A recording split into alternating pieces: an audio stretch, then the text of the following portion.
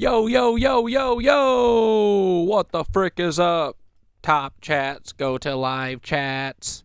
What up, boys? Hello? Y'all ready to get moving? Y'all ready to feed the squeaks? How's everyone's day going? Hopefully good. Okay, here we go. BRB. Gonna go feed the cats. You know what it is. You know how we do. Bleep, bleep, bleep. All right, here we go. Ready? Set. Go. Okay, BRB. Like the stream. It's an apocalypse, boys. Here it comes. Pull the soul from a face without giving sources away. Bored of the basics, sick of Freemasons covering 4 bases. Forced to love it, so of course I hate it. Force of nature left my corpse on the pavement. Good form, even formal with floral arrangements. Hold up, I'm still chained to the floor of my basement. Killer's my safe word. I was born yesterday into a world that's ancient. Whoever most abrasive is taking the cake. They make you behave and say praise for their bracelet. Word to the ankle monitor, I barely made it 7 whole days with ego and chains, a slave to being celebrated. Of course I'll never make it. I'm a force that's delegated, marked safe in a world full of strangers. Now I'll be a good boy after being warned and regulated. Even if the blade is jagged, you better get it straight and better never face it. Kill time bombs when it's minutes away. Taste how the minute made. There is no getaway when every day we left to just dig a grave. It's like center stage is a cage that we just can't escape. When will I break? How am I still awake when they'll do anything to fill a face with pillowcase? Terrorism or heroism when we start murdering billionaires that build the burgers, turn politicians into some build-a-bears. Since Theodore's presidency, they've been all sleeping with Teddy. It's deadly until the American dream is just Freddy. A cheap way to pretend they're eating your head is reheating spaghetti. They all in bed with the horse, but me, I still sleep with machetes. Ain't no keeping it friendly in a feeding frenzy. I'm eating everything after the stomach's been feeling empty. It's in our nature to besiege the enemy. Y'all looking like 100 curves to a sports car. Got me hugging curves like a sports bra. Black hole on a world tour till it's tore off. They fighting wars for gold stars and sure shots. The war is on as soon as you hear the Fort Knox.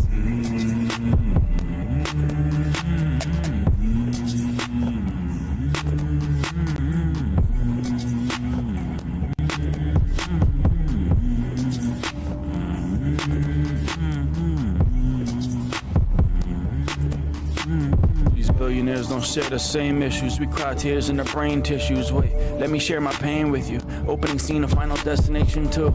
Log truck about the lane switch you. Holy water in the super soaker. Spray and pray until the spray missed you. Pros at grilling chicken. Let's fill the air with pain. Artist that thinks of a million things to paint. Every time a billionaire complains, but still I wear the shame. Mandela effect. Berenstein bear the blame. You have to have something here to compare to change.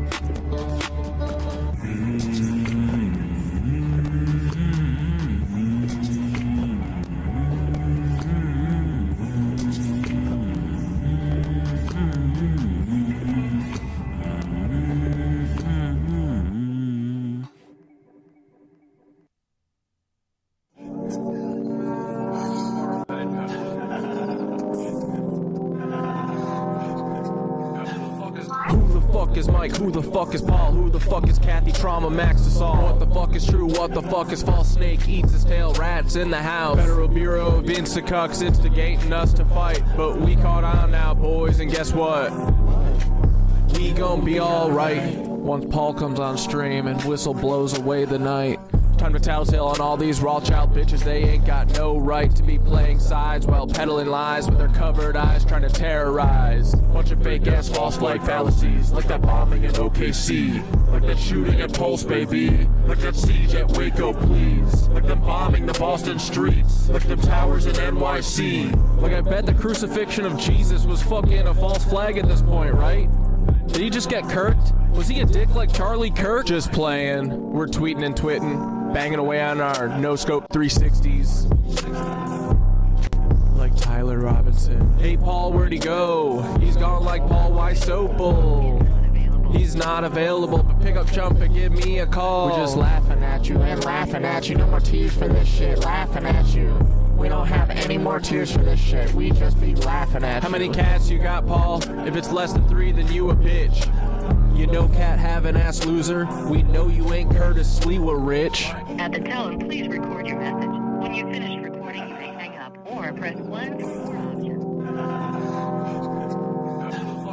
Who the fuck is Mike? Just another rat. Theodore's a cuck, both can suck my ass. I'm McVeigh with a pressure cooker. Press the FBI, made Aunt Deb their pusher. Paul's the good neighbor, she made him beg for sugar. Never paid for crime, least he pays for hookers. McVeigh's alive, hiding in caves with Elvis. Kathy was who he was raising hell with. Meet the mall walkers, one of them's a revenge killer. Died before I meet the parents, guess I never been still. What up, what up? Restricts accepts crypto, back from war. Stop that shit, Pepto-Bismol. Paul's the new Jesus, we're hoping you were honest. I'm Tim's brother, Tommy McVeigh, bombing away. Ironic, you hit the what's up, hustle addict?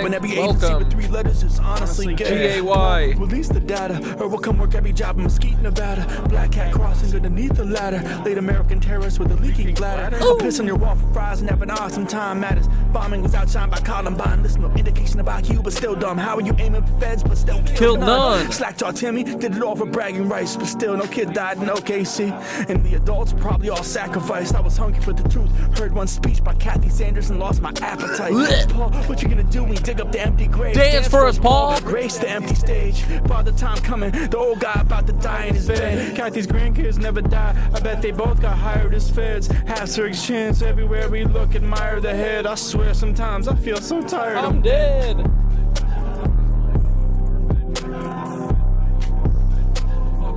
At the tone, please record your message. When you've finished recording, you may hang up or press 1 for more options. To leave a callback number, press 5. Let's go. Hey, Paul.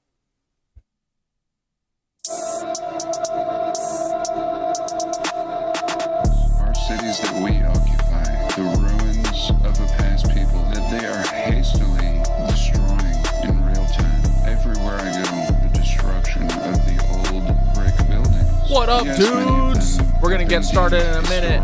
And even that seems Gotta hear silly Step to me. Brothers. Why historical? I mean, it's only 100, 200 years ago. It's not even that long ago. Rip a little bong. Yeah, I got my water bottle from yoga. I see myself in the silhouette of the sunset. Still no rest for the undead. Steal your breath like a trumpet. Watch your step brother, impressed by collapsed bunk beds. But this cut's never gonna heal.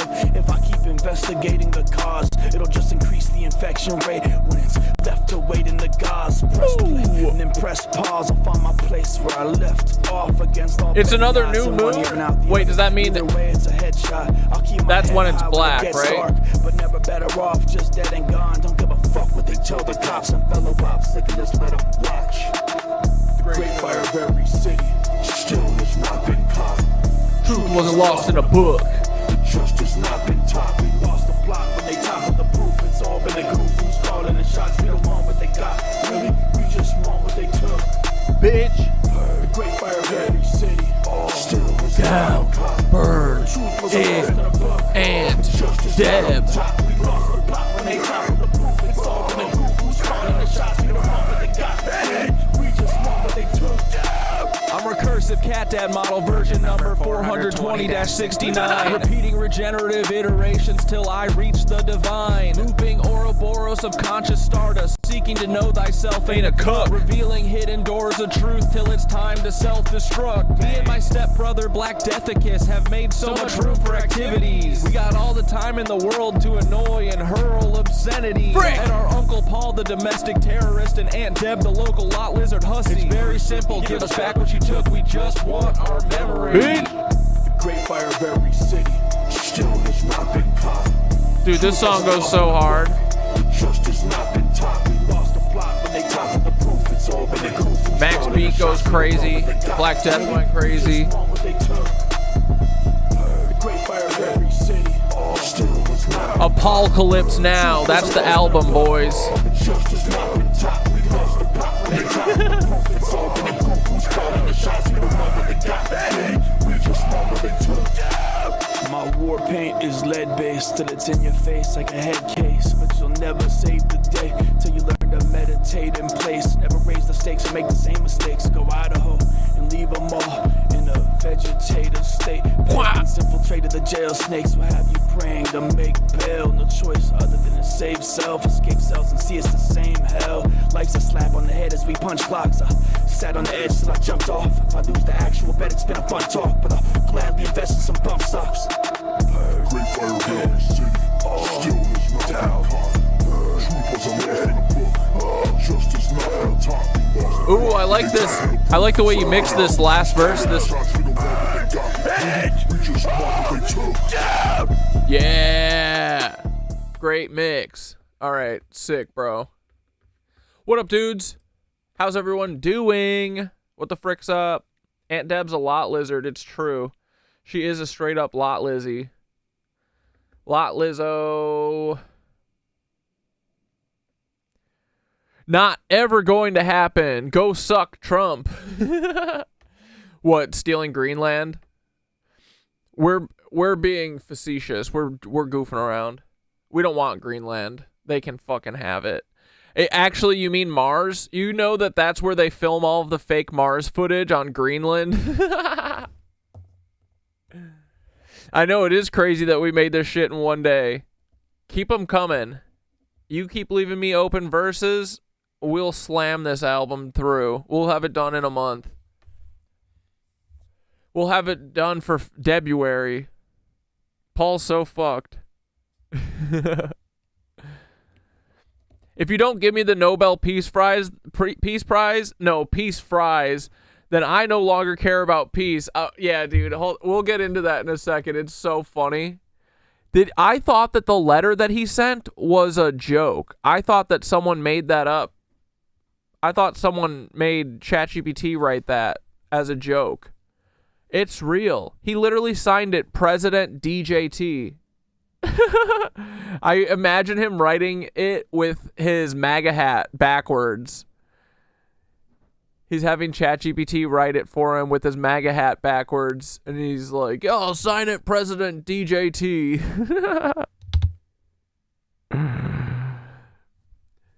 Sir, this is a Wendy's drive-thru. If you could just keep it moving. I'm not your therapist. Sorry. What up, Mac? All right, what was this? Oh, yeah, this is so funny. I'm actually gonna kill myself. My house is right there. Well, bro. What the frick? Are you okay? This dead deer just came back to life for tears. Are you okay? Like Snow White. Are you okay?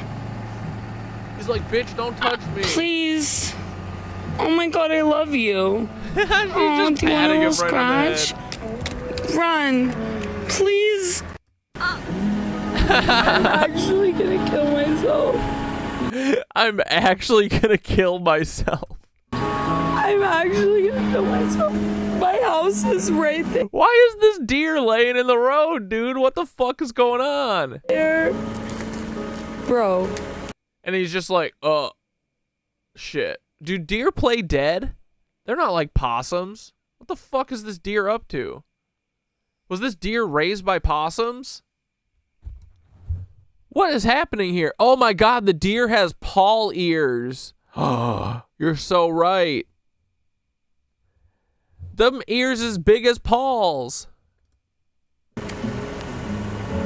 Deer ears are so cute, right? Holy shit, look at those big old things. Those big old radars. Are you okay? Are you okay? I love when she's like, are you okay? Are you okay? he's like, Please. Oh my it's like, do you know how fucking high I am right now? Let me wake up. god, I love you. Oh, do you want a little I scratch? love he put his ears back like, damn, this feels nice. You want a little scrunch? Run. Please. I'm actually gonna kill myself. Maybe it has a fainting disease. Yeah, it's a fainting goat. Oh, its mom is a fainting goat and its dad was a deer.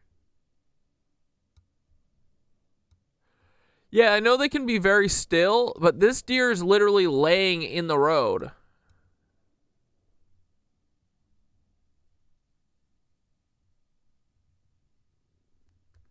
This deer's wild, dude. I'm actually gonna kill myself. My house is right there. I'm actually gonna kill myself. TikTok was pretty much a bust today for the little bit that I saw it. I cleaned my house. Oh, because I didn't have to work today. It was nice.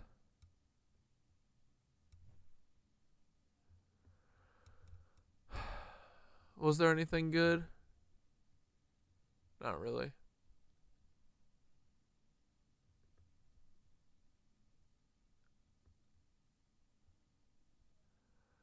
This was pretty funny. This is for all the This is for all the VPR heads. Only Vanderpump Rulers will get this. Sorry. So I called an Uber. So we got that going. I think. How about we all go down swinging, feet to the ground singing. This beat makes me come alive. Because we're good as gold. Because we're good as gold. You guys know the song? Sing it along. Good as gold. Because we're good as gold. Dude. How about we all Y'all know Sheena from Vanderpump Rules? This is her song. I knew Creatures would be here for it. One more time, boys. This is what I'm playing in the fucking, in the Hummer. feet to the ground singing. This beat makes me come alive. Because we're good as gold. Ooh. Because we're good as gold. Philosopher's Stone. Because we're good as gold. Because we're good as gold. Fuck yeah, dude. That song is a bop. I don't care what anyone says. Have you guys ever seen the music video?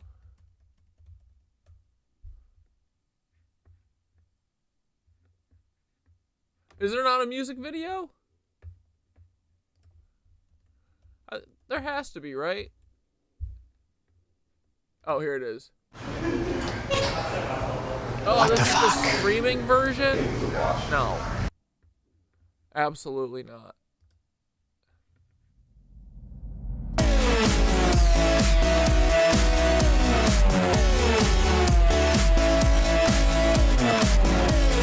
Let's go, boys.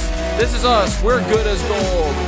We're alchemizing gold. I'll open Pandora's box for ya. I'll bring the rock for ya. We're gonna own the night. Yes, we are. How about we all go down swinging, feet to the ground singing. This beat makes me come alive. Because we're good as gold.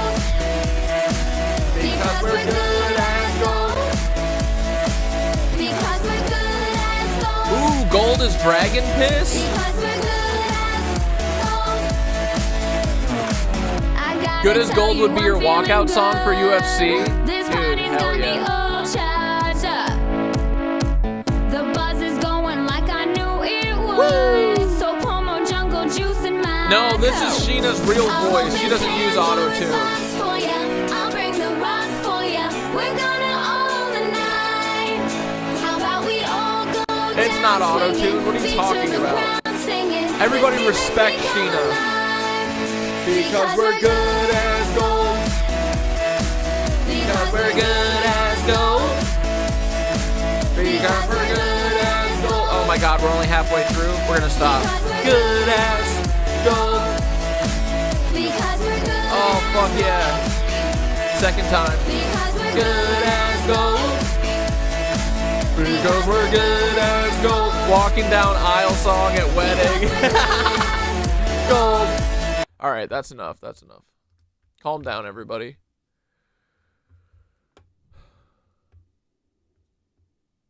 Oh my god, now there's Iran protests?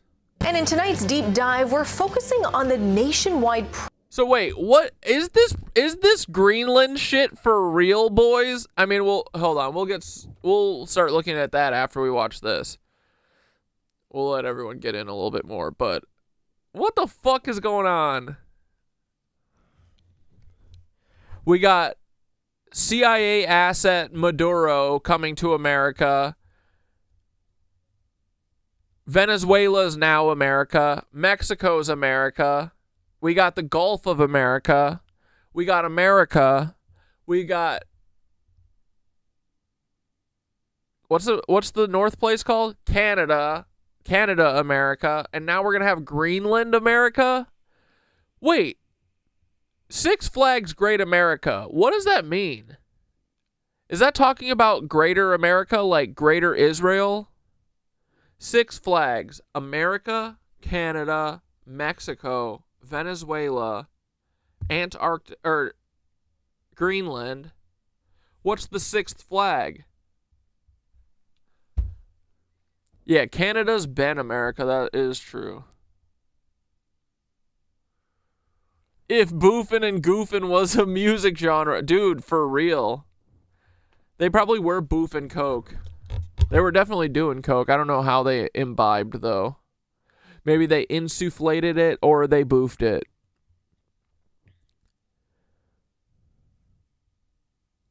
We need to save Greenland from the tyranny of Norway. Oh, Puerto Rico. Yeah, Puerto Rico's a Six Flag, right? That's not technically America. It's a colony. Isn't that crazy? We still call it a colony? Weird. Have I heard the dragon theory? What, that we are living on a giant dragon? You know who Thoth...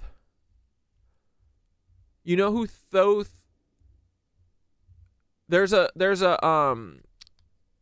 origin story that basically mimics Genesis that I think is from before Genesis. That was a Thoth Hermes document. It was called The Visions or some shit.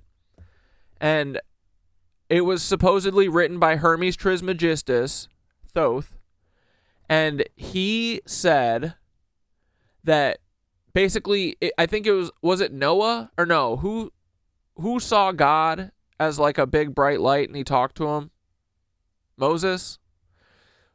Whatever. It was basically like the story of Genesis and the Adam and Eve story, but instead of it being told by old man God, it was being told to Hermes by Poimandres, the dragon spirit, which makes sense.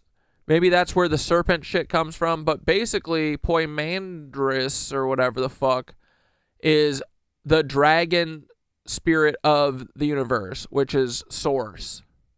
Dragons equal wisdom, all that shit. So if the spirit of the universe is a dragon, then the earth is probably a giant dragon, right? Oh, are you talking about the dragon bloodline shit? Yeah, that's what Riley Castle always talks about. Whatever Riley says about that, that's what I think.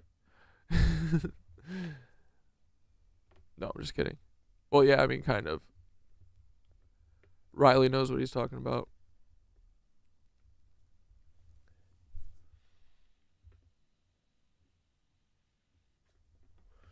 Oh, the Iran protests are just a Mossad color revolution? Protests in Iran in the... You mean like how they did this 55 years ago exactly? Are they just doing it again? Widespread internet blackout, limiting information to Iranians that what they're able to share with the world. A human rights organization now says more than 3,900 people have been killed and more than 24,000 others have been arrested in the protests. Iran's government has not confirmed You just say 120,000? What the fuck did she just say? We're focusing on the nationwide protests in Iran and the widespread internet blackout, limiting information to Iranians that what they're able to share with the world. A human rights organization now says more than 3,900 people have been killed and more than 24,000 others have been arrested in the protests. Iran's government has not confirmed exact figures of deaths and arrests. With the internet blackout now in its 12th day, a global internet monitoring company, NetBlock, says national connectivity in Iran remains extremely minimal. Joining me now is Masha Al-Mardani. She's the Associate Director of Technology Threats and Opportunities at the human rights organization Witness. So Masha, thank you for joining us. You have family and relatives living in Tehran. How are they doing, and are you able to communicate with them? The red dragon presents itself to Satanists. What about a green dragon? Is that a nature dragon? To hear about what they're going through right now. Thanks for having me on. So as of last Tuesday, the Iranian authorities turned on outgoing landline telephone calls. So I think something many people don't know is that when the internet shutdown happened on the evening of January 18th, there was also a communication blackout that occurred. But as of last Tuesday, outgoing calls were enabled. But of course, as we know, outgoing calls are monitored by the authorities in Iran. So of course it's very hard to communicate. But what we have been seeing is there is a certain amount of Starlink satellite internet terminals available inside of Iran. And much of the documentation efforts that we've been seeing. Chunks, get the fuck out of my roof. Many of the human rights organizations that are trying to verify very meticulously and methodologically the death count. And as you said, you had a recent figure by one of the organizations around 3,900. Of course, each of these organizations that come out with these figures say that they are in fact much higher because their access to information is systematically denied as, you know, a part of what's going on. The Iranian authorities have turned off the internet to enable what is one of the possibly most historic large-scale massacres of protesters. I don't think since Tiananmen Square we have seen these numbers, and from all intents and purposes, these numbers have exceeded the deaths of those protesters back in the 80s in China. So the internet shutdown is very much the tool with which they use to enable these crimes to occur in the dark. Of course, there's threats on families of victims not to report these officially. The information fog is very much a part of what they are doing in terms of the repression. And yeah, I'm telling you, everything they from Iran or Gaza is coming. Wait. What? Everything they do to Iran or Gaza is coming to the USA and Western ethos eventually. We need to build a new internet by the people for the people. Yeah, dude, I need that. How do we steal the internet away from them?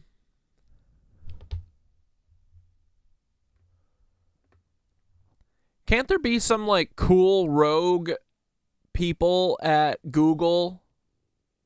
Like, there's no Mr. Robots anywhere that want to, like, do some devious licks and fuck with Google or something from the inside? Like, what the fuck?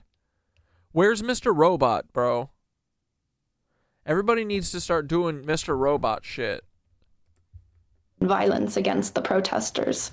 Given the information fog you were just talking about and the extreme communication challenges, how are protesters able to organize and get their videos and stories out to the world, including some of the videos that we've been playing on our airwaves? Like I said, there is a small window. So wait, you're saying all this shit is just, it's just CIA overseas now, and there are cover revolution shit? Why is what's his name? Colmani or whatever?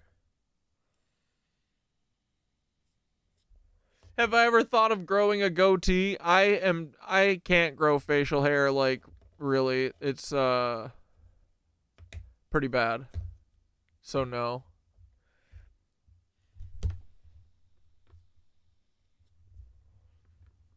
My dad said he couldn't grow a beard till he was like 35, and I'm 37, and it's pretty bad. But that's okay. Shaving reports sucks. today that the death toll I don't have from to do it that often. Iran's violent demonstrations is far higher than originally thought. And as the country's internet blackout stretches into its... But also, My dad's not my dad, so I guess I need to ask Paul how long. He's like 45. You'll grow a beard when you're 45, son. Its 10th day, the Supreme Leader is blaming Donald Trump for the protests. Our Europe correspondent Jacqueline Robson reports. It's impossible to know exactly how many people have been killed due to the limited information that's coming out of Iran. The internet blackout now going on 10 days. An Iranian official has put the figure at least 5,000 demonstrators killed. That's another. How have they killed so many demonstrators? What, are they just opening fire on people? 500 security officials, but the Sunday Times says it's obtained a report that's compiled figures from 24 hospitals, which has the dead at more than 16,500. 16,000? What the fuck is going on? What are they doing, death squads? How are protests leading to all this? People. Now, that's impossible for us to verify, but it is said to have come from doctors on the ground, and it's coming after Iran's supreme leader acknowledged for the first time yesterday that thousands had been killed in the violence. He's blamed the protesters for the killings. He's even pointed the finger at the US president for inciting the demonstrations. Thousands of people are continuing right around the world to protest the regime. A huge demonstration took place in central London today, calling for world leaders to do more. Have you been able to speak to your family? Not at all. Unfortunately, after cutting down the internet, I couldn't contact to my family at all, and it's a long time. I don't know if they are killed or not. I just want to tell people gunning down means in Iran with the government occupying our country means using weapons of war on their own people. It's the most brutal crackdown by the regime in its 47-year existence. Any hope the US president would intervene is fading.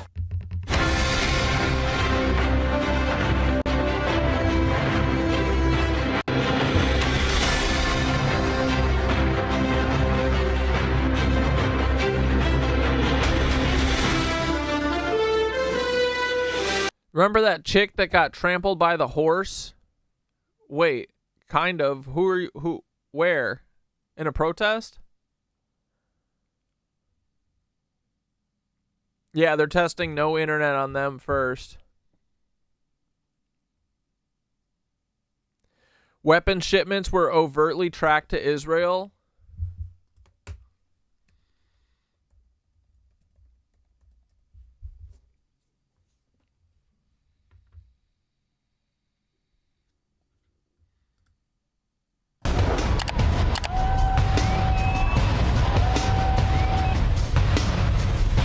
U.S.-Israeli agents operating in Iran, fueling unrest, captured.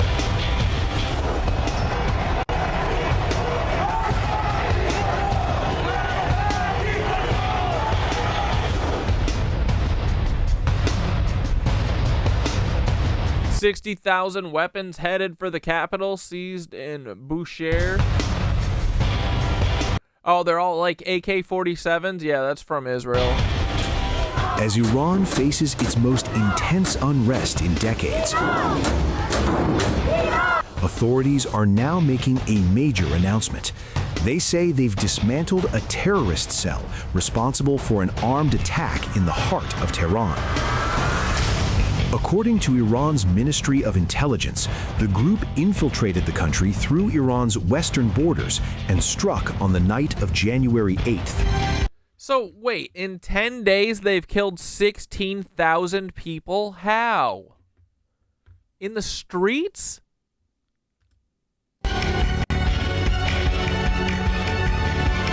Officials say the attackers targeted a police station in Tehran, firing more than 850 rounds with military-grade weapons in an attempt to seize the building and its armory.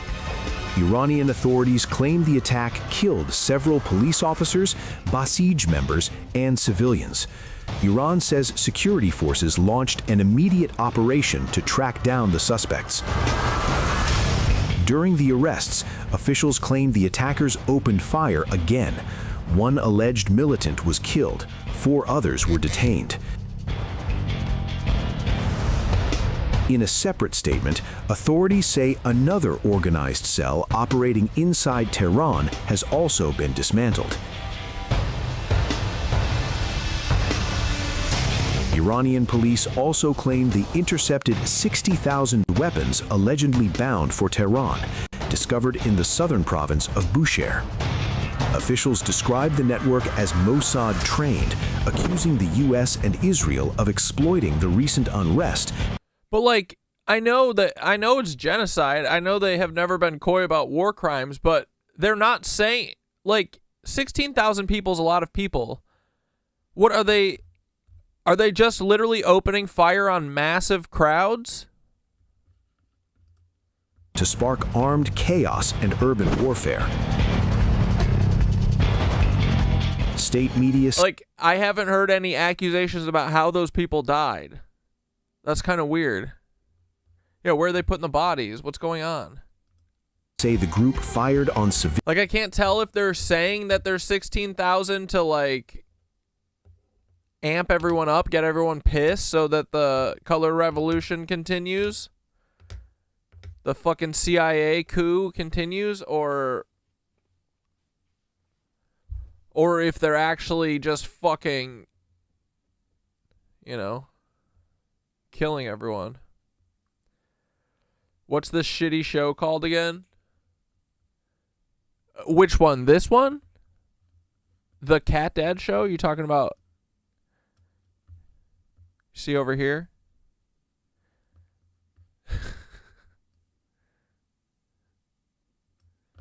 Are you talking about this show? Yeah, it's called the Cat Dad Show. Civilians attacked security forces and targeted public infrastructure. 16,000 dead in Minneapolis. Calm down. Iran. We're talking about Iran. Everyone stay focused. These claims come amid nationwide protests triggered by economic collapse, inflation, and shortages. Iranian officials insist the protests were hijacked by foreign-backed terrorists.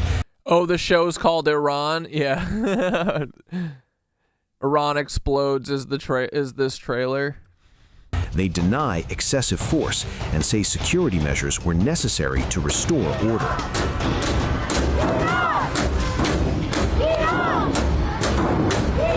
Western governments and human rights groups strongly... What a nightmare. Dude, every video is just AI. I'm so sick of it.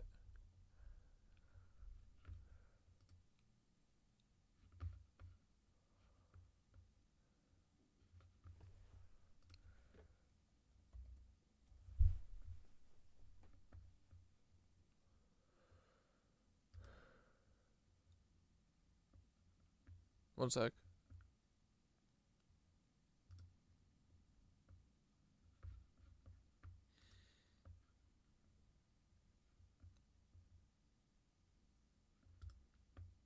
Corrode trust and lead to the inevitable feeling that crime is legal if you know the right guy, if you can afford to pay off the right person.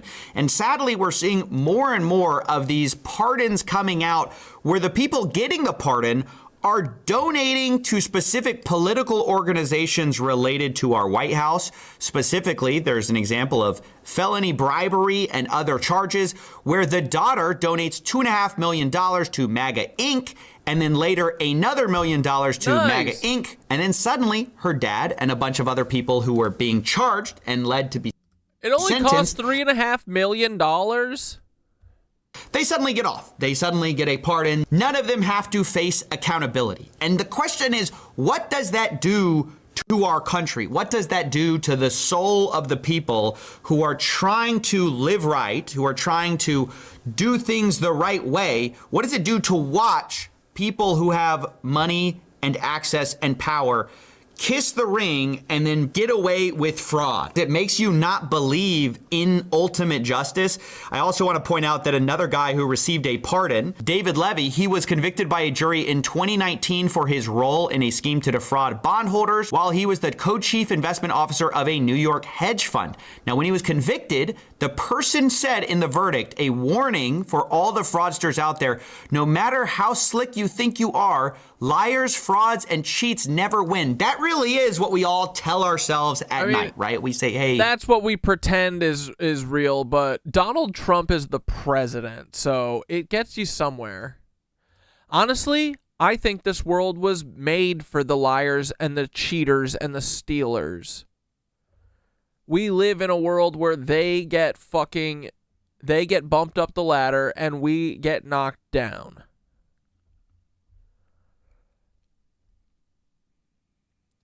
The whole system fucking rewards shitty behavior. It's not worth trying to cheat to get ahead because ultimately you will be caught. Ultimately, you will be brought to justice, except when you just get a pardon instead. Like, except when the powers that be reach down and go, actually, we're going to go ahead and take that back. And I think a good example of this, like just like in my own life, I watched myself experience the disappointment here, was in a non-pardon way. There's this guy, Sheldon Johnson, who appeared on the Joe Rogan Experience. He was a guy who was a violent offender, and later he gets, let out of jail. It's kind of like a story of rehabilitation, mercy. That's how it was pitched. Except then the guy later murdered someone like a month later.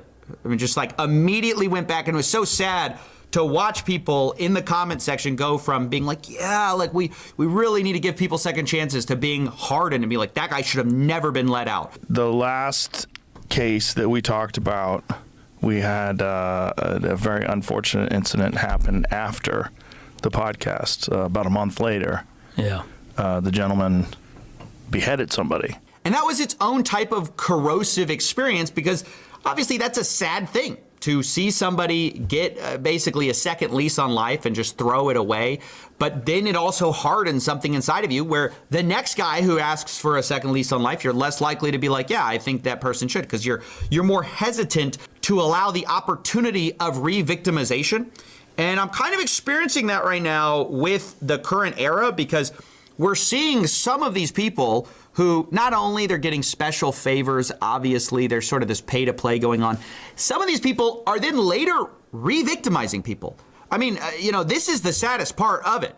Like, I recently learned of this guy, Eli Weinstein, who in the past term of Donald Trump was commuted, which means that his restitution wasn't forgiven, but his prison sentence was just over. He had been sentenced to over 20 years in jail for this horrendous fraud scheme where he pled guilty to a $200 million Ponzi scheme involving phony real estate. So ultimately, Trump pardoned all these goofballs? Dude, this is awesome. He was ordered to over 20 years in jail and $215 million in restitution. So he gets let out, right? We give this guy mercy. But after that, pretty much immediately after that, he starts planning a new scheme. I mean, it's like the same thing with like Sheldon Johnson.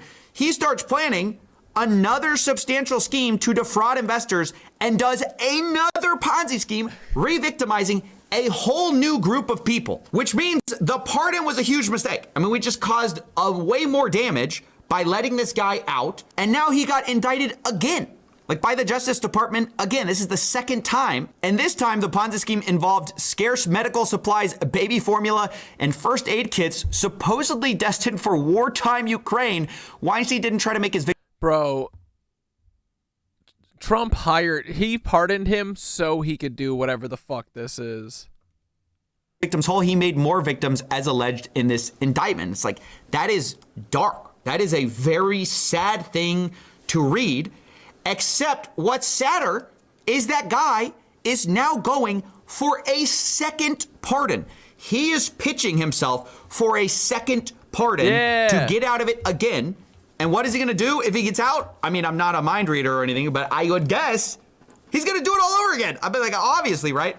So this is a Bloomberg original, which talks about Eli Weinstein and his schemes, and the reporter says this. One person that I've spoken to for my reporting says that Weinstein has been reaching out to people, asking if they'd even consider working on his bid for a pardon. This would be quite extraordinary. Weinstein was found guilty in 2025. Our reporting suggests that he is also trying to build a team to fight for a second commutation. Now, I know it seems hard to believe that someone could be so arrogant, narcissistic, and like delusional enough to think they could get a second pardon after doing basically the same thing all over again. But if you thought that like I did, you'd be very mistaken, because we just did that. We just set a different fraudster free from prison for a second time. This coming after we issued a pardon for Adriana Camberos, who was initially freed with a commutation, but then she and her brother were convicted in 2024 in an unrelated fraud, and then this week he pardoned both siblings, meaning that it is the second time she got out of jail using the president's pardon. Bro, this is awesome. Can you imagine getting pardoned by the president twice in less than a year? You can't stop doing crimes. Like, why are we doing this? And what signal are we sending to the public? It really is the feeling that crime is legal for the right person. Even if you're unlucky enough to get indicted, you can get pardoned a second time for doing the same thing after learning nothing. And then if she does the same thing again, we're just gonna re-victimize more people. I cannot tell you how frustrating this is as somebody who cares about scams, who cares about fraud. It's so uncommon for it even to go through the long judicial process. You are seeing the 1% that actually get in trouble for this stuff, and we're throwing out the people who actually do face justice. I mean, it is so disheartening to see. And part of the reason I'm even covering it is because I so much didn't want to cover it. I've gotten sick of covering all the unjust pardons, the fraudster self-dealing pardons. But that itself, I realized, is like the acid doing its job on my soul, where I get sick of it. I get used to the idea that crime is legal, so then I don't cover it. And then I just accept that that's the status quo. And that it should not be the status quo. I know it kind of is becoming that way, but it is gross to see still. And I still need to remind myself that this is not normal. This should not be the case. And we should not be giving pardons to fraudsters who have conflicts of interest in the White House. What a little bitch, right? CoffeeZilla, what a bitch, dude. I say honestly, give them 4 pardons, 5 pardons. Give them open-ended pardons. Give them preemptive pardons. Give them a blank piece of paper that says, fill in your pardon here, signed President DJT. House, or who are going to go on and do the exact same thing. So I'm really just making this video to try to remind myself and others that this is not normal. It's bizarre. It's happening, but we should not accept it as the status quo or as something that's acceptable. And yeah, that's basically it. Malay is buying Patagonia? Or Israelis are buying Patagonia? Oh my gosh. New World Order, boys.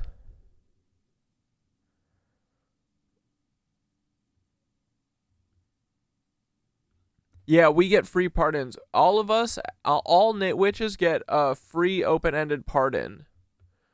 It's a fill in the blank. Choose your own adventure style.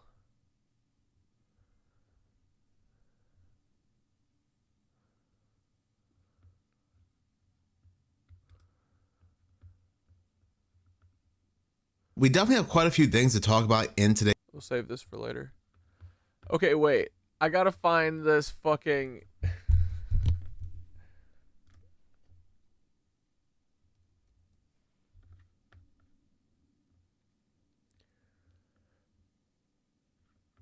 I gotta find this Greenland letter. President DJT.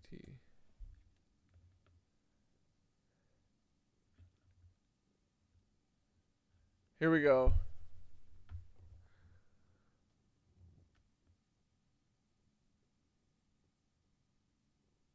Dude, I thought this too. My take, it was the aesthetics of the letter that first caught my eye, and I thought this can't be real.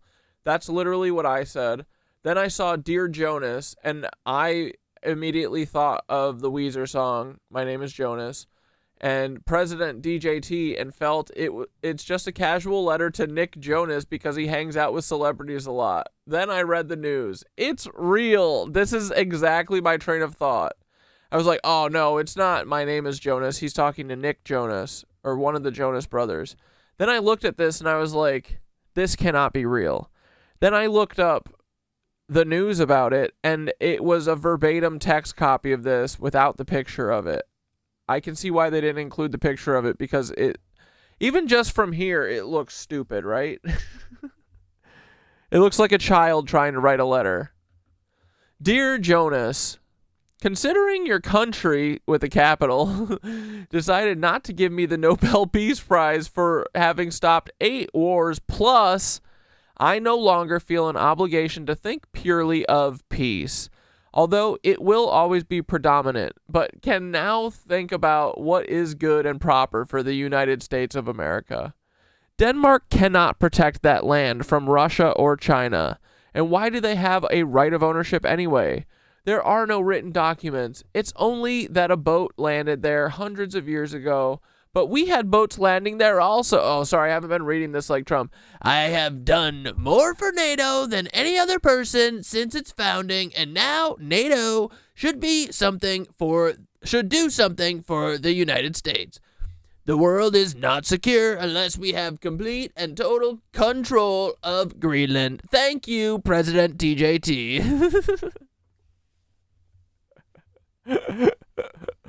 Bro, this is real. It just says White House, Washington, D.C. 20500. Dear Jonas. This shit is too funny, bro. Dear Jonas.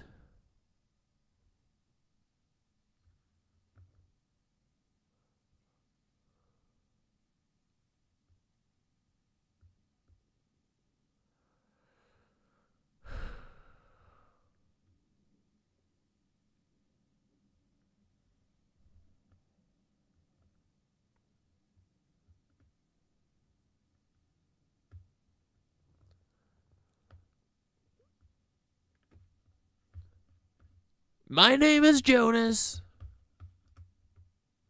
Sent military forces into Greenland. He plans to increase the tariffs to 25% on June 1st and keep them in place until the U.S. reaches a deal to acquire Greenland. Why June 1st? Start it right now. Brand new CBS News polling shows 70% of Americans would disapprove of President Trump using federal funds to buy Greenland. 86%. Buy Greenland? Is Greenland a country?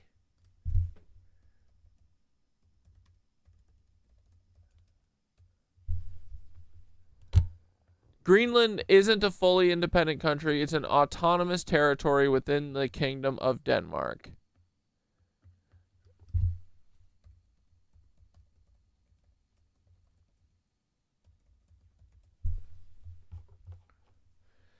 $56,000 people.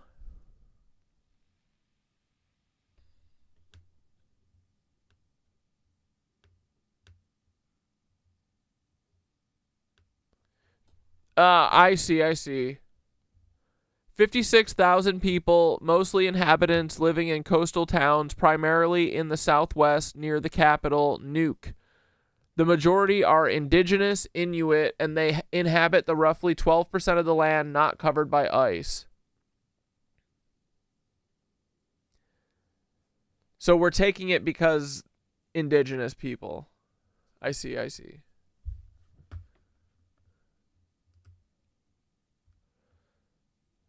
Hold on. Let's decide here. I'll decide if Greenland is worth stealing based on its flag.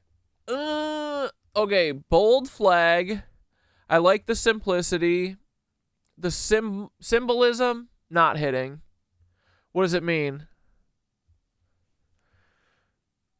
This doesn't shout Greenland to me. It's literally red.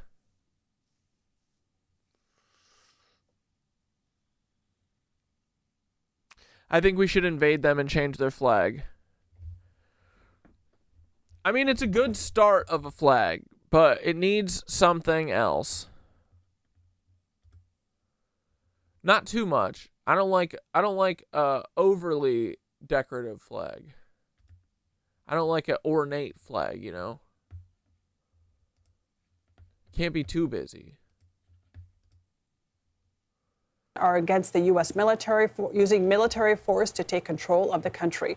CBS News. I won't feel safe until America controls Greenland. Exactly, Aunt Deb.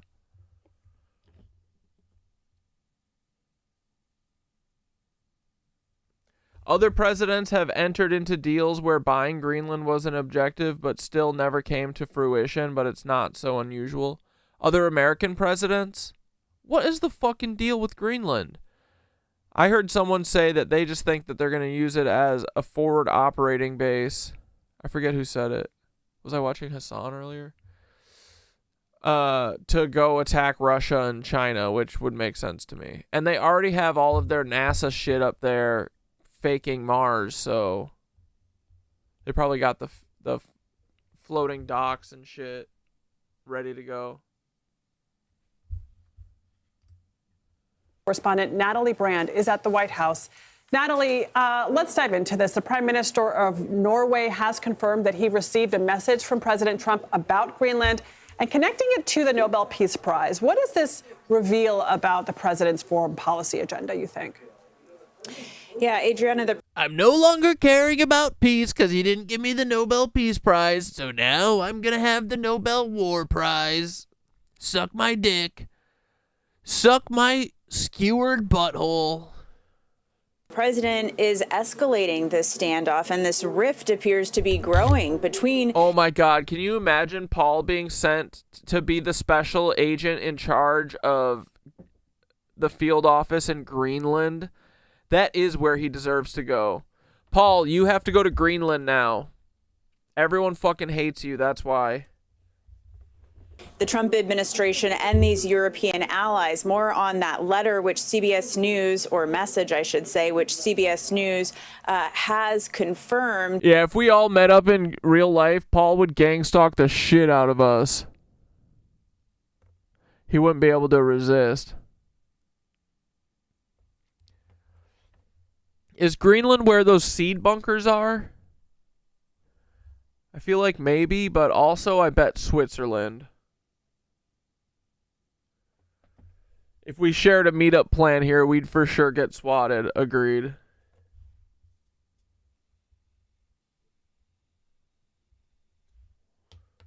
Antarctica visitors have been getting rid of their parkas because it's warm there. Nice. We got to melt it so that we can get the Black Pyramid out of the snow. Oh, the seeds are in Norway.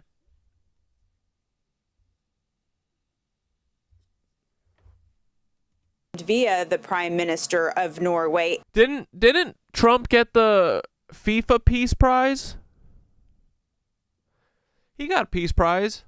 In it, President Trump said because Norway decided not to give him the Nobel Peace Prize, he no longer feels an obligation. Dude, I mean, literally, you're the president, and you think that writing this doesn't make you look like a little bitch? Is this the most bitch-coded shit you've ever read? Since your country decided not to give me the Nobel Peace Prize for stopping 8 wars plus, I no longer feel an obligation to think purely of peace, but can now think about what is good and proper for the United States of America.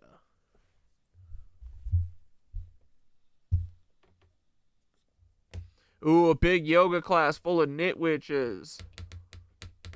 Yeah, we're coming for Norway after this for the seeds. To think purely of peace, saying he's thinking about what is good and proper for the United States. He goes on to argue Denmark cannot protect the land from Russia or China, and he says in this message that the world. The fact that he's saying that they can't protect it from Russia and China honestly does to me indicate that he's thinking about using it as a forward operating base for sure. world is not secure unless the U.S. has complete and total control of Greenland. Now, the prime minister says that he had sent President Trump his own text message asking to de-escalate the situation, proposing a phone call. It comes as, you know, a number of European leaders are trying to engage with President Trump, fearful that this is entering a downward spiral. All right, so we know the president is set to travel to Switzerland tomorrow for Davos 2026. Oh, they're already meeting? The Freemasons and the Knights Templar are already meeting to plan out our future? Natalie, how could tensions over Greenland impact his appearance there? Well, this could really dominate the conversations at the World Economic Forum in Davos, because the president will come face to face with a number of these European leaders and allies who are pushing back against this talk of taking over Greenland and the subsequent tariff threats this weekend. Diplomats speaking to CBS News this weekend said that there's a sense of frustration and... Dude, I wish some Mr. Robot would just annihilate this place while they're there. I honestly, if an asteroid hit Switzerland starting tomorrow, I'd be okay with it. I'd love it. How close is Switzerland to Sweden?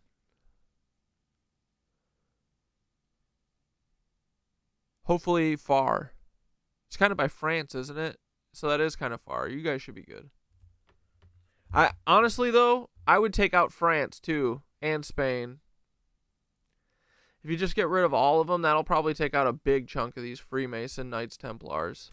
Alienation, and also a worry that this could be a breaking point. But there's also, it appears, a desire to see if face-to-face conversations could de-escalate some of these tensions and break through.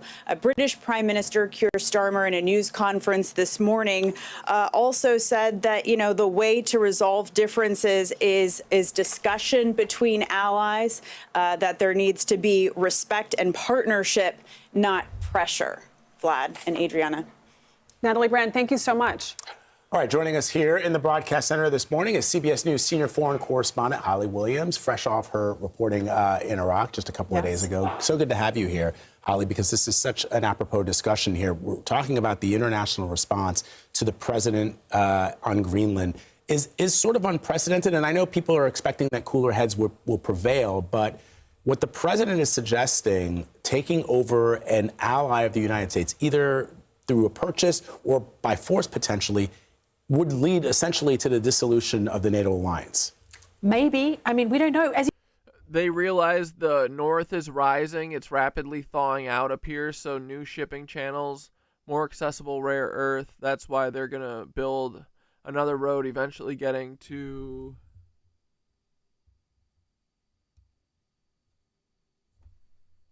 home? Hold on. Eventually getting to Nome, where the deep water port is going to be built. Alas, this is all a race because more equatorial adjacent regions are getting increasingly difficult to live in. Nome's in Alaska. You say we're in uncharted waters here. This is not normal American diplomacy. I think that both leaders and people in Europe I know, dude, I was literally just thinking this. War in 2026 is insane. It's insane. Honestly, it's insane that we are anywhere but our country. What the fuck do you mean we have 800 bases around the world? For what?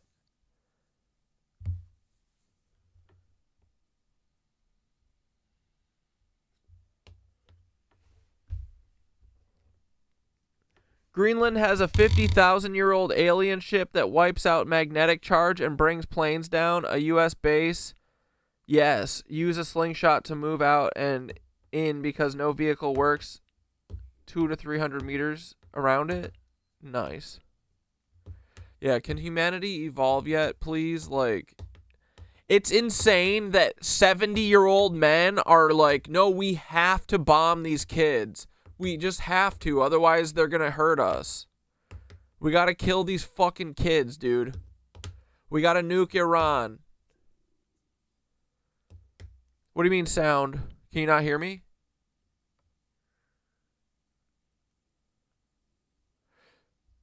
Oh. Did you get a chance to see our sub-alliance before it was taken down? No, what was that? Yeah, actually, let's just devolve back to Monkey. You're so right. Return to Monkey.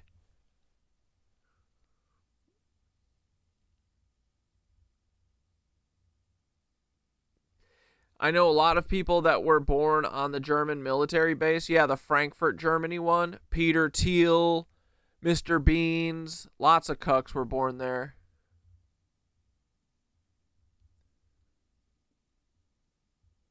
Ambler Road is a project that will build a road along west further into roadless areas, closer to a road from Fairbanks to Nome, and once the road is complete, they will make a tunnel across the channel to connect to Russia. I think that is what was promised to Putin. Yeah, that's probably what it is they're more doing this for Putin. It's not to, like, fight Russia. It's to do shit for Russia, because that's literally what Trump's job is. Putin be running the CIA, boys. Turn my microphone up again? I'm in the red. You guys know you have volume control on your end, right? Profoundly shocked by what is happening. I suspect that there is panic in some quarters. I mean, the countries that are being targeted here, we're talking about Denmark, Sweden, France, Germany, the Netherlands, Finland, the UK and Norway. They are some of America's closest allies. As you say, they are NATO members. And that NATO alliance is the kind of cornerstone of the current world order. The US set it up in the ashes of World War II. Now, clearly, these countries feel like they're being strong-armed by President Trump. We heard from the Danish Prime Minister yesterday, who said that Europe will not be blackmailed. And clearly, the Europeans are all on the same page here. There is unity. Now, do I think that the NATO alliance is really about to fall apart?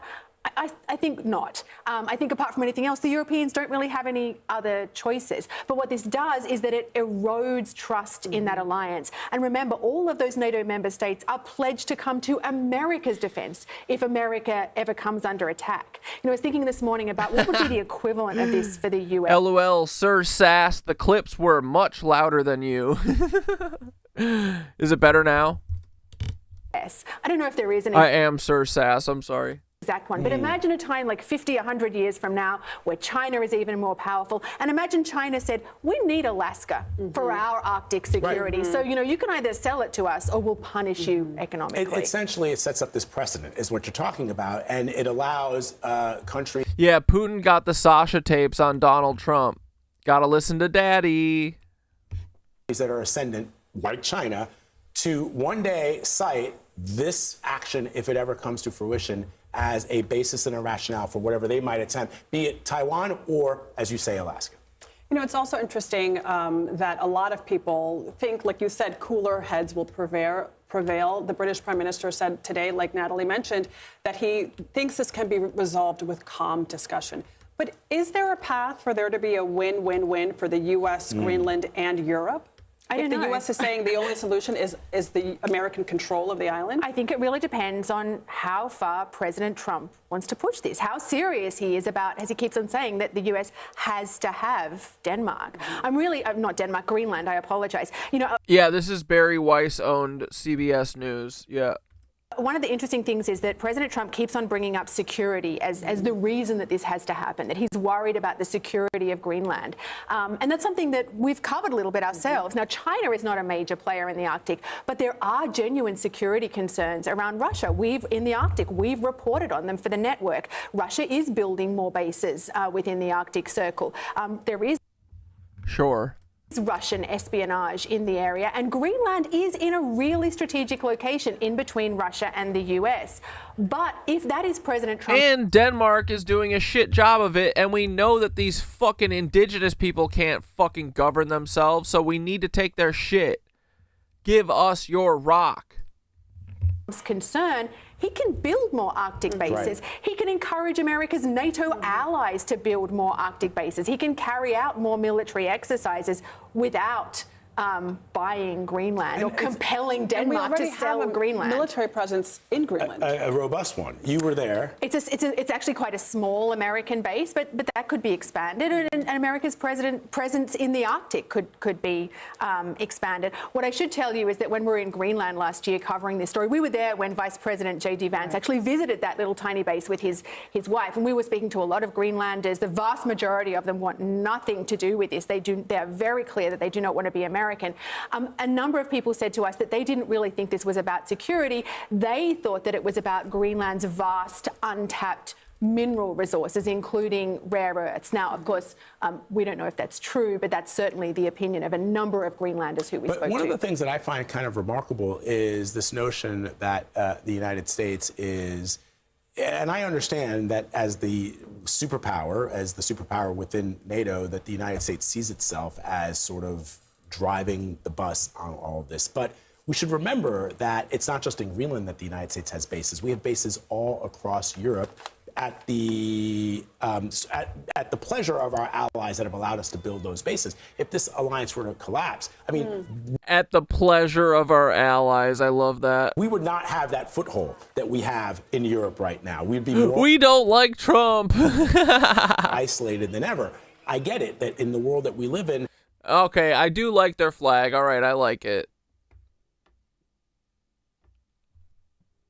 Should be green, though, I would say.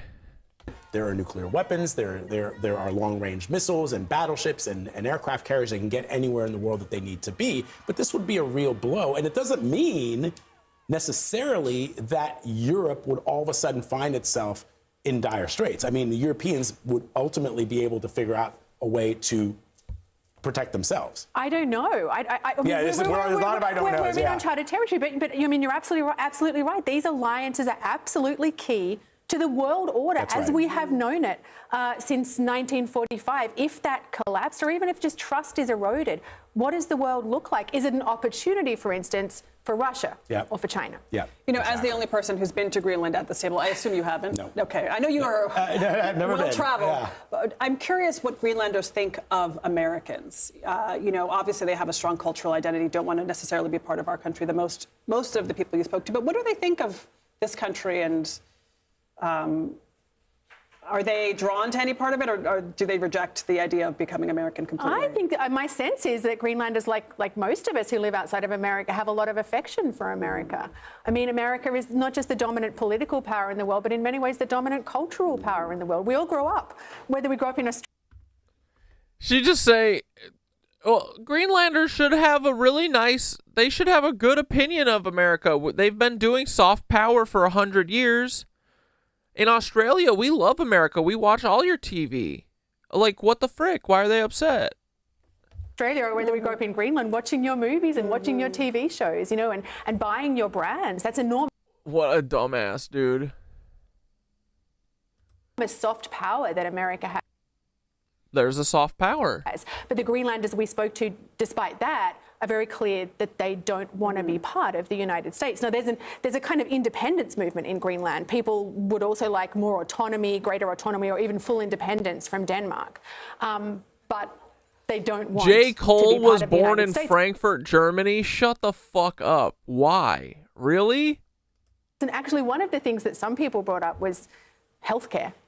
Yeah, I mean, I've seen Greenland, that. They enjoy.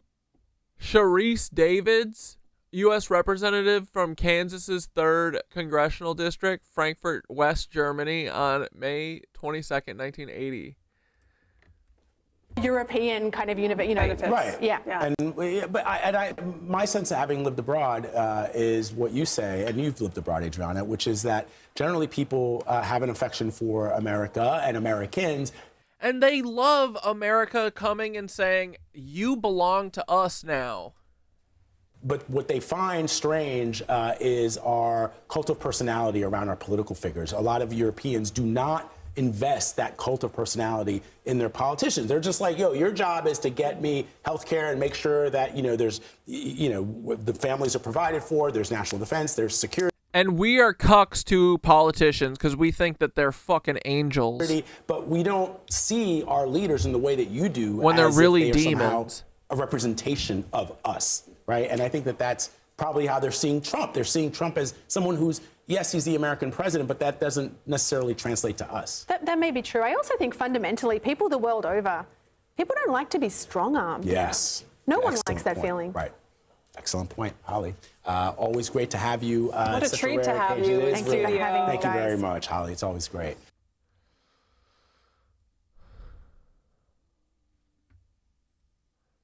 Whatever, dude.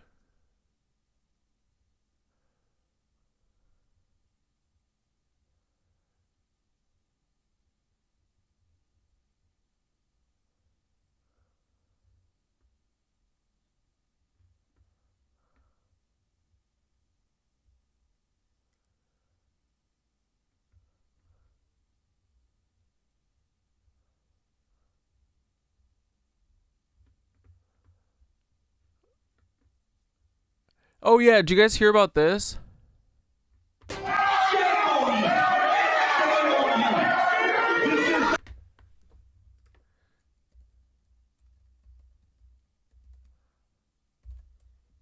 Apparently a pastor in Minnesota worked for ICE. How can you work for ICE and be a pastor? Like, that's crazy work, dude. The protesters allege that one of the church's pastors, David Easterwood, also leads the local ICE field office overseeing the operations that they said have involved violent tactics and illegal arrests.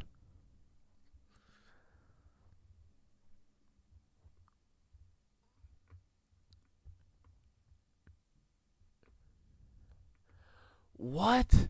The website of City's Church lists David Easterwood as a pastor, and his personal information appears to match that of the David Easterwood identified in court filings as the acting director of the ICE St. Paul field office.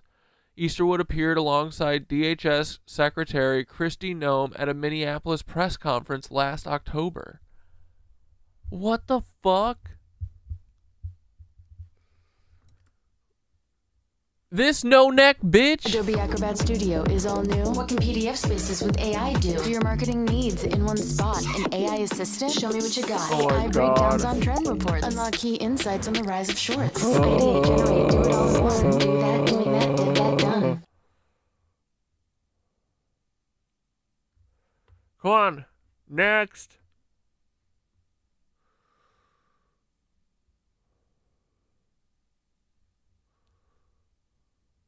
The fuck? Homeland Security Secretary Kristi Noem held a press conference in Minneapolis to showcase the work of Immigration and Customs Secretary of Homeland Security. And today we're here in Minneapolis and St. Paul visiting with folks and community members and What our was his law name? enforcement officers Easterwood? about the worst of the worst. This office here has done incredible work to make sure that we are getting criminals, terrorists, foreign terrorist organizations, gang members off of our streets and protecting the members of this community. I have behind me 4 of the individuals that work here in the state and in this region to make sure that we're getting dangerous people away from the citizens Is in this this him? community in this state, and I want to introduce them for you. We have Sam. Is this the Sam same guy? Westbay is with HSI. He is the acting special agent that's in charge of this office, and he'll make a few opening remarks here in a little bit as well. We also have David Easterwood. David is with ERO. David Easterwood. He is the acting field office director, and I'll ask him to give you a quick update on some of the work and operations that they've been doing as well. We have Tanya Price, who's HSI, and is moved over, have been arrested from our community to defend their to David as well. Thank you, sir. And take harmful and our work. Okay, thus- this is him. Enforcement and removal operations, ERO St. Paul. I am honored to lead the officers and staff of ICRO across Minnesota, North Dakota, South Dakota, Iowa, and Nebraska. The men and women of ERO St. Paul embody the highest standards of professionalism, integrity, and dedication. Every day, they face complex challenges with determination and resolve, ensuring the safety of our communities and the enforcement of our nation's immigration laws. Their work is He is a critical to the pastor. security of the United States, and I am proud to lead such an outstanding team. Across Minnesota, North Dakota, South Dakota, Nebraska, and Iowa, our efforts have made a profound impact. Whether it's apprehending criminal illegal aliens who pose a threat to public safety, A pastor. Oh, dude, this is crazy work. This is so funny. Oh my God. And the DOJ is literally like, what? They're going to arrest people for going into a church and yelling? Grow up. Bro, this is boots on the ground journalism.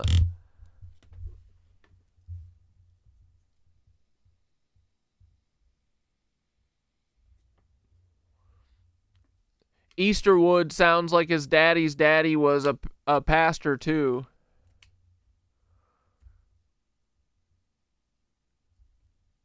More like Peckerwood, am I right?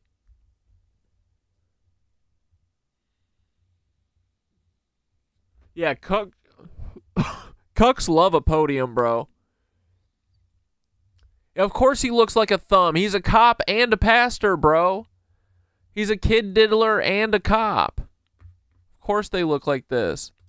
Managing detention operations with care and professionalism, or collaborating with federal, state, and local partners, our officers demonstrate every day what it means to serve with honor and dedication.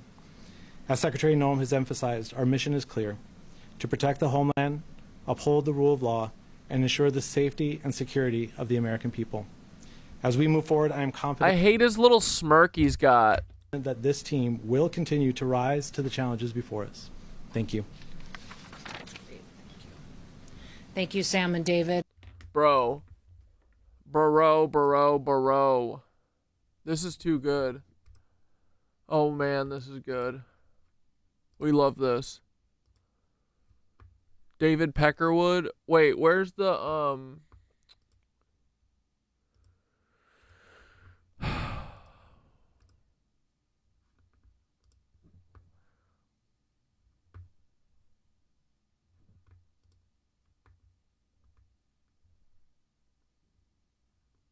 1,500 active duty troops are on standby for a potential deployment to Minnesota. Defense officials say 2 infantry battalions have pre-deployment orders. What, to kill ICE?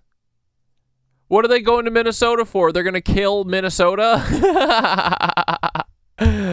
Bro, I wouldn't fuck with these Minnesotans, bro.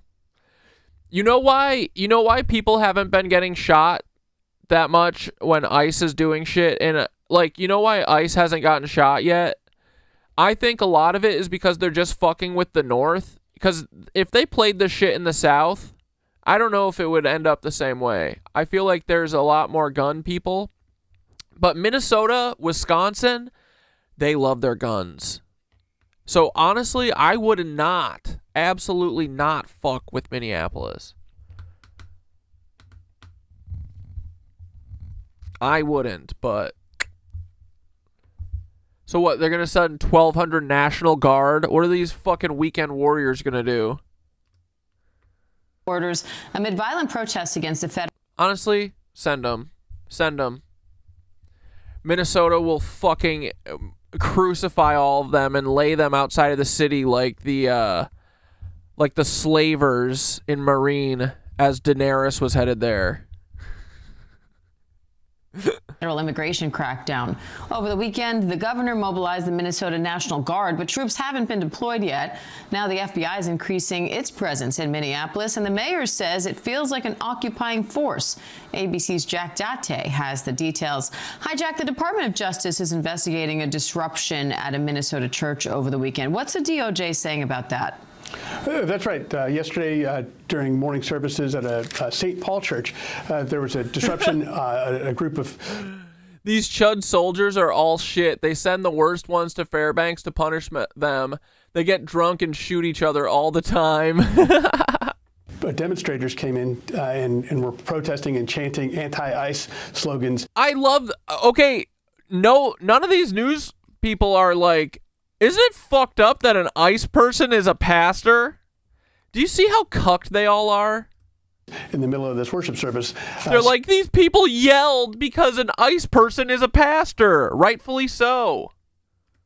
senior justice officials, including the Attorney General and the head of the Civil Rights Division, have said this is a version of intimidating Christians, and that they were interfering with their First Amendment rights and rights that are protected under what's called the FACE Act, which is an act that was designed to protect access to clinics, but also protects people in worship, in houses of worship. Is that him? And so they're investigating. Is that Peckerwood? Whether no, that's an older, fatter guy. There are violations of the FACE Act, and pledged to prosecute those demonstrators who they say are not protected under the First Amendment in that house of worship. And the Department of Justice says it's not investigating the ICE officer who shot Renee Good, but multiple sources say it isn't. They're like, we're not even going to investigate. We're not even going to pretend to look at this. That's so funny, dude. Oh, my God. Dude, it's literally like they want everyone to do civil war. Like, it's one thing. Dude, you know what you do? You go, we're looking into it. We're investigating him. And then 6 months from now, you go, well, we looked into it. We don't give a fuck. So shut up. Everyone forgot about it anyway. Grow up. Move on. We're going to kill another one next week. So fuck off. They don't even want to do that. They don't even want to cool the waters. They want to stir the pot. I love that. They say, we're not investigating this shit. Y'all saw it. Y'all saw it. We didn't see anything different. It's fine. Oh, man. These fucking guys. Investigating Minnesota's Governor Tim Walz. And yeah, there was no forensics done because dude, Lee, I don't think forensics are real. I don't think any cop, any FBI team, nothing. They've never collected evidence ever. That's just for TV. They don't actually do that shit. It's all fake. They don't investigate shit. They don't collect evidence. There's no real trials. It's all just sham trials to put people that they don't like in prison. That's it. But if you're bad, you can continue to do bad forever. Hey, I want to run a Ponzi scheme. Can I? Can I just run a fucking Ponzi scheme, please?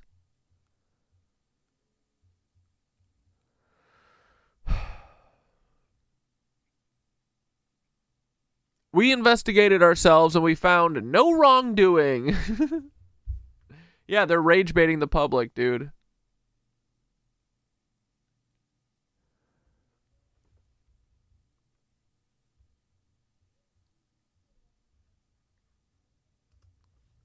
the Minneapolis Mayor Jacob Fry. So what's the latest on that? That's right. The Justice Department has been making claims, senior officials, that both the Governor Walz and Fry had in some way impeded law enforcement activities in Minnesota, and now they're investigating whether that occurred. It's a big escalation in the sort of multi-front effort to pressure both the political apparatus and the people of Minnesota. All right, Jack Date, thank you. Minneapolis Mayor Jacob Fry. Mayor Fry, thank you for joining us. Let me just start with that Justice Department.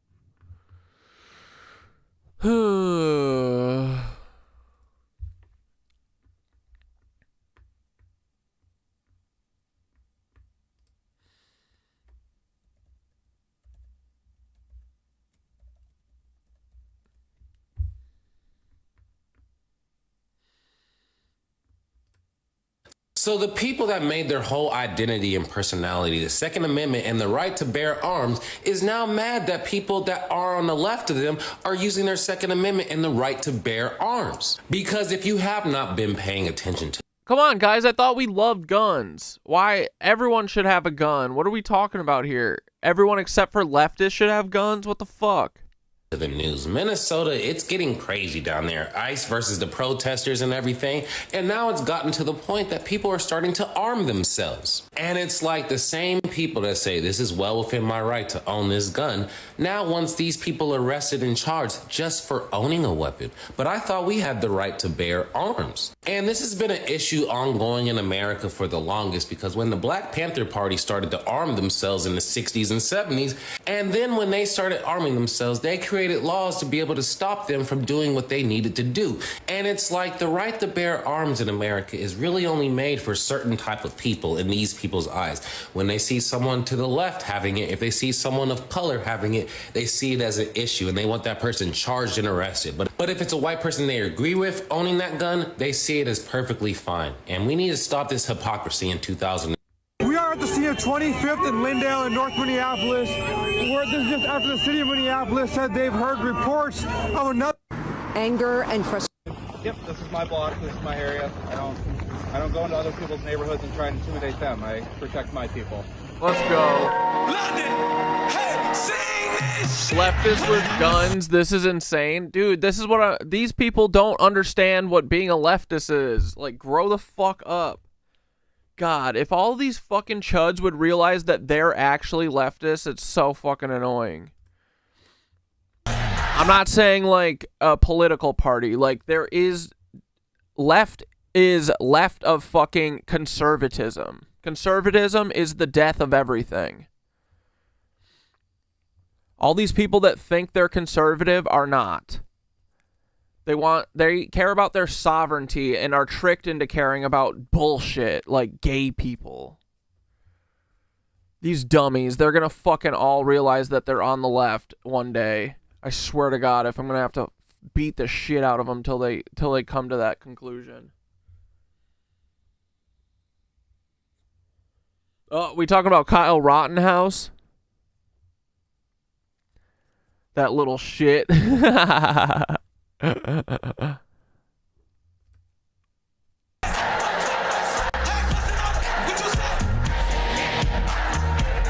Lib media won't talk negatively about illegals. What fucking news are you watching, bozo brain? What are you talking about, Lisa? Come on. All the news does is shit on immigrants. What are you talking about? You think they're on the side of immigration? What are you talking about?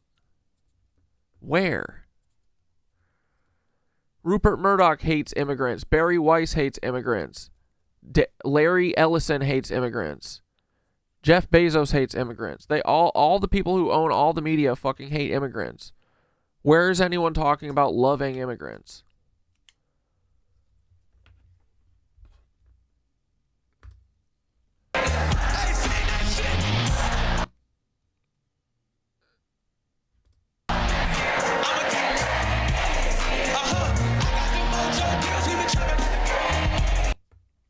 Breaking. Leftists in Minneapolis are getting armed and standing guard against ICE. Leftists with a rifle. This is my neighborhood. Mr. Tough Guy wouldn't last 2 seconds. This is what Tim Walz and Mayor Frey want. A shootout. Charge them. No, they're just protecting shit.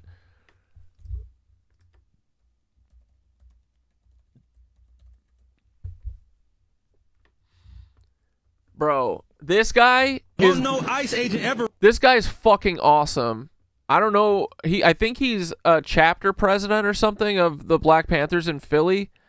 He's one of the leaders there. He is so fucking awesome. Run up on me. I guarantee you they won't. I'll put a hole in their chest the size of a window. Safe line repair, safe line replace. That's what's gonna happen. They touch me. Unarmed woman was killed by ICE. If you think you're about to come and brutalize the people while we're standing here, fuck around and find out. Our interactions with the police and ICE, and we hold them accountable. We hold them accountable. We patrol the community and we hold them accountable. The Black Panther Party for Self-Defense, we're the same Panther Party from back in the day, but we're a little more aggressive now, you dig? Carry bigger guns and we don't take no shit. Places where there are a lot of immigrants at, I think that the community around them needs to take special care to them and it needs to start escorting them to and from everywhere to make sure that they're safe. Because them ICE agents ain't gonna act like that if it's a bunch of people standing outside with assault rifles and shotguns. It's a semi-automatic shotgun. That means them shotgun shells that shoot out of a pump, they shoot them rapidly. If you are gonna legally arm yourself with something bigger than what they got. Those who serve in the public, they should be fearful of the public. They should be fearful that the public's gonna be dissatisfied with their job that they're doing, not feeling like they're tyrants, not feeling like they're bullies because they got guns and body armor and walkie-talkies. That makes them immune to whatever the people would do. I think you want to correct the ideology of the pig and the mentality of the slave catcher, you meet them with equal force. All power to the motherfucking people. I love that guy. Yep, this is my block, this is my area. What the fuck? Yep.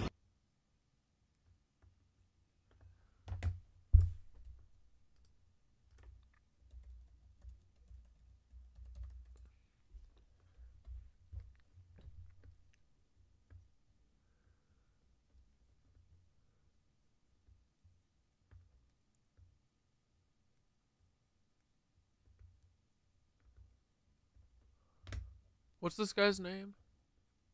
Paul Bird. On me, I guarantee you they won't. I'll put a hole in their chest the size of a window. Safe line rip.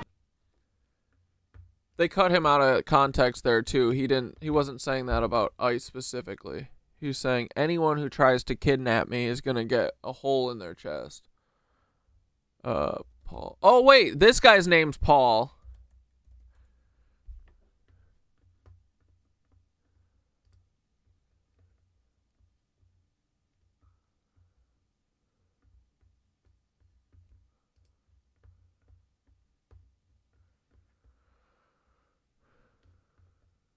What, did they already take his account down?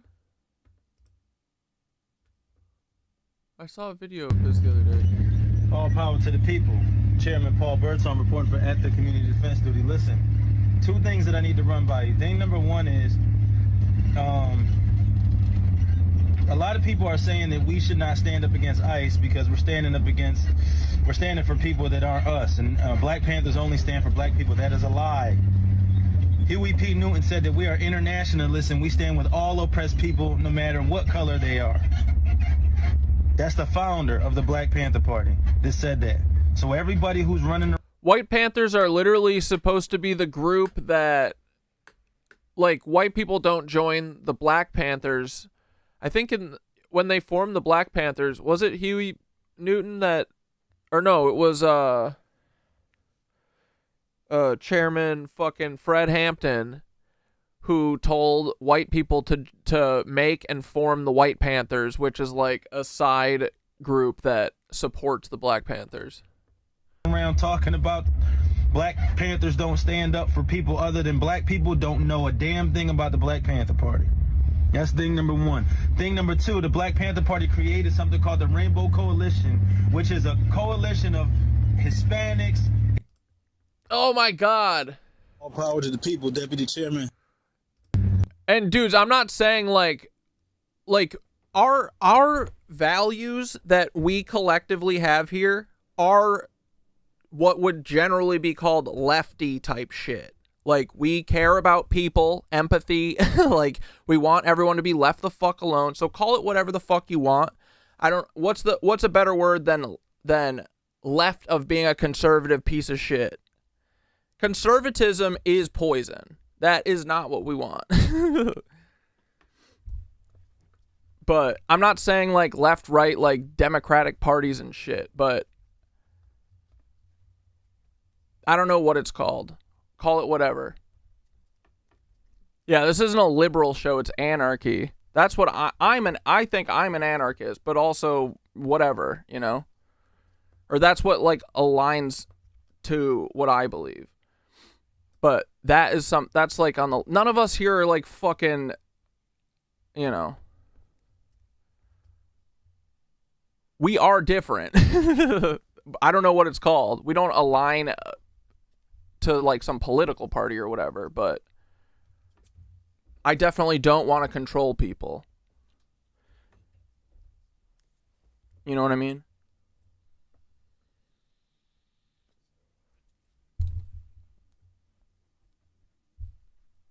I think you guys are getting pedant, like talk left or right. I mean, the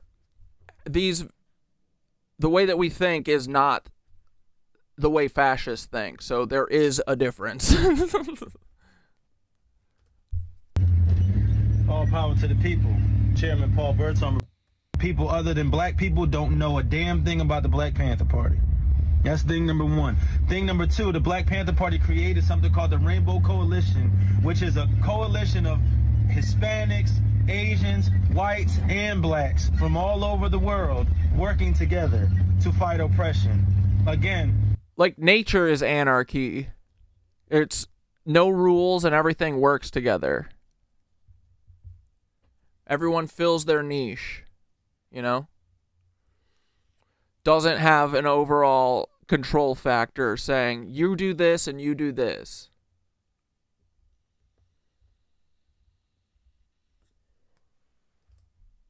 Black Panther stood with the Mexicans, stood with the Puerto Ricans and the Dominicans, stood with the Japanese, the Vietnamese. The Black Panthers did a whole campaign to end the Vietnam War because they stood with Vietnam. So for you guys who are talking all of this gibberish about, oh, you guys aren't following traditions of the original, who do you think who do you think our leaders are?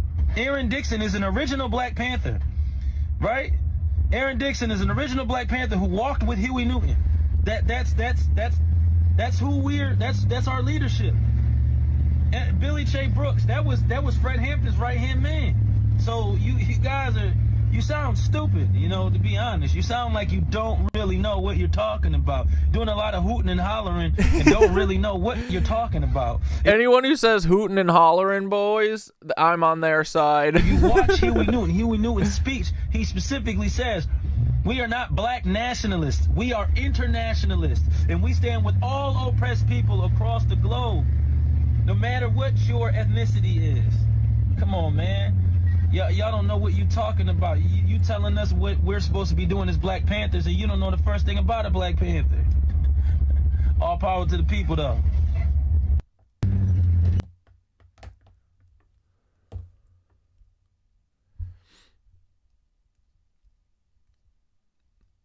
I mean, anarchist is just people who believe that everyone should be their own sovereign thing, that we shouldn't have any fucking bullshit hierarchy that's dictating from on high what everyone does.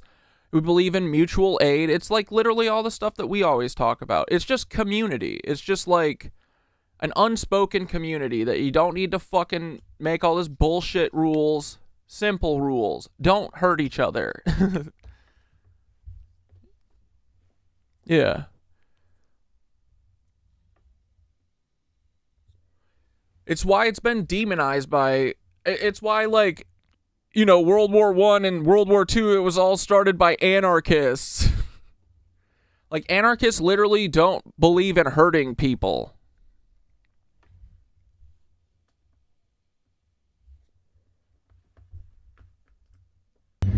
All power to the people. Well, some. I mean, it's a big category too, but for the most part, it's about leave everyone the fuck alone.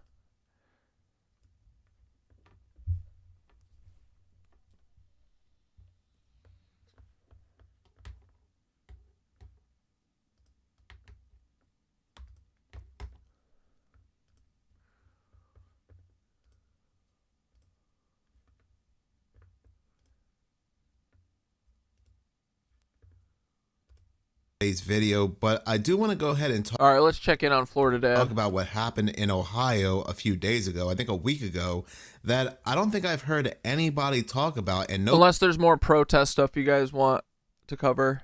Have I missed anything?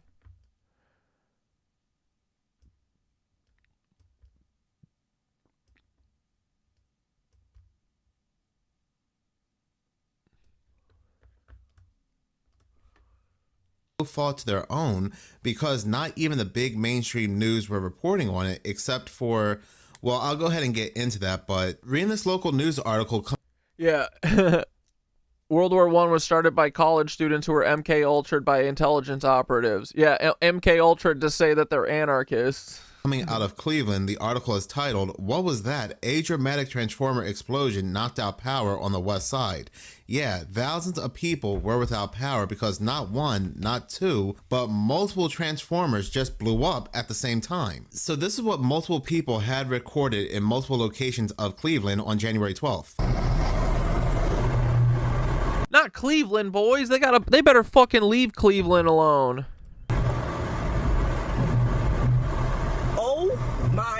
It is in flames.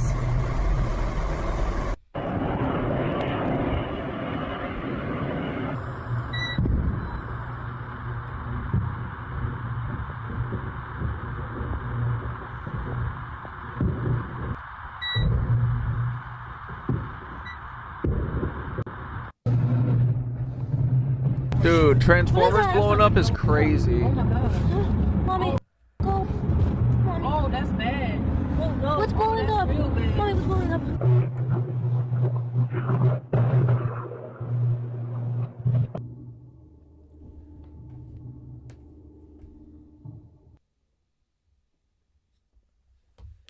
So the official explanation anyway, because the residents still want more information. Drew Carey's dumbass hasn't been in Cleveland for 2 decades.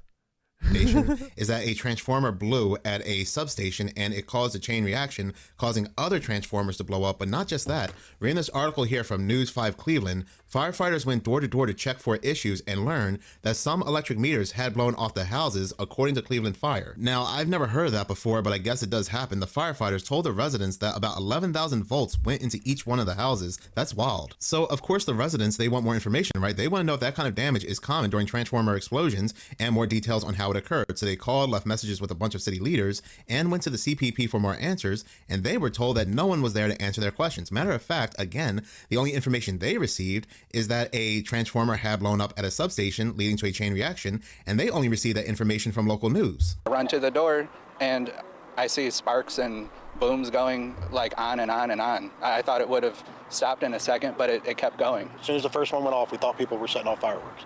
We got up, looking, and it was John. Here, look. Here's a good synopsis from Thoth. This is why if people would stop listening to the propaganda, you'll all realize that you're fucking anarchists. Here are the tenets of anarchism. Anti-authoritarianism. Anarchists oppose coercive authority, especially the state, police, unjust laws, hierarchical systems of domination like patriarchy, racism, and class exploitation. It's not just against all organizations, just against imposed or unjust ones.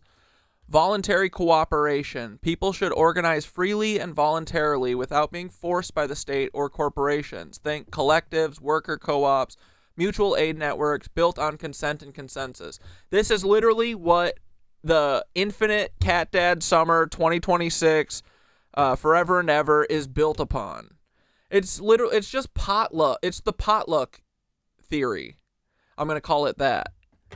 Everybody knows how to show up to a potluck. Some people don't show up with anything. And you know what? It works. It's okay. Because a lot of people do show up with stuff. And everyone usually is able to coordinate, right? Do you need the government telling you who's bringing what? No. You know what I mean?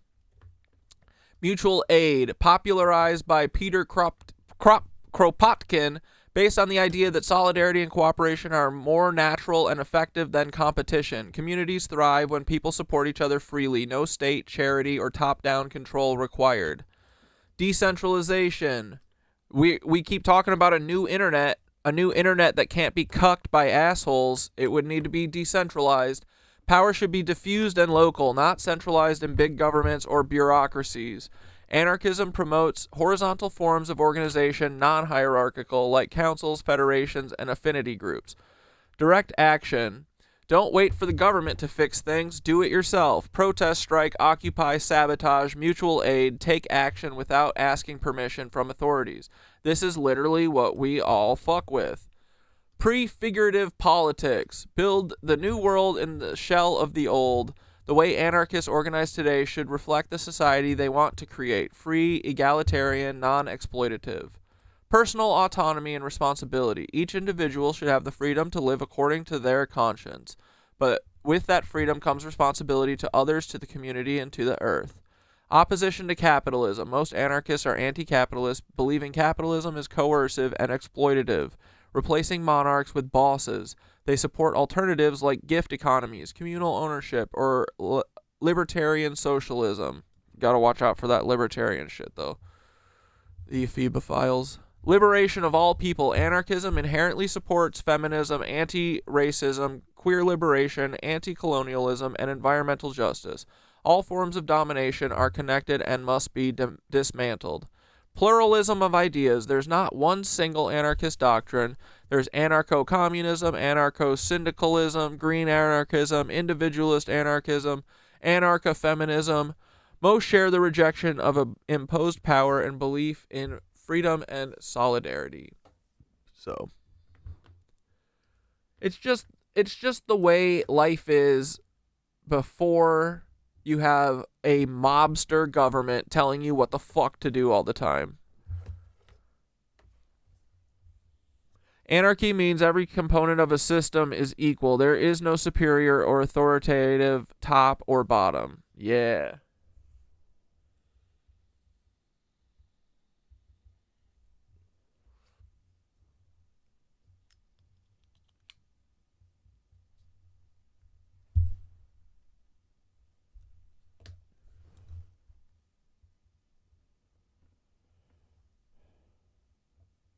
Yeah, libertarian in the Ron Swanson way, not libertarian in the Woody Allen way.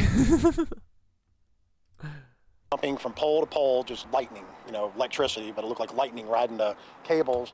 But this gets even more bizarre because people outside. But if everyone brings deviled eggs, there could be a problem, Cat Dad. But that's why communication, our decentralized communication, that would never happen, dude. But also, if everyone showed up with deviled eggs, wouldn't it just be a deviled egg party? And would there be a problem? I'm not sure. There might be a problem the next day. Dude, someone in yoga today was farting their ass off, and it was hilarious. First, it smelled so bad. Like, so bad that people were looking. And it was like 3 people over from me. So it hit me like a fucking ton of bricks. So I was like, someone around me is farting. And I kind of figured it was the older guy next to me.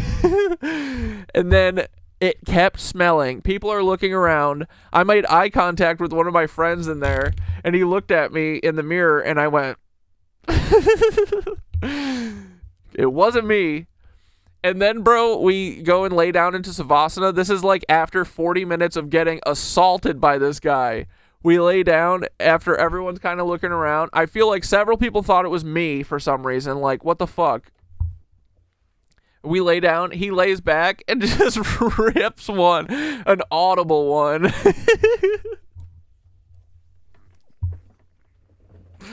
It was so funny. Dude, that is like... I have yet to fart in yoga, like, I think at all. I'm very, I'm horrified of it. But this guy, it was so funny. Everyone in the room just kind of laughed really quietly. Yeah, he was detoxing. And detoxing in 108 degrees, mind you. We were all we were being forced detoxed. Ooh. No, I would tell you guys if it was me. It wasn't me. There's been a couple times that I've like had to like hold it in because there's no way I'm like gonna fucking risk that.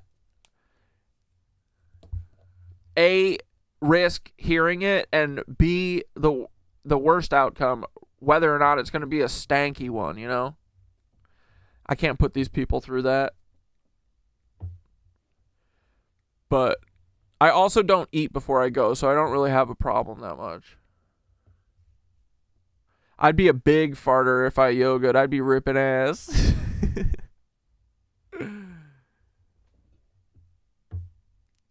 He hopefully learned his lesson. Toilet before yoga. That's literally like one of the first steps in Hatha yoga is you gotta wake up every morning, swallow a 10-yard, 1-inch piece of fabric, drink a bunch of water, and then pull the fabric out of your stomach.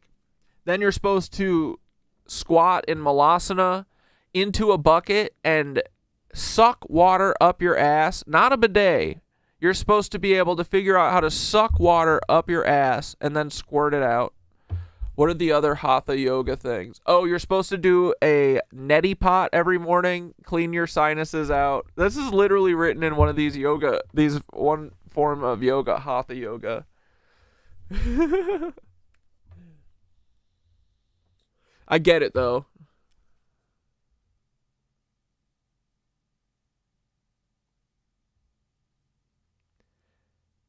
Yeah, have you never heard about the fabric strip thing? It's like an ancient thing that I think is like rarely practiced. I think maybe special occasions people might do it, or like hardcore people might do it. But they literally they roll out a 10-yard piece of fabric that's like an inch. It's like the width of your mouth, and they swallow it flat, the whole 10 yards. Swallow it, a piece of fabric. And then once it's in, they leave a tongue out so that you don't swallow it all. And then they drink a ton of water, and then they slowly pull it out.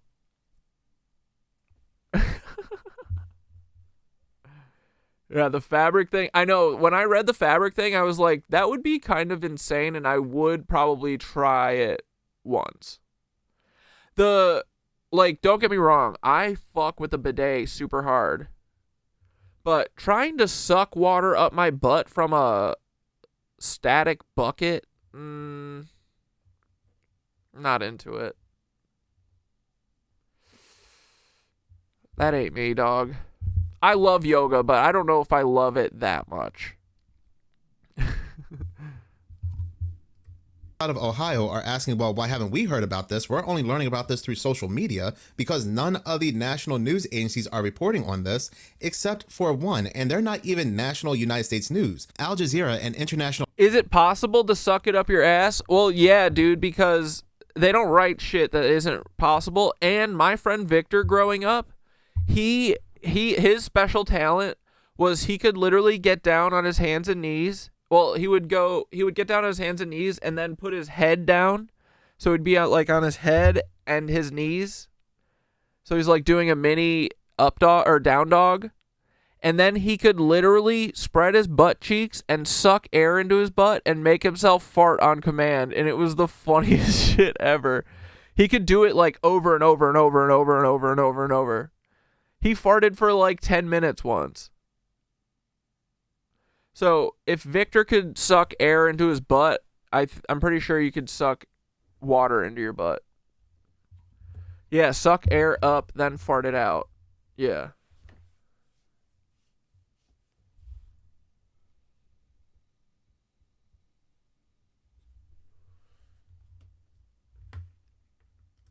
News organization reported on what took place in Ohio, but then for whatever reason they took down the news article but still kept their videos up. You know lots of people that can suck air up their butt. I've only met one person, one person that has admitted to it.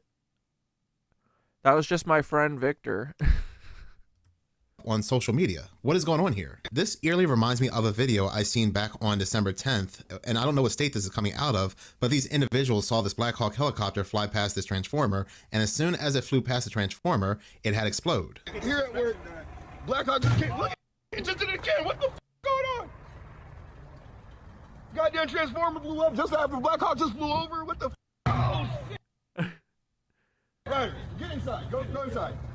What the f going on? Hey, Craig, got a transformer blowing up out here. Someone call Dominion. What's you lying? Hey, Ryder, here. Look at those birds. They're mad. He said Dominion, so more than likely that's either Virginia, North Carolina, or... Fuck yeah, Barry. Are you a bidet boy too? Bidet for the win, always. Or South Carolina, more than likely Virginia. But moving on, people saw this above Texas last night, and spoiler alert, the same old answer is given like it is in every one of these cases. It's just Starlink, bro. The audio in this clip is kind of poor because I had to remove the copyrighted audio track, but you can still make out what they're saying. There's nothing around it. You bought something? Oh, wow. You had a dude in one of your units that could fart on command and he wouldn't do it for less than $20. Dude, Victor should have monetized it. You're so right. Wow. Gio! Gio, look at the sky, Gio! Oh my god. Please come get us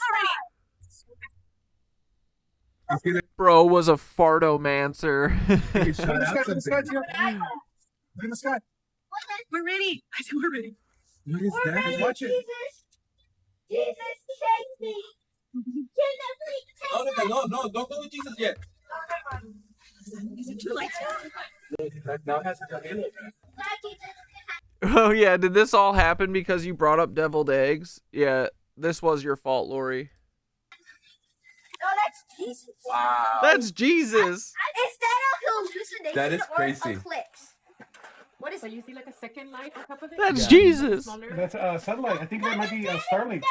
Nah, and then that shot of like light that it threw out. It's going super fast. But somebody managed to get an up-close view of this thing and just look at it.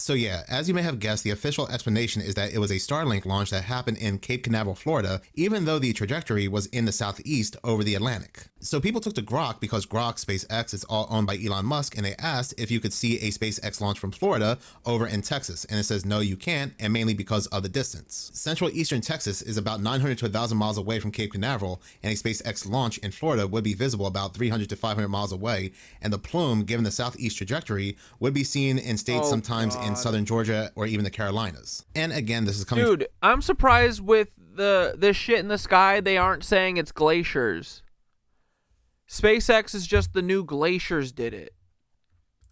From something that Elon Musk owns. And I do find it interesting that there are no reports of this plume being seen in Georgia or North Carolina, but mainly in Texas. SpaceX is no different really from AI. It's just another excuse that people are given when something strange is seen. What in the world was that? It's just SpaceX. It's just AI. And talking about AI, something really bothered me. A couple days ago on my other channel, I had posted this video clip of this party that took place in Mar-a-Lago. They were supposedly honoring service and hero dogs, but you had people there dancing dressed up as dogs in old Victorian outfits. It was very weird. It really gave off the Shining Rothschild party vibes, like it was some kind of ritual. And yet, not only on my video, but other videos as well, you have people saying that it's just AI. It's clearly AI. Even though we have multiple news agencies reporting on this, even though I don't trust mainstream news, even though, you know, we had Trump there giving a speech, even though we had people admitting to being there, recording the actual video footage, we still have many people across— Dude, an AI video would never get those little mask wiggles like that. No way. Multiple social media platforms giving the excuse that it was just AI, not because there was any glitches or anomalies seen in the video, but because what they were watching was so strange that that was the only excuse they could give, and the only excuse they will ever fall back on is that it's AI. And even though this party is very strange, it's very weird and looks ritualistic, it's tame compared to what really could be caught on camera involving the so-called powers that be. And if we're calling this party AI just because it looks strange, then there will be people that will call anything and everything AI when even far worse is caught on camera involving the so-called powers that be. And this is where we are in today's society. This is exactly where they want us, because today everybody has a camera in their back pocket. There are cameras everywhere. We are living in very dystopian 1984 times. So eventually, with all these cameras everywhere, something strange is going to be captured on camera, but it doesn't matter. It no longer matters because that excuse of AI, that deception, that confusion will always remain. So yeah, I thought that was absolutely wild that people are even calling this party AI. But looking at what was captured over in Texas, the only thing I can think of, it looked like some kind of portal had opened up. They are also really gearing us up for Project Bluebeam, this fake stage alien invasion. And you might be saying, well, it's kind of hypocritical to talk about portals opening up and then talk about Project Bluebeam. But as I said before, Project Bluebeam will indeed involve real entities, real creatures, and things like that. The lie happens to be is that they're coming from this planet far away, 33,000 light years away from planet 33. That's the lie. These are things that have always been here, crossing from other dimensions, fallen ones, demons, and so forth. What is also being put together and created in these deep underground military bases. One of the biggest lies is that the government, they have no clue what these things are and they're fighting against them when they're actually working with these things. And you know we're getting closer to that deception when we have news articles like this coming out. For example, this article that was published on January 18th, Bank of England warned to prepare for aliens due to imminent United States disclosure. So apparently this woman, Helen McCall, who served as a senior analyst in financial security at the Bank of England, sent a message to the bank with a significant alien warning. The short of it, McCall wrote to Andrew Bailey, the bank's governor, urging him to prepare for the possibility that the United States, specifically the White House, may confirm the existence of extraterrestrial life, the Sunday Times reported. McCall's overarching concern includes her belief that if the White House were to declare this, it would significantly impact the markets and could ignite bank collapses. She cited the United States appearing to be partway through a multi-year process to declassify and disclose. They're gonna start streaming real Squid Games live from Mar-a-Lago soon enough? Bro, they are. It's called the Beast shit. Mr. Beast stuff. I didn't realize Mr. Beast has like 5 TV shows, bro. He has... Wait.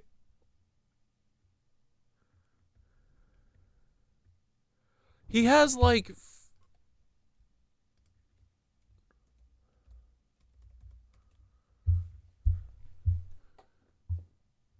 He has a Survivor show.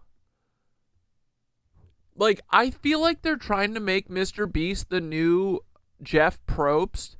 Like, I bet that they're going to force Jeff Probst out and replace him with Mr. Beast soon enough. But he has, like, real Squid Games on Amazon. He has, like, 3 different shows, dude. And every time because my Streamio wasn't working last night, so I had to fucking go into Amazon Prime to watch Expanse. And before I could watch it, I had to watch 3 ads that were all Mr. Beast, different Mr. Beast shows, and it's all it's like the most capitalist bullshit. It's literal greed-fueled games. It's, I don't know. He's such a fucking, like, he will be hosting the Hunger Games soon enough. He's gonna find parents who willingly allow their kids to fight to the death, and he's going to make 1,000 12-year-olds kill each other on TV on Amazon Prime. And President Trump is going to be the host, or he's going to be like one of the 3 guests. It's going to be RuPaul, Trump, and Charlie Kirk's AI. Lokerkenuinly.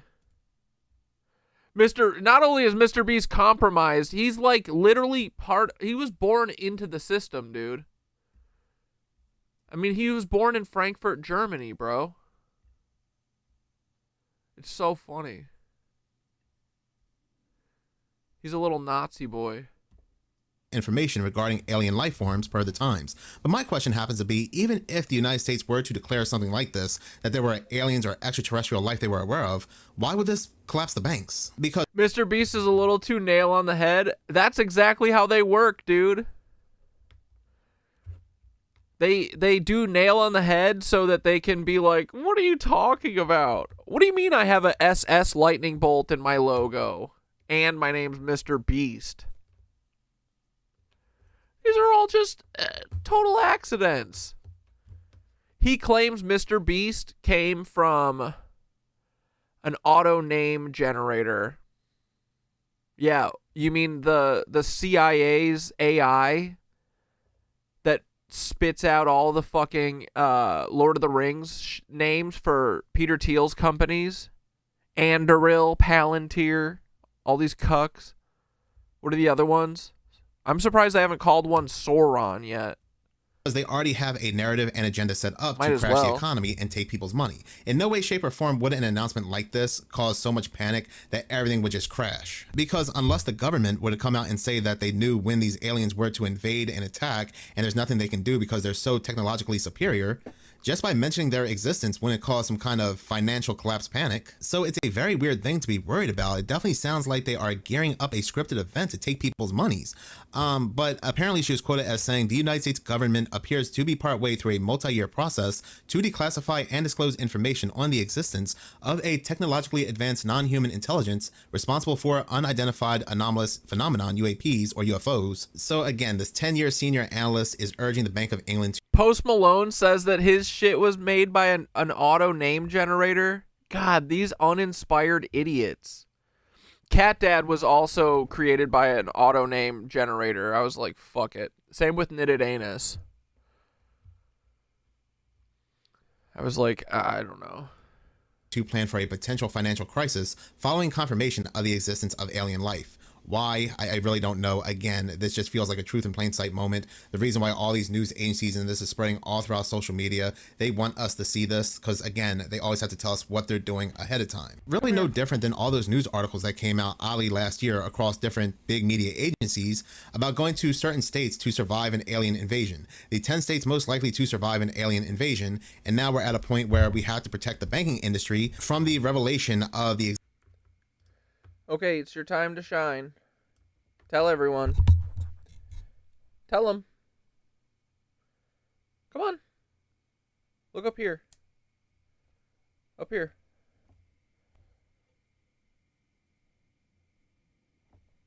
Why do you have JD Vance eyeliner? Show everyone how cute you are. Come on. Are you attacking your sisters? Or are you being a good boy? He says he's being a good boy. You're being nice? Okay, tell them.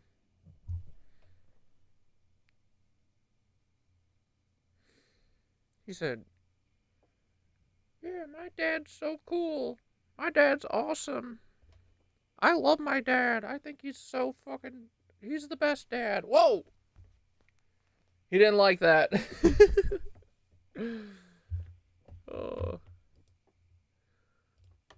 Existence of aliens. And think about this too, and something I've been thinking about for quite some time. If the government, they were aware that there was life forms on other planets, these life forms were aware that Earth exists, they may have visited Earth, what would be the big deal about telling people? Apparently, it's such a big deal that if they were to tell people, it would cause so much devastation that everything would basically collapse. There has to be something way more to this topic than just technologically superior beings on another planet. Yeah, Squeaks was in a slightly better mood tonight.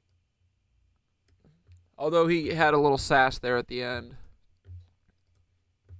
We heard how they were crossing over through dark ritualistic magics practiced by ritualists like Aleister Crowley, L. Ron Hubbard, Jack Parsons. They were doing all these weird things were crossing over, and then months after they're practicing these dark ritualistic magics in New Mexico, there was just an explosion of UFO and alien sightings that were reported. And talking about the ritualistic... Squeaks is cute, but Mars is 10 times cuter, for sure, dude. Lot is cuter than Squeaks, especially if you factor in his fucking attitude. Of today, like those involved with D-Wave, like Jordy Rose, I always said to go ahead and make sure to write this date down because he didn't say this for no reason whatsoever. Giving, and it goes something like this. So, I am, say I'm the President of the United States. So I receive this message from the heavens. So my microwave dish, my SETI dish, finally captures something. And what it says is, in 50 years, or 13 years, we're coming to your planet. You gotta be ready. This is literally the 3-body problem.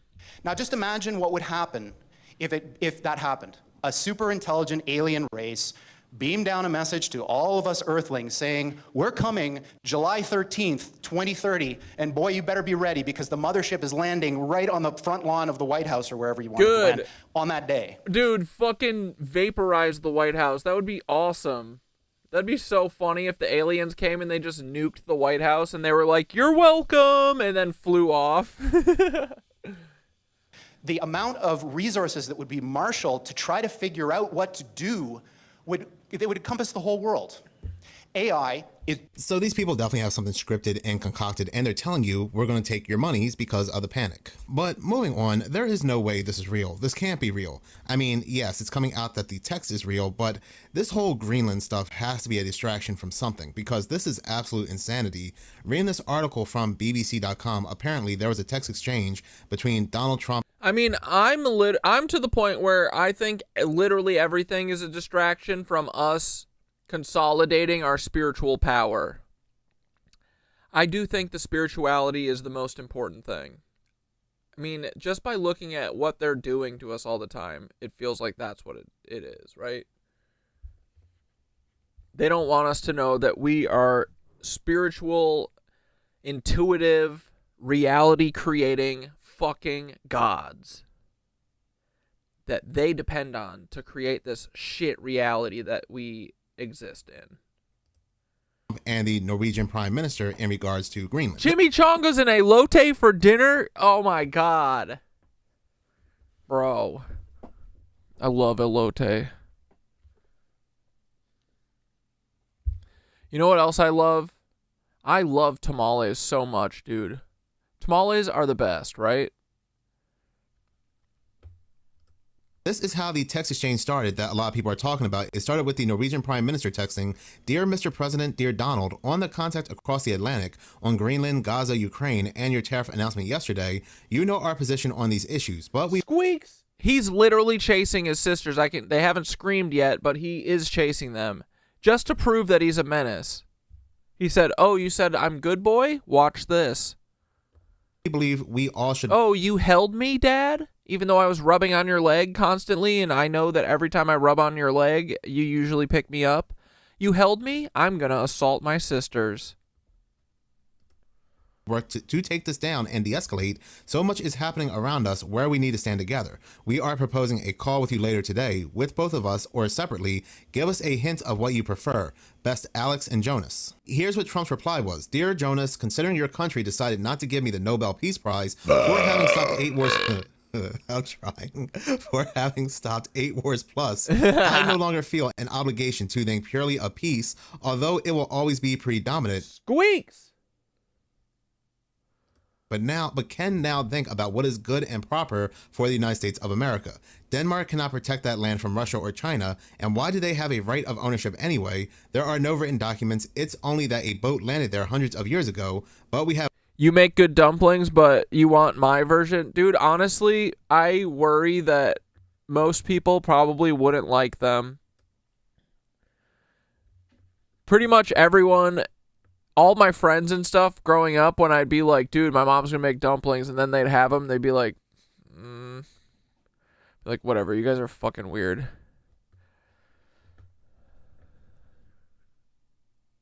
I'll share the recipe one day. Or I feel like I have.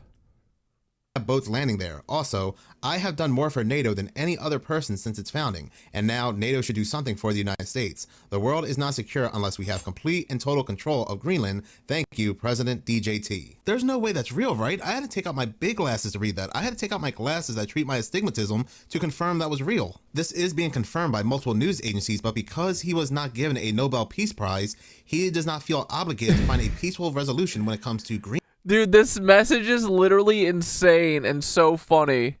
He's like, you didn't give me the peace prize, so I guess I'm not a peace guy. I guess we're going to do the war stuff. You didn't give me the peace prize. Greenland, that is... I don't even know. When it comes to what is good and proper for the United States of America, the average citizen will not benefit from... Okay, now this thing just looks like the Death Star. What's up with that? Without the what do they call it? The field? The background part of the flag? Without the field, bro. This shit be looking like a Death Star.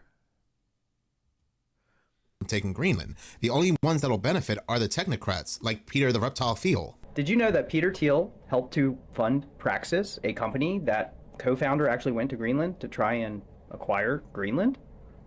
Wait, Praxis? Or no, that shit was called Prism. Never mind. Isn't it funny? And now Peter Thiel's also a donor of the Trump administration. And now the Trump administration is trying to get Greenland. Of course, this is just a major coincidence, but I thought it was interesting. Super coincidence. Apparently the co-founder, Dryden Brown, actually traveled in 2023 to Greenland to try and organize a freedom city. Tried to organize the purchase, which is basically something where they want to deregulate corporations, where they want to have a plan for a city they want to call Terminus. Just happens to be the same name that Elon Musk wants to name their Mars area. And they said they needed to... Isn't that interesting? Because Greenland is where they film all the fake Mars shit that we actually never gone to Mars, obviously. We've never sent anything there. Mars probably doesn't really exist. It's probably just a reflection of a heavenly body in the dome, in the firmament above the flat Earth. Who cares, right? Start with Greenland. You know, practice round before going to Mars.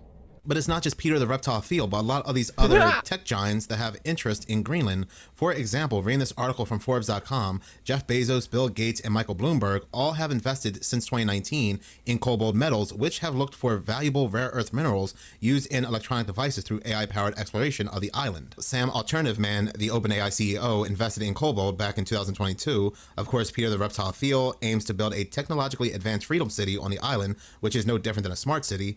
Yeah, all these tech giants either want to mine or build something on Greenland, so this is all about giving these tech giants what they want. And I'm sure there are other secrets lurking within Greenland that they are very interested in. For example, I have people tagging me this video that came out all the way back in 2012. Object in Greenland. A couple of you, okay. Well, for those of you that don't know, there is a spacecraft that has melted out of the ice in Greenland. As you know, the North Pole has melted completely. You can go from London to Moscow or to Russia by going over the North Pole now. All the ice cap is gone.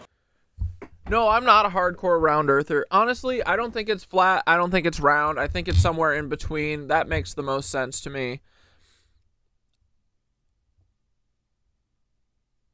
But I mostly, for the most part, no matter what my opinions, the things that I say, it's usually just like, I mostly think this.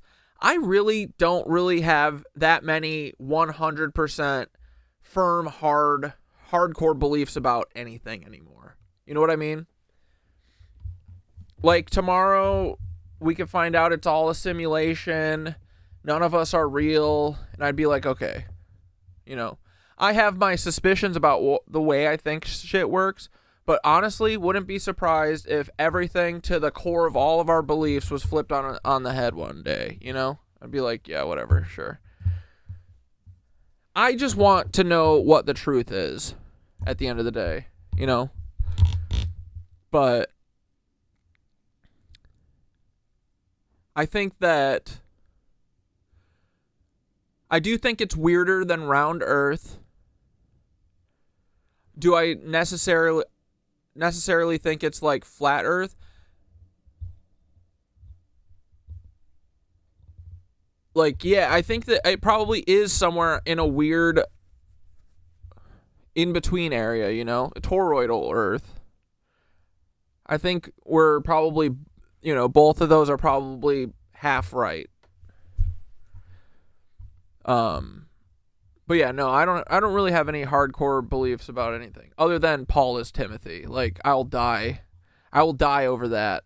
I know that's true to my core. Paul is Timothy, no matter what. And I know that the air I'm breathing, I think, is real. That's about it. And I know that I love yoga and love hanging out and finding the truth. Yeah, Mobius strip Earth. We might just live in the middle of a black hole. I don't know. Who cares?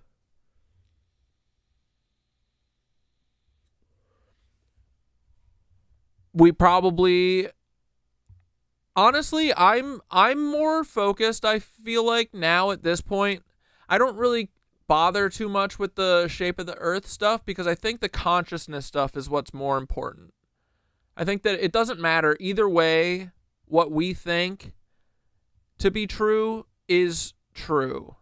So, us getting our consciousness under control and understanding the way that works is way more interesting to me.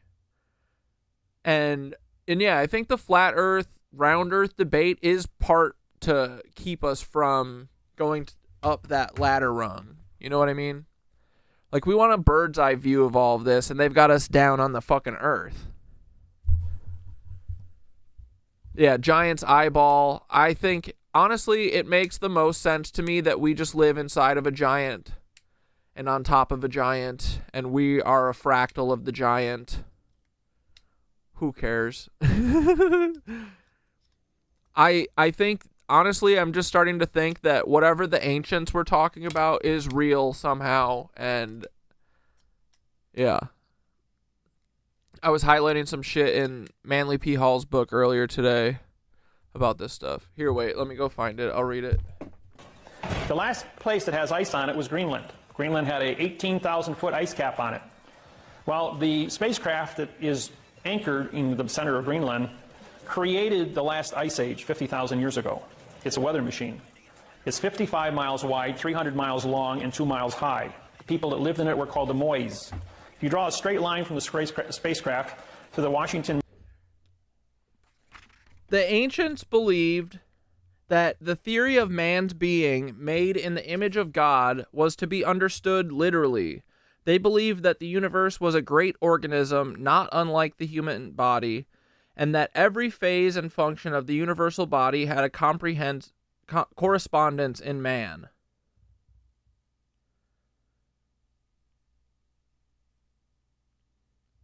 Therefore, to the ancients, the study of the stars was a sacred science, for they saw in the movements of the celestial bodies the ever-present activity of the infinite Father. Greek mystics believed that the spiritual nature of man descended into material existence from the Milky Way, the seed ground of souls, through one of the 12 gates of the great zodiacal band. But yeah, I think this reality is way more fantastical and way more mystical, and not really like simulation AI like computer, but I think we might be in a biological simulation of some sort. Who knows?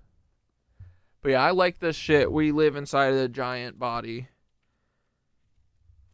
We're probably just a cell of a trillion cells of the giant's body.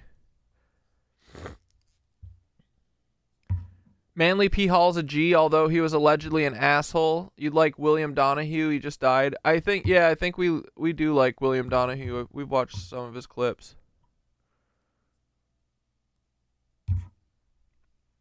Manly P. Hall is a hilarious name for the leading writer on Freemasonry and general occult knowledge. Manly P. Hall's ultimate takeaway that Freemasonry is legit or not. I mean, his whole thing is that Freemasonry is basically like, okay, so his whole thing, it seems, was just collecting and sorting through all of the ancient mysteries. Like, he doesn't care. Anything that's old and a mystery.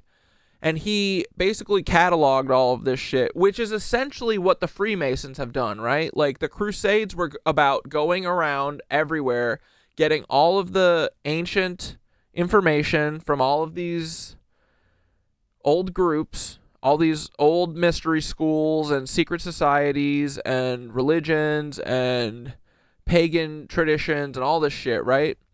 And basically, Manly P. Hall at 27, before he was not a Freemason when he was researching all this stuff. He basically did the work of all the Freemasons and wrote a book on it. And then he was, I think he was made an honorary member. And I don't know how involved he was after, but I think that, yeah, he knows that Freemasonry does talk about a lot of this shit. Basically boiling everything down to symbols. That's why their whole thing is about symbols, because they've cataloged and basically dwindled down all of the ancient traditions into their symbology, essentially, I think. So, Freemasonry is legit in the sense that they have all of the information, because they're like the cucks who they're like evil librarians. They're hoarder gatekeeping librarians. So they do know what they're talking about in like symbology and that kind of shit, because they've just indexed it all. They made an encyclopedia of all of it. But I don't think Manly P. Hall really gets into that Freemasons are like behind the control of everything. I think to him it was still like a mystery school that is like holding on to the secret information, you know, supposedly being a torchbearer and making sure that it never goes out and never is lost, but really they're about gatekeeping it away from us peasants. Because if they gatekeep it, then they can sell religion to us that is literally fucking cucked. That's why they have it all secret. That's why most of these people, like church people and shit, are Freemasons. It's because they're given like their elementary school Freemason books that don't go into the full thing, and instead of having any agency, you give all of your power to some fucking cuck priest, which is like the way Freemasons designed all the systems to be. They say, oh, if we hoard all the information, they have to come through us to get it, and we can charge them for it, basically. But yeah, I think Manly P. Hall was about that open source life, which is what I'm all about. So, all information should be free. I want to know how to make a nuke.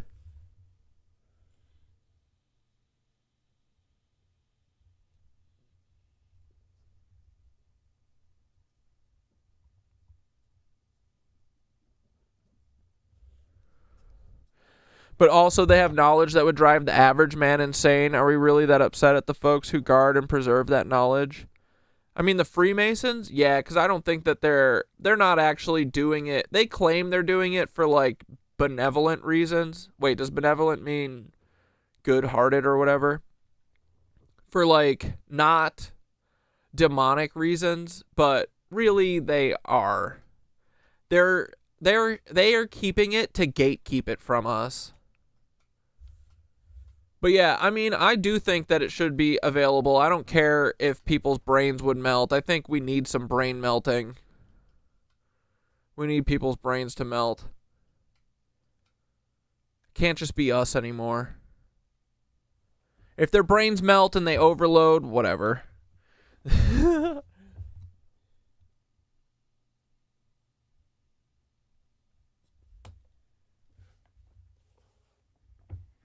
One time a guy who was interested in me told me he was considering joining his local Freemason group. His chance was gone real quick. Monument in Washington, D.C. through the Yucatan Peninsula, Great Pyramid at Mitsubishi, and ends up on Easter Island. But yeah, also I don't think it's their decision to withhold it from us. Like, they shouldn't be like, that is literally what they're saying. They're like, we're holding on to this because if you guys saw this, you just couldn't handle it. Says who? Says fucking who? Some old men in little fucking Shriner hats? They fuck their grandkids. I think that they can't handle it. It seems like they're fucked up. We're not the ones fucking our grandkids.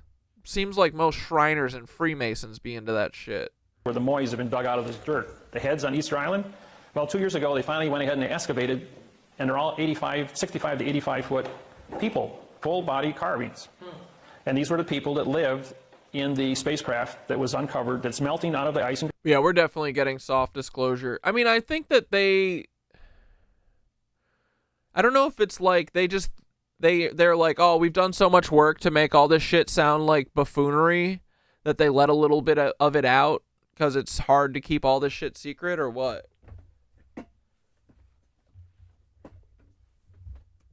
Greenland. So when you think we've been alone, these people have been up there for 50,000 years.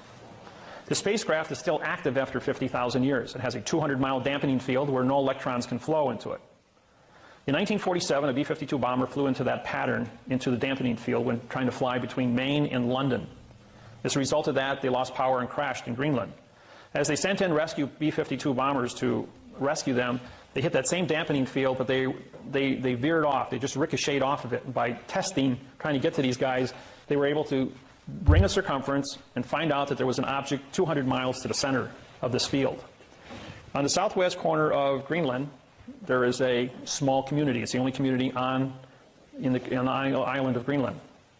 That community is a military post, CIA, that uses a compressed air generator to operate diesel engines to run a Caterpillar to run back and forth to 200 miles from the base to the object in Greenland. A lot of our technology comes from the reverse engineering out of the spacecraft. It is still functional and it's still in operation. So it's pretty important what this thing is. All the nations worldwide are up there with the United Nations, and they're all acting, working together.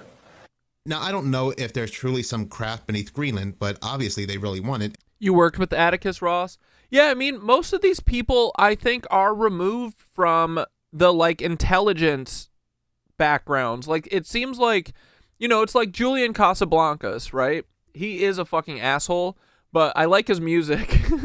And he's probably not as bad as he's probably not bad like his dad and shit. Same with Atticus Ross, but they are there because at the end of the day, they really won't talk about shit that they don't want them to talk about. Like, is either of them, like, doing anything about Palestine or anything, Like, so it's like, I'm sure they're decent people. And they are, they shouldn't have to answer for their father's sins or whatever. But they also are benefiting from their father's sins, so. The way I think about it is that we don't even know all of the artists that these Nepo babies have basically taken everyone's place of, right? Like, dude, it's happening right now with... Have you heard of this fucking band, Geese, that is getting rammed down my throat for no fucking reason all the time? This fucking idiot singer, Cameron Winter. He sucks. He is a fucking dumb Nepo baby from fucking Prospect Park. Like... He's one of these hootin' and hollerin' Nepo baby rock singers who can't sing, and everyone's like, oh my god, he's a genius. Bro, he fucking sucks. And there's so many artists that we don't get to hear because we get all this fucking random screaming, hootin' and hollering Nepo baby rock that is all we ever fucking get ever since the fucking 60s, and I'm over it. You know what I mean? It's mostly that we don't even know the art that we're missing. We've been held back so long because we just listen to hootin' and hollering fucking Nepo baby rock. Geese, bro. I want to fucking... Prospect Park Nepo babies. They're the fucking worst. And we're just being told it's for national security reasons. That means we're not truly being told the truth. But at the end of the day, I truly believe they're going to turn it into some kind of smart city and gather all the minerals and perhaps something very technologically advanced as well. Who really knows? And going back to... But yeah, they are fucked because they are going to be fucked up. We're going to fuck them bad. Their shit is going to get rocked. We're going to push their shit back in. What was seen over Texas being a portal. In my last video on Seconds of Horror, I showed from the paranormal chick where something odd was seen in the skies above California also a couple days ago, and you can see these orange orbs coming out of it. What's really going on in the skies of California? Oh, the Yucateco habanero sauce? Fuck yeah, dude. I used to work with Sean Evans when I worked at Complex, because that's where First We Feast is.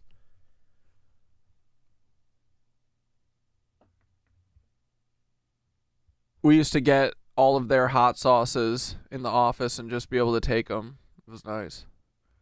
Especially now because they sell them for like $80. But the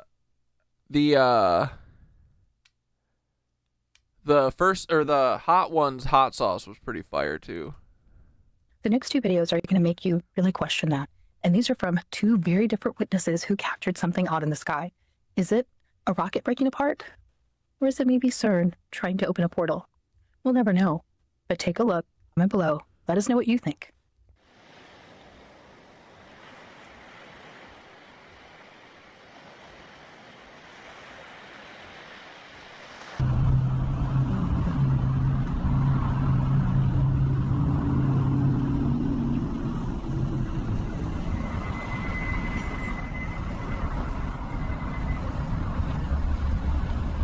Oh yeah, Sean Evans killed Coolio. Dude, I did not think that Coolio would be a heat bitch. He's like, I've never had a spice in my life. Did he even eat two? Did he get past the second one?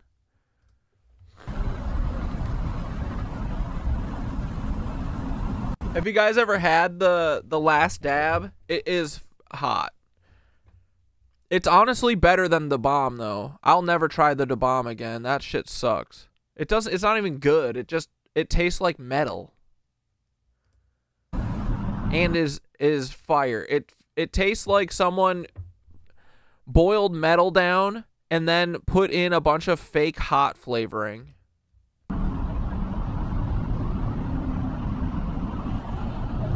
Hey y'all, this might be an important video. I don't know if you know it or not, but with all this alert going on in New York, I thought I should bring it to some people's attention. Because I don't think a lot of people understand that in New York, at the Waldorf Astoria Hotel, okay, it is owned by, and there is an China underground railroad, private railroad there that was used to transport presidents. Now, when you research it, they say that it's just an abandoned storage facility now, okay? However, that's a lie. Mad Dog 357 fucking sucks too, dude. That is a lie. Y'all know I'm a journalist. When I was researching my video, okay, I found an article when George Bush Jr. was visiting, and he actually used that. Oh, that's right. I forgot Coolio actually died recently. You're actually blaming Coolio's death on Sean Evans? Dude, I like that, honestly. Let's run that. So it was in activation long after they said that it was closed and abandoned. Now, the who that owns it closed it down in 2017. Wait, the wrestler China owns the fucking what hotel?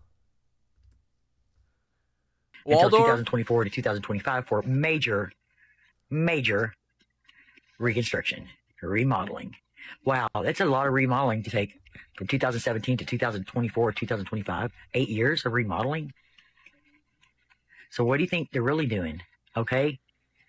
What do you think they're really doing? Think about that. Think about that. So in light of all these terrorist attacks and everything else, I think y'all need to be really paying attention in New York, y'all. What terrorist attacks? All around you and below you, okay? Below you. Now, I'm very curious as to what she means by the alerts. I wasn't aware of any alerts going off in New York. If anybody can expand on that, please do comment below. But yeah, there are just so many things that lurk beneath our feet. Tunnels, certain passageways, transportation, of course, trafficking, things like that. It is just crazy. If you read older news, they're telling you what they're doing beneath there, and then they'll say, oh, it's something that was stopped a long time ago. No, they are continuing to expand below. Yeah, I fuck with original Tabasco. I fuck with... My favorite is it's not one brand, but I just call them all Louisiana style, like Texas Pete. There is a kind that's just called Louisiana hot sauce, I think. You know what I mean? That, like, I think it's like vinegary sauce. Love that. Like Cholula. I like hot sauce. Sriracha isn't my go-to, though. Everyone kind of fucks hard with sriracha more than me. I mean, I'll use it, but, like, I kind of like a brighter hot sauce. That one kind of feels like a dark hot sauce to me. And build all types of things. But in any case, thank you so much for watching. If you like this channel. Yeah, the Chipotle Tabasco, that one rules. The Salsa Verde Tabasco rules. Yeah, I steal, whenever I get a Chipotle slop bowl, I fill a little cup. I do half of the Chipotle and half of the green. Yeah, Crystal hot sauce. I love that shit.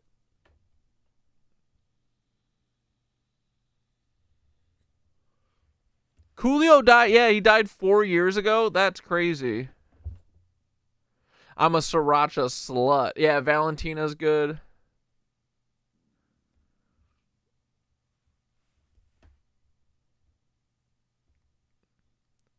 Yeah, I like sriracha. Sriracha on pizza's good.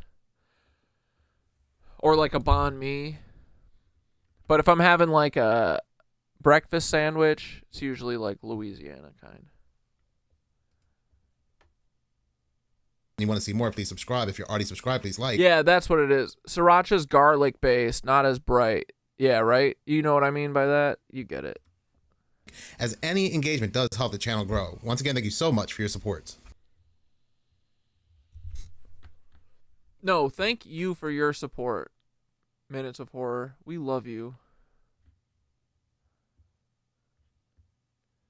Oh my god, what are they kissing? What's this?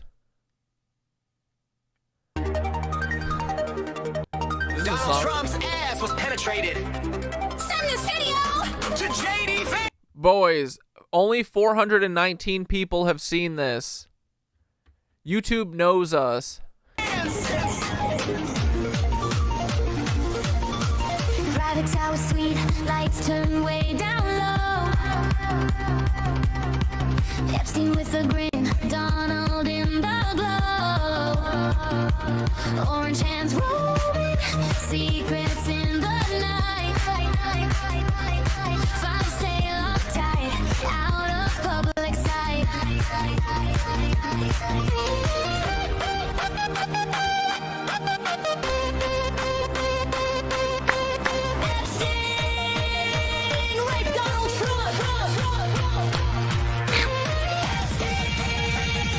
Lick Donald Trump.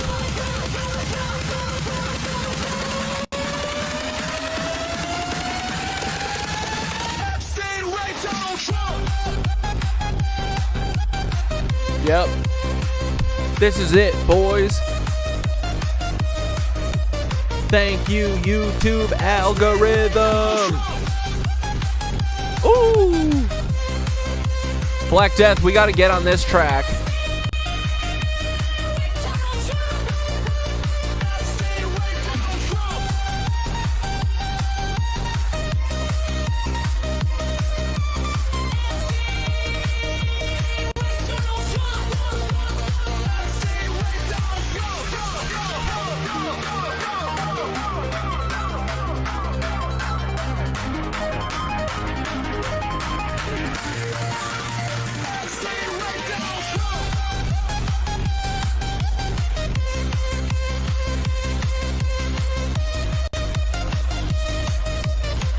Let's go, boys. Here we go.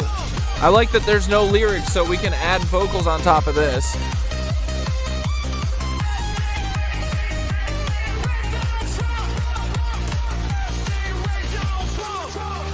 Perfect.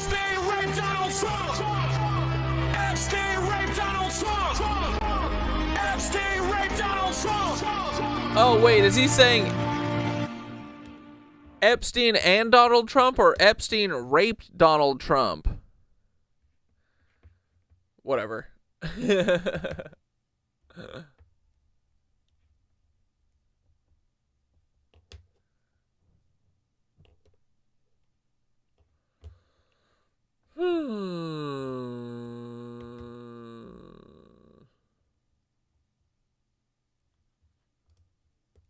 Today in Minneapolis, Minnesota, a group of activists led by Don Lemon stormed a Baptist church by the name of Cities Church. Wait, Don Lemon was involved? I didn't realize that. During their worship time, they were screaming and chanting, disrupting the singing and the preaching, because they suspected an ICE officer may attend the church. It's not suspected. He is. He's not attends. He's a pastor there. This is a violation of what is known as the FACE Act. Oh my God, they're talking about laws? Dude, these fucking pastors, these child molesters, they gotta fucking burn, metaphorically. And not only do we condemn this act, but tonight I want to demand that the Department of Justice investigate what took place in Minneapolis, apprehend those who broke the law, and arrest them accordingly. What is breaking the law? Going inside of a church? Is there a law that says you're not allowed to yell in a church? Is it rude? Absolutely. Illegal? Grow the fuck up, pussy. We must protect religious liberty in this country. We gotta protect religious liberty. We have the right to be pastors and to preach to your children and be ICE agents. Epstein with Donald Trump. Or no, it's R-worded. Oh, God. Danish troops are in Greenland now? What's going on, boys? Troops arriving in Greenland. The Danish military just posting these images that we're showing you of troops arriving in Greenland. Looks like already in darkness tonight. And it comes as our Jim Sciutto is now. How do you think these Denmarkian fucking Marines are going to fare against the Navy SEALs? What do we think, boys? Do they got this? Reporting that President Trump. What's kind of quiet? The video? Trump said on a call with the British Prime Minister that he may have been given, quote, bad information on why European troops were sent to Greenland. Now, Jim's reporting is according to a senior British official. The deployments of troops, though, we just showed you those latest images, but they also come from Germany, Sweden, France, Norway, the Netherlands, and Finland. A massive NATO statement, all on the heels of Trump's threats to, quote, have Greenland one way. Look at their hats. Or the other. Trump threatening those countries militarily. So they're, of course, all America's strongest allies, and also specifically threatening them in addition to military with hefty tariffs for their military show of force against his taking over Greenland. So if Trump was confused as to their motive or what they were saying, he certainly didn't wait to clarify the confusion. He immediately, had said he was going to impose 10% tariffs on those NATO allies, ramping it up to 25%. Now, based on what may be... Yeah, where the fuck is Peppa? Bad information. Or is it a convenient excuse for an off-ramp to a situation that is troubling, terrifying, and spiraling, escalating? Because the text messages between the President of the United States and the Norwegian Prime Minister are unlike anything we've ever seen, frankly, from a President of the United States in any capacity, never mind between him and an ally. The Prime Minister of Norway, Jonas Gahr Støre, texting Trump yesterday afternoon, "Dear Mr. President, dear Donald, on the contact across the Atlantic, on Greenland, Gaza, Ukraine, and your tariff announcement yesterday, you know our position on these issues, but we believe we should all work to take this down and de-escalate. So much is happening around us where we need to stand together. We are proposing a call with you later today, with both of us or separately. Give us a hint of what you prefer. Best, Alex S." Personal, a text, obviously an attempt at de-escalation, a handshaking, trying to move past this. We should all work together. Give us a hint of what you prefer. Best. Well, a little less than an hour later, Trump responded. And as unfortunately the whole world is now well aware, it was not in kind. Writes, "Dear Jonas, considering your country decided not to give me the Nobel Peace Prize for having stopped 8 wars plus, I no longer feel an obligation to think purely of peace." He continues to say, although it will always be predominant, but can now think about what is good and proper for the United States of America. Denmark cannot protect that land from Russia or China. And why do they have a right of ownership anyway? There are no written documents. It's only that a boat landed there hundreds of years ago. But we had boats landing there also. I have done more for NATO than any other person since its founding. And now NATO should do something for the United States. The world is not secure unless we have complete and total control of Greenland. Thank you, President DJT. That's so funny, bro. And as you could see there, all of the random capitalizations are as he wrote it. We are now learning that that message was then forwarded by the President's National Security Council. So people went and did this for him to multiple European ambassadors so they could understand this. Official screed from the President of the United States. Now, officials telling CNN that European diplomats are comparing Trump to Putin. And as for Putin, perhaps he never even dreamed of such an incredible moment. Just look at how Russia's state television is reacting to Trump pushing the NATO alliance to the brink over Greenland. This was uncovered by journalist Julia Davis. Americans are delivering a catastrophic blow to NATO, because one country that is a member of NATO is taking away the territory that rightfully belongs to a country that is also a member of NATO. I think this benefits us. Well, I mean, that, I guess he's stating a fact. Yet Trump does seem intent on getting Greenland. He is now tying that to not winning the Nobel Peace Prize. I mean, the entire beginning of that text, right, was because I didn't win the Nobel Peace Prize. And that prize, as bizarre as this is now something we have to keep talking about because Trump has been obsessed with it. In fact, if you go all the way back to when former President Obama won it back in 2009, we can find this trail. This guy got the Nobel Peace Prize, and every time I look, he's going into another country. He got the Nobel Peace Prize. Okay, think of it. He got the Nobel Peace Prize. Trump is so mad, dude. But Norman got the Nobel Peace Prize. He said, I have nominated you, or respectfully on behalf of Japan, I am asking them to give you the Nobel Peace Prize. I said, thank you. I'm going to tell you about the Nobel Peace Prize. All right, Jim Sciutto begins our coverage out front because, Jim, I know you have some brand new reporting here. What are you learning from your sources? I'm told by a senior UK official that during their phone call on Sunday between Trump and the UK Prime Minister Keir Starmer, that President Trump conceded to Starmer that he may have been given bad information about that increased deployment of European troops to Greenland. What could that bad information be? Well, the intention of that deployment is to explore security needs for Greenland and perhaps to boost security for Greenland, in part to meet President Trump's demands.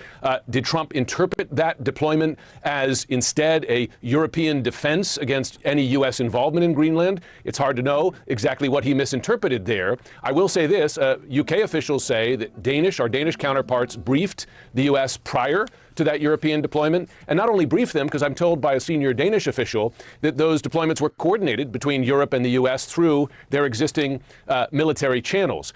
That said, the UK is seeing that small concession from President Trump to Starmer as at least a potential path to de-escalation. They're looking for hope here, Aaron. But one thing that has not changed, I'm told, by UK officials, Danish officials, and others, is that President Trump has indicated no desire or willingness to move off his demand that the U.S. take Greenland somehow, some way, and that remains a red line for European leaders.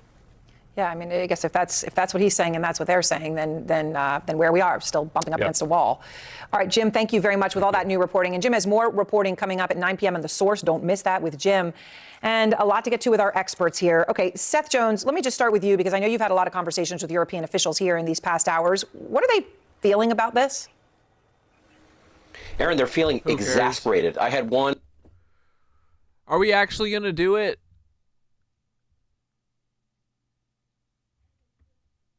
What is this?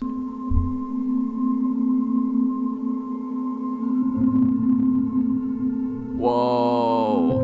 Look at this Imaginen house. que están dentro del vientre materno, en un lugar muy abrigador, en penumbras, sin ruidos, y de repente, ¡puf!, salimos a un nuevo espacio, ¿no? Lo primero que sentimos son los fotones del hospital que nos molestan a los ojos. Empezamos a oír una serie de ruidos de los instrumentos médicos. Cool, dude. No es sino cuando regresamos a los brazos de nuestra madre que nos sentimos protegidos. Nuestra madre nos apapacha. La palabra apapachar viene del náhuatl, que quiere decir abrigo del alma. 11-minute warning. Nos llevan a la casa, para dormir nos colocan en una cuna con barrotes de madera o de latón. Posteriormente nos llevan al corralito. ¿Qué es lo que pasa? Que el niño, desde que nace, va pasando de caja en caja durante toda su vida, hasta que se muere, en que se le coloca en otra caja. Entonces, aquí mucho del objetivo fue hacer espacios adaptados al ser humano. Pues la línea recta no existe casi en la naturaleza, todo gira en espiral. O sea, el horizonte es curvo, la gravedad con el movimiento se curvea. He said the straight line never moves in nature. El microcosmos y las grandes... Everything is curved. The microcosmos and the great galaxies also spin in a spiral. Las galaxias pues también giran en espiral, y con el tiempo pues cada vez tendemos a eso, ¿no? Porque va a haber más tendencia hacia lo natural y hacia lo humano, ¿no? It looks like a shark. Yo, look at that shit. Bueno, yo nací en la Ciudad de México. Y bueno, de chicos jugábamos mucho en la calle, entonces de alguna manera sí siempre tuve contacto con la naturaleza. This old man has a fucking built-in slide. O más bien trataba de tener contacto con ella, ¿no?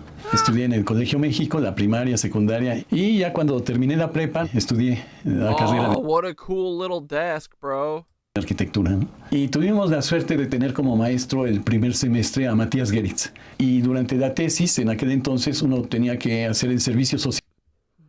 You can't find Hudson's dubstep version. Let me En look un through my pueblo, like y de videos. acuerdo a las necesidades del pueblo, yo propuse un centro cultural y deportivo y empezamos a proyectar los espacios ortogonales, y llegó un momento en que me di cuenta que el deporte es muy fluido y cambié el concepto por formas curvas y espacios curvos, y a partir de ahí me entró la inquietud por la búsqueda de espacios curvos que yo pienso Dude, que is son this más whole fucking place just made out of earth? humanos, ¿no? Is this just an Earth ship? Whoa! Bro, this guy's awesome. Bro, look, we could live in shit like this. A fucking house, a square box house sucks. Yeah, this is where the Teletubbies live. Is it just being in Spanish, is that bothering everyone, or this is cool? I want to keep watching. I want to look at his crazy house. Nosotros aquí vivimos 25 años.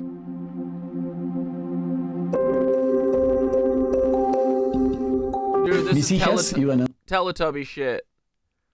una escuela aquí cerquita, y alguna vez les dejaron dibujar su casa, ¿no? Tenían 4 años, mi hija. Y bueno, pues la dibujó así como cafecita y verde por arriba. Y cuando vio eso, su Miss, pues se empezó a preocupar y llamó a la psicóloga de la escuela. Y la psicóloga, cuando lo vio, pues también se preocupó. Y mi esposa llegó a la escuela y le dijeron que pues, estaban preocupados por cómo dibujaba su casa, ¿no? They said told his daughter at school to draw their house, and she drew a Teletubby land, and they were all worried about her. Entonces ya le explico. The school psychologist said, what's going on here? They had to come and be like, no, that's where we live. We live in a hobbit hole. What are you talking about, idiot? Que lo que pasa es que su esposo Believe children. es arquitecto y pues, vivía en una casa bajo tierra, etcétera. Dude, this house rules. Nosotros trabajamos con un bosquejo como fue este, y casi paralelamente hicimos una maqueta viendo la volumetría exterior y otra maqueta viendo los espacios interiores. Yeah, I bet it's perfectly regulated temperature-wise, and they basically have to spend zero money on heat or cooling. Y como embrión que son 2 volúmenes, pero queda como un patio exterior, pues nos lo dio la construcción, ¿no? I love the circular doors that are also not really circular. They're just kind of like oval shaped. Yeah, no fucking pool. What the hell? They probably live right next to the ocean. Llegó un momento en que pensé hacer la casa de piedra, porque había sobrado piedra en otra casa que hicimos cerca, pero me di cuenta que no había continuidad entre el piso, el muro y el techo. Pensamos hacer el techo de madera, y después descubrí el ferrocemento. Ferrocement.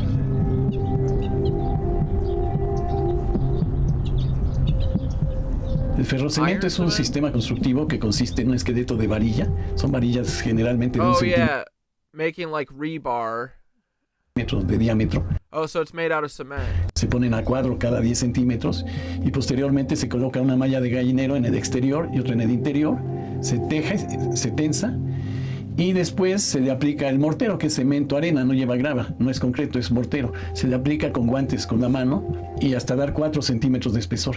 Y lo que le da la rigidez es la forma, que son formas curvas. O sea, todas estas formas que tienen casi doble curvatura, pues son parecidas a unas estructuras de la naturaleza, ¿no? Por ejemplo, en nuestro cuerpo, los órganos principales están contenidos o delimitados por formas curvas. Bro, this is awesome. ¿No? Es el cráneo, contiene el cerebro. Entonces, en la naturaleza, los cascarones de huevo, las conchas, el molusco con su baba y su... Dude, he built his whole house out of, like, nature elements. He said he shaped it like an egg. Excremento, como like a shell. materiales, van moldeando su concha, que se adapta a su cuerpo y que la llevan a todos lados y es como si fuera su casa, ¿no?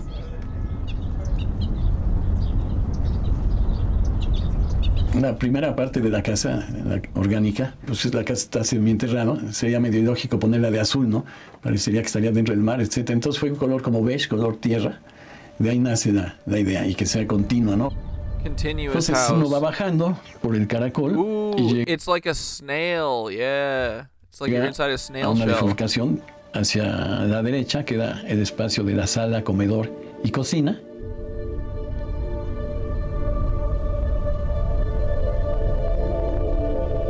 Y a través del túnel uno va bajando, uno llega a la recámara, que es un espacio amplio, con la cama y que se va doblando. Look at this shit.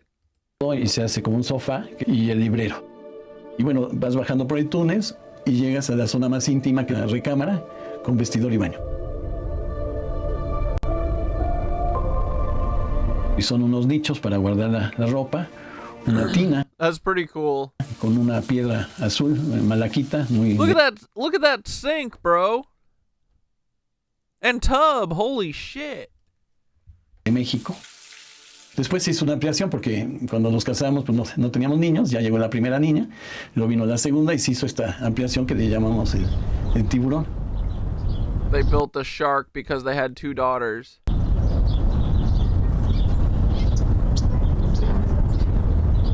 Y bueno, ya en la ampliación, pues ya nos dimos un poco el lujo de meter el color, ¿no? Con mucha influencia de Barragán. Es un rojo fuerte, que con una ventana que tiene como un vitral naranja, lo va haciendo más naranja. Y conforme uno va avanzando, hay otro vitral amarillo. Se va desvaneciendo de rojo al naranja al amarillo. That's cool, dude. Y en la bifurcación que tiene hacia el otro túnel de la recámara de las niñas, pues se va haciendo hacia el rosa, ¿no? Y bueno, regresando al otro túnel, se va haciendo del rojo, naranja, amarillo y al azul. Ese cuarto azul tiene un baño, tiene la cama y luego tiene un sillón, pues no sé cómo llamarle, como un lugar para echarte, como un animal. Se incorpora al túnel, sube las escaleras para llegar al estudio. Cambió aquí a un color pues, un poco más amarillo, ¿no? Bro, this place rules. Look at that view. Originalmente era un poco crema. La última vez que lo pintó se le pasó la mano al pintor, lo dejó un poquito más amarillo huevo, ¿no? Pero bien. Y aquí pues tiene lo que viene a ser el tiburón por dentro. Los muchachos de la obra le empezaron a llamar el tiburón. Le vieron, se vislumbró la figura de un tiburón y le llamaron el tiburón. Y ya de ahí se le quedó el nombre del tiburón, ¿no? Con una The workers started calling it a shark. vista amplia, una ventana ovalada amplia. Yeah, it's a Flintstone house. También las ventanas Estructuralmente, pues trae el ferro 2-minute warning. Y das como un copete, que equivale a las cejas del ser humano, ¿no? Que sirven para protegerse del sol, del viento, del polvo, ¿no? Sobre todo las ventanas tienden a ser ovaladas, ¿no? Pues porque el hombre, sus ojos tienden a ver más hacia lo horizontal, ¿no? No hacia lo vertical. Yo creo que si quisiéramos ver más hacia lo vertical, pues tendríamos los ojos en vez ovalados, pero en el sentido vertical.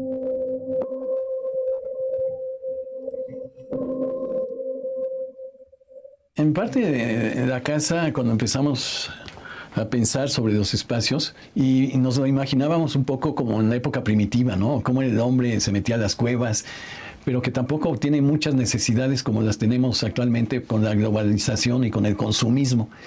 Y fue una de las ideas de tener pocas cosas. Sí, pues es que esta casa pedía ya integrar todo, ¿no? Y los muebles, la mayor parte están integrados, ¿no? Lo que es el entrepaño, la lámpara, por ejemplo, pues sale del entrepaño, luego poníamos unos como triangulitos, varillitas delgaditas que le íbamos torciendo, y de ahí pues fue naciendo la lámpara, estos lápices para ponerlos. Lo vas haciendo en el lugar, ¿no? Happy 9/11! Hold on, I'm trying to find the Hudson dubstep thing. I think it was from a couple days ago. Give me a sec. Stand by. Stand by. Partake.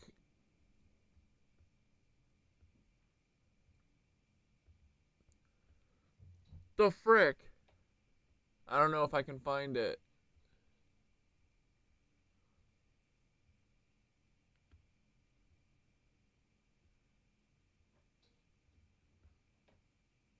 Hold on. Well.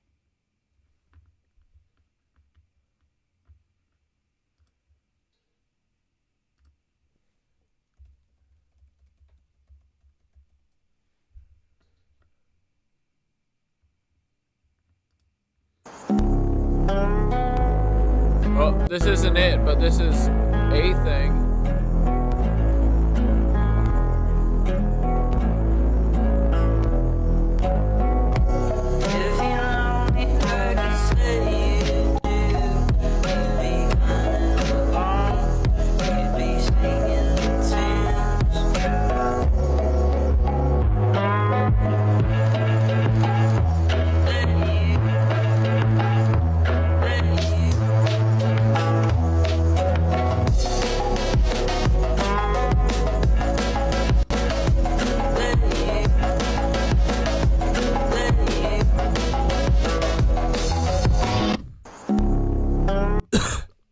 Okay, I like that. Only 6 likes. Oh, frick. Here, wait. Let's look one more time. Okay, keep your eye out for Hudson standing in the middle of the thumbnail with his guitar, just staring at the frame. I'm pretty sure that's what it is. Hudson, Hudson, Hudson, Hudson, Hudson. If you know me like you say you do, you'll be humming along.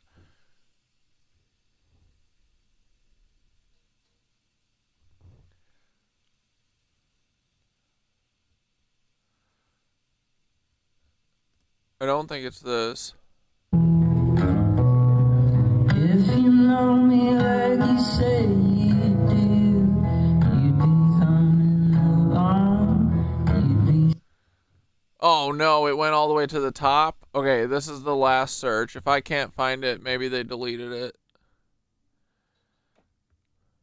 If you know me like you say you do, your mom's a... Is it this?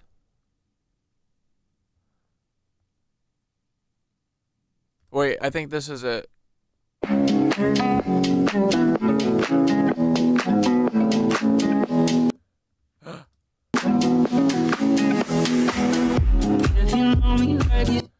Whoops.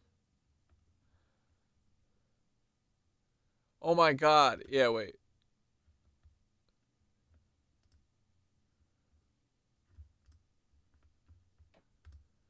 You're so lucky I found it for you.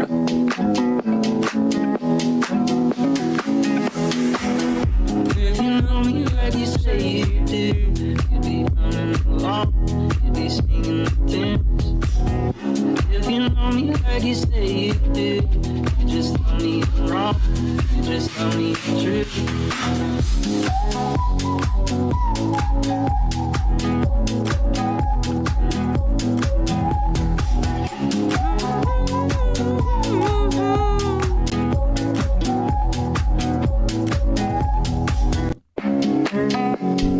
Possum, you want to hear the full If You Know Me? I like that music video a lot, so hell yeah, I'll watch it.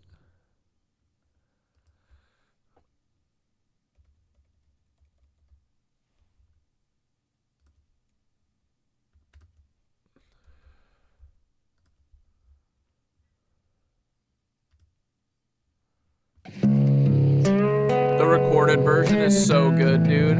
I love both versions, but he nailed it. I love his production on all of his songs. It's so awesome.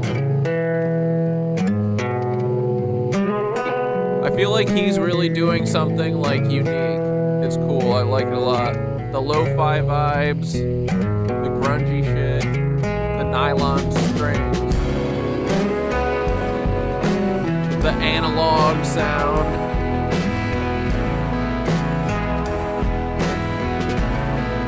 Dude, I think Hudson is gonna be like, he's gonna make a lot of great music. I think he's like really young. So hopefully he fucking keeps cranking out good songs. If you know me like you say you do, you'd be humming along, you'd be singing the tunes. If you know me like you say you do, you just tell me I'm wrong, you just tell me the truth. If you know me like you say you do.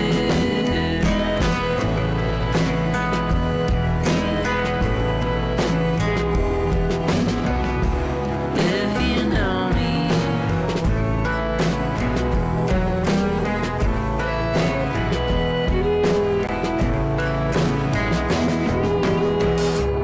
If you know what I'm about to say, you just cut me off, you just set me straight.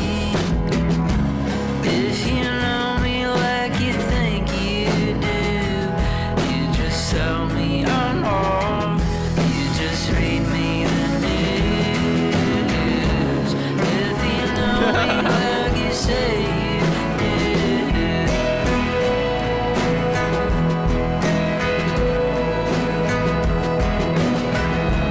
If you know me.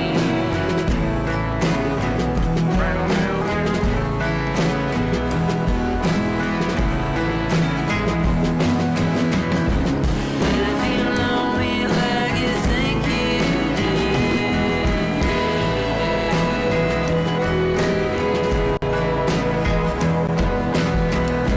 If you know me.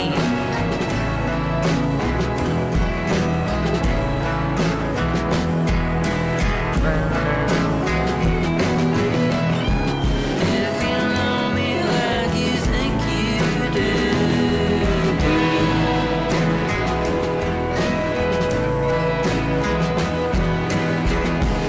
If you know me.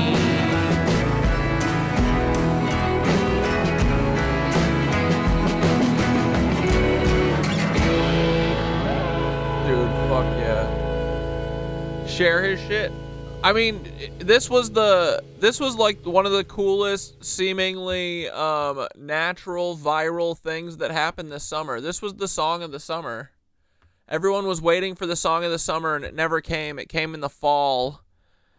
It came when Hudson dropped the first version of that, where he's in the field. Well, one of the fields.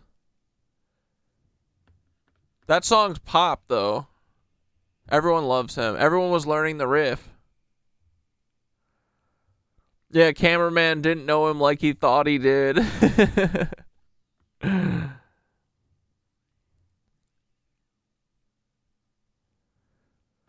Dude, I've done that before. It's where it's so cold that you get a brain freeze from breathing in. I've done that before. That's so funny. Got a brain freeze hitting my joint. Feels like I chugged a Slurpee.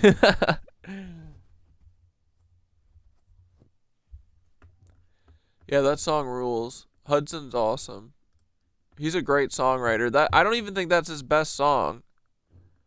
My favorite is this one. This is the last one we'll play.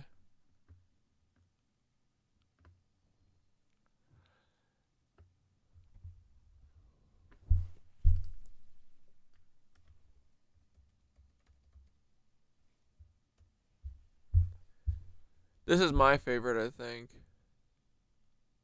I haven't seen this live.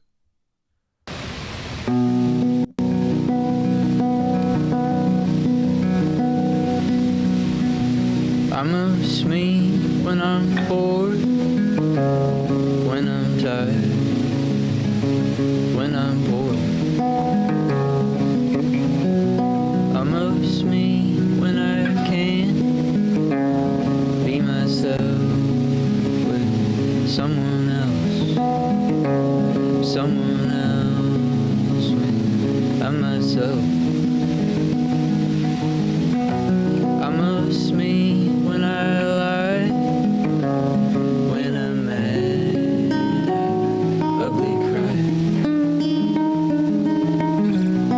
I miss me when I'm impatient, I'll admit, when I know I'm full of shit, when I'm running out of bits, someone else, when I'm myself,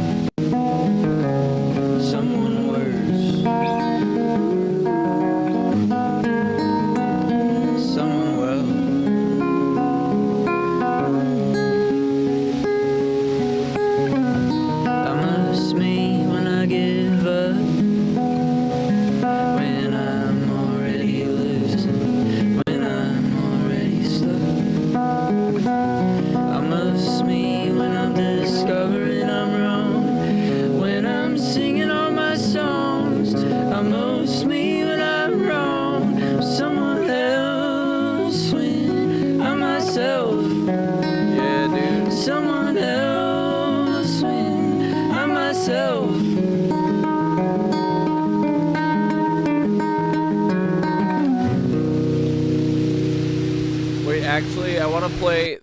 Then I want to play the recorded version because he does this every time. His solo like acoustic shit rules, and then his recorded version whoops ass. He has like a demo version of this, which I think is this version. No, wait, this is the Paper Moon sessions.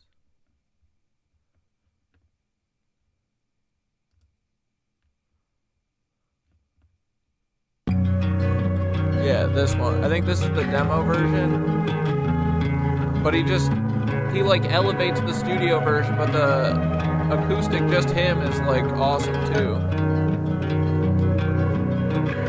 I think Hudson is a short king. I think he lives kind of near me. I'm gonna run into him one day. I can feel it. Almost me when I'm bored, when I'm tired.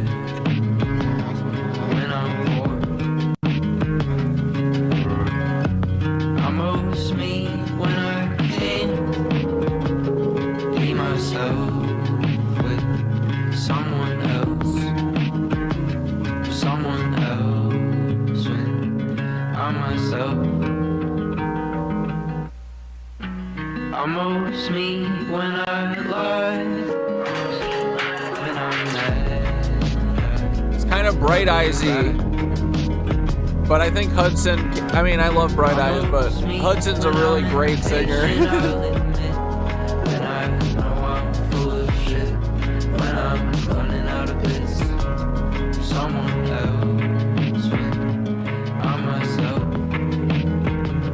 someone worse. Yeah, I think the backing track is him. Someone will. It's probably mostly all him. Then I left. Almost me when I get home. When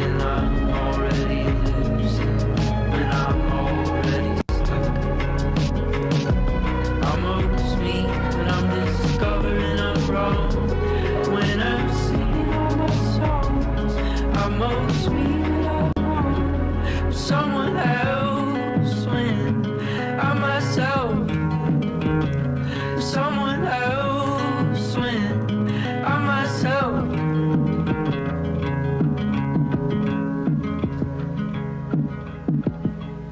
Dope, right?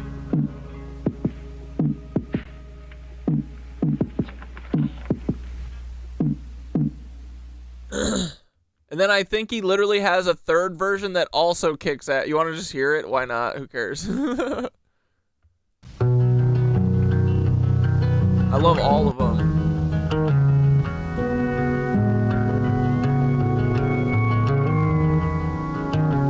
I think that other one was like the demo, and then this is what was actually on his album. This album, I forget what it's called.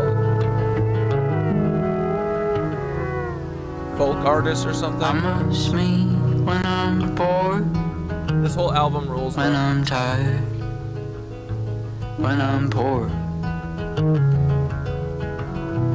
I'm just me when I can be myself with someone else. I'm someone else when I'm myself. I'm most me when I lie, when I'm mad, ugly cry. I'm most me when I'm impatient, I'll admit. When I know I'm full of shit, when I'm running out of bits. I'm someone else when I'm myself. I'm someone worse.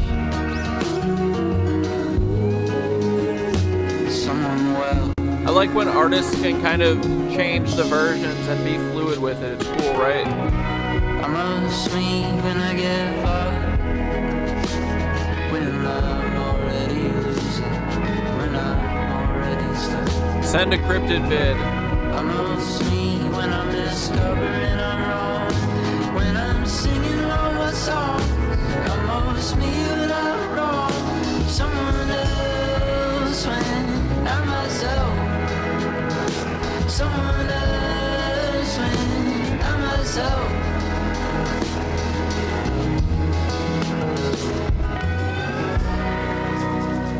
Sick, right? I think the demo version's my favorite, though. I love his super lo-fi shit. With his drum machine. Send a cryptid video. We can watch something. I don't want to watch any of this shit.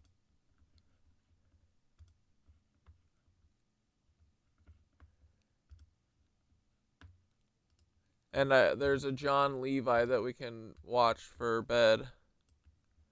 Jesus and the Zodiac. Why not? Unless you guys are John Levi'd out, let me know if that becomes the case.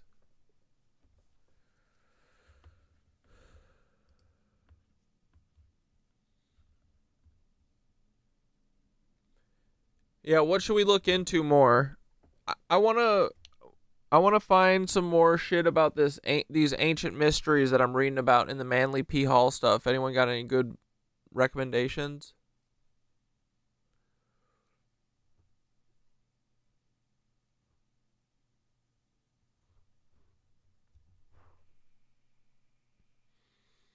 I'm over Greenland.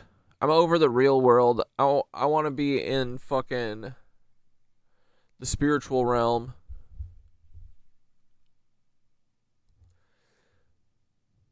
Manly P. Hall was also writing some shit about how the spiritual realm is the causal realm. It's what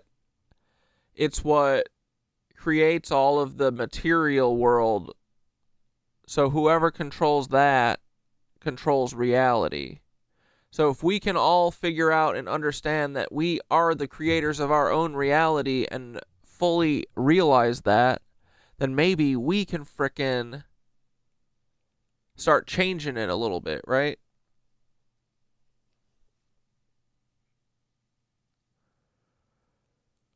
Is there any weird Fed stories or conspiracies around MLK? It is MLK Day. Well, so now here, you want to start one?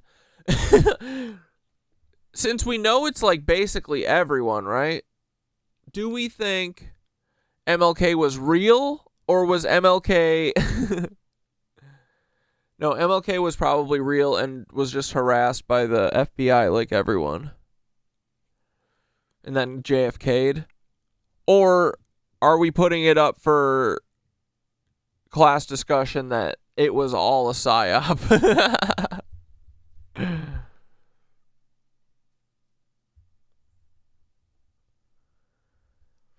Ooh, Mothman.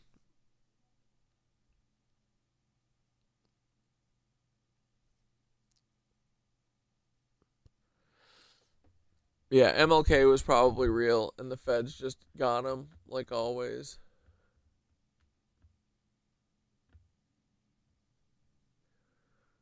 Someone else when I'm myself.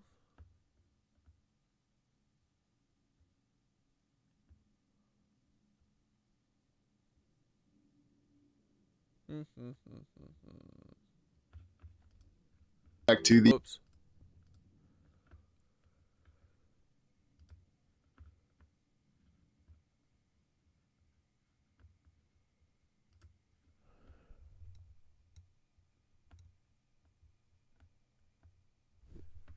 Dog man.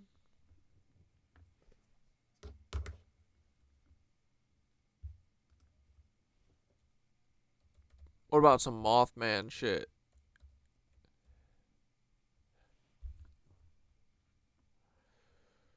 History Network, they will fucking end us. Who's this? Storied?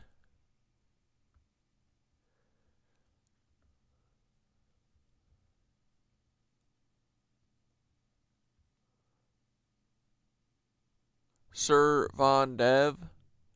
Who do you guys want to watch one about? Or does anyone have an MLK video?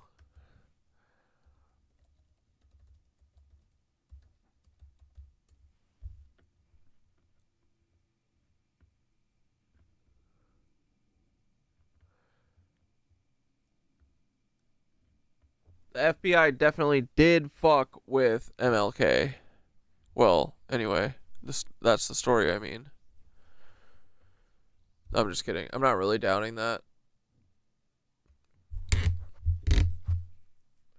We are in absurdist land, though, so who knows? Anything could be possible.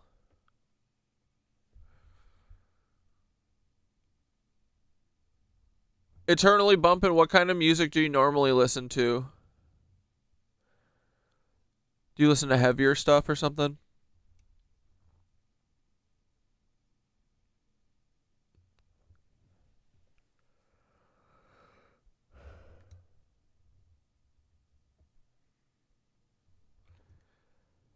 The Mind Unveiled Cryptid episode is fucking good. Alright, we could put that on. We could watch some of it.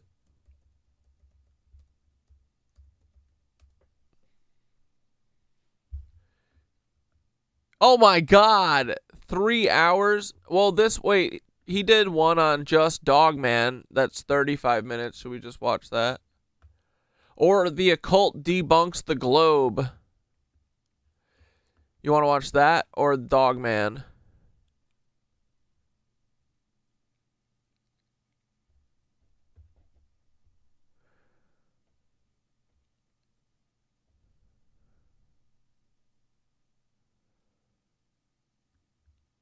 The options are Occult Debunks the Globe or Dogman. I don't see a Mothman one. And I'm not looking any further than this page right here.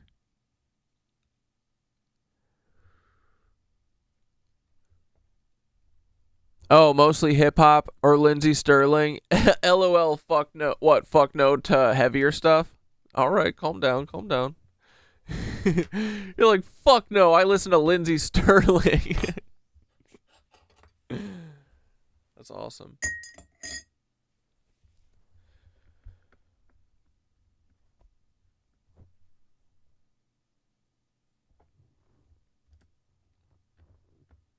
Dog man. Fuck it.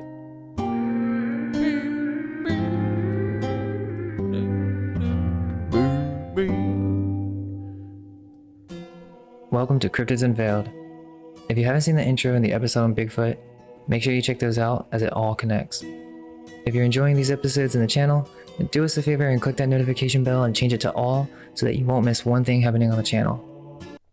We could maybe watch the Sasquatch or the Bigfoot one on Wednesday. I'll message Gug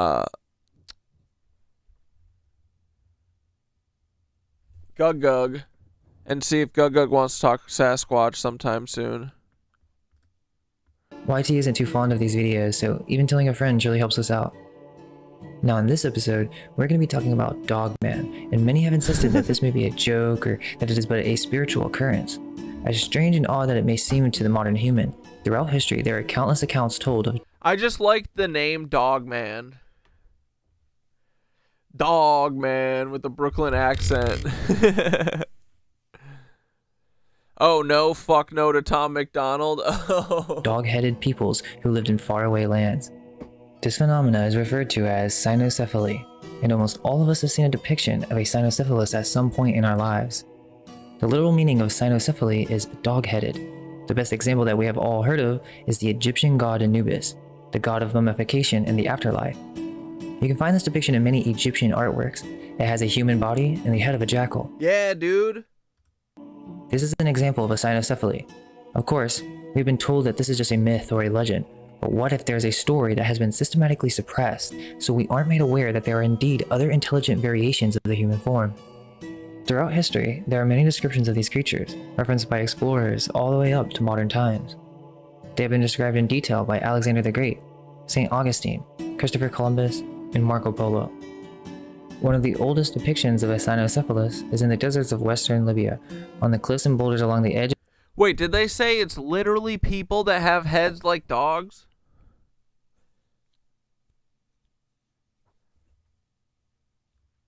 Fucking Alexander the Great said that? Of a dry riverbed called Wadi Mentendush, are rock carvings cut by a culture making the jump from hunter-gathering to a nomadic pastoral farming around 4,000 years ago. Possibly recut many times, their carvings show animals in a Libya before the Sahara arrived. Giraffes and elephants are accurately depicted. One carving shows two dog-headed Oh yeah, are dogmen werewolves? men dragging away the body of a rhino, or possibly using magic to control it. Some of the first known written accounts of these beasts come from the Greek physician Ctesias, who described his travels from India and all the strange beings he saw there. One of these beings being the cynocephalus. Seems a little bit too detailed to be just a myth. Quote, "On these mountains there live men with the head of a dog, whose clothing is the skin of wild beasts. They speak no language, but bark like dogs, and in this manner make themselves understood by each other. Their teeth are larger than those of dogs, their nails like those of these animals, but longer and rounder. They inhabit the mountains as far as the river Indus. Their complexion is swarthy. They are extremely just, like the rest of the Indians with whom they associate. They understand the Indian language, but are unable to converse, only barking or making signs with their hands and fingers by way of reply, like the deaf and dumb. They are called by the Indians calistri, in Greek cynocephali. Note, they live on raw meat, and they number around 120,000. The cynocephali living on the mountains do not practice any trade, but live by hunting. When they have killed an animal, they roast it in the sun. They also rear numbers of sheep, goats, and asses. How they roast it in the sun? Drinking the milk of the sheep and whey made from it. They eat the fruit of the Siptakhora, whence amber is What the fuck, did he eat his own dick? Is he eating his own dick? What the fuck? procured since it is sweet. They also dry it and keep it in baskets, as the Greeks keep their dried grapes. They make rafts which they load with this fruit together with well-cleaned purple flowers and 260 talents of amber, with the same quantity of the purple dye and thousands of additional talents of amber, which they send annually to the king of India. They exchange the rest for bread, flour, and cotton stuffs with the Indians, from whom they also buy swords for hunting wild beasts. BRB booch time. Bows and arrows, being very skillful Double in drawing booch. the bow and hurling the spear. They cannot be defeated in war since they inhabit lofty and inaccessible mountains. Every 5 years, the king sends them a present of 300,000 bows, as many spears, 120,000 shields, and 50,000 swords.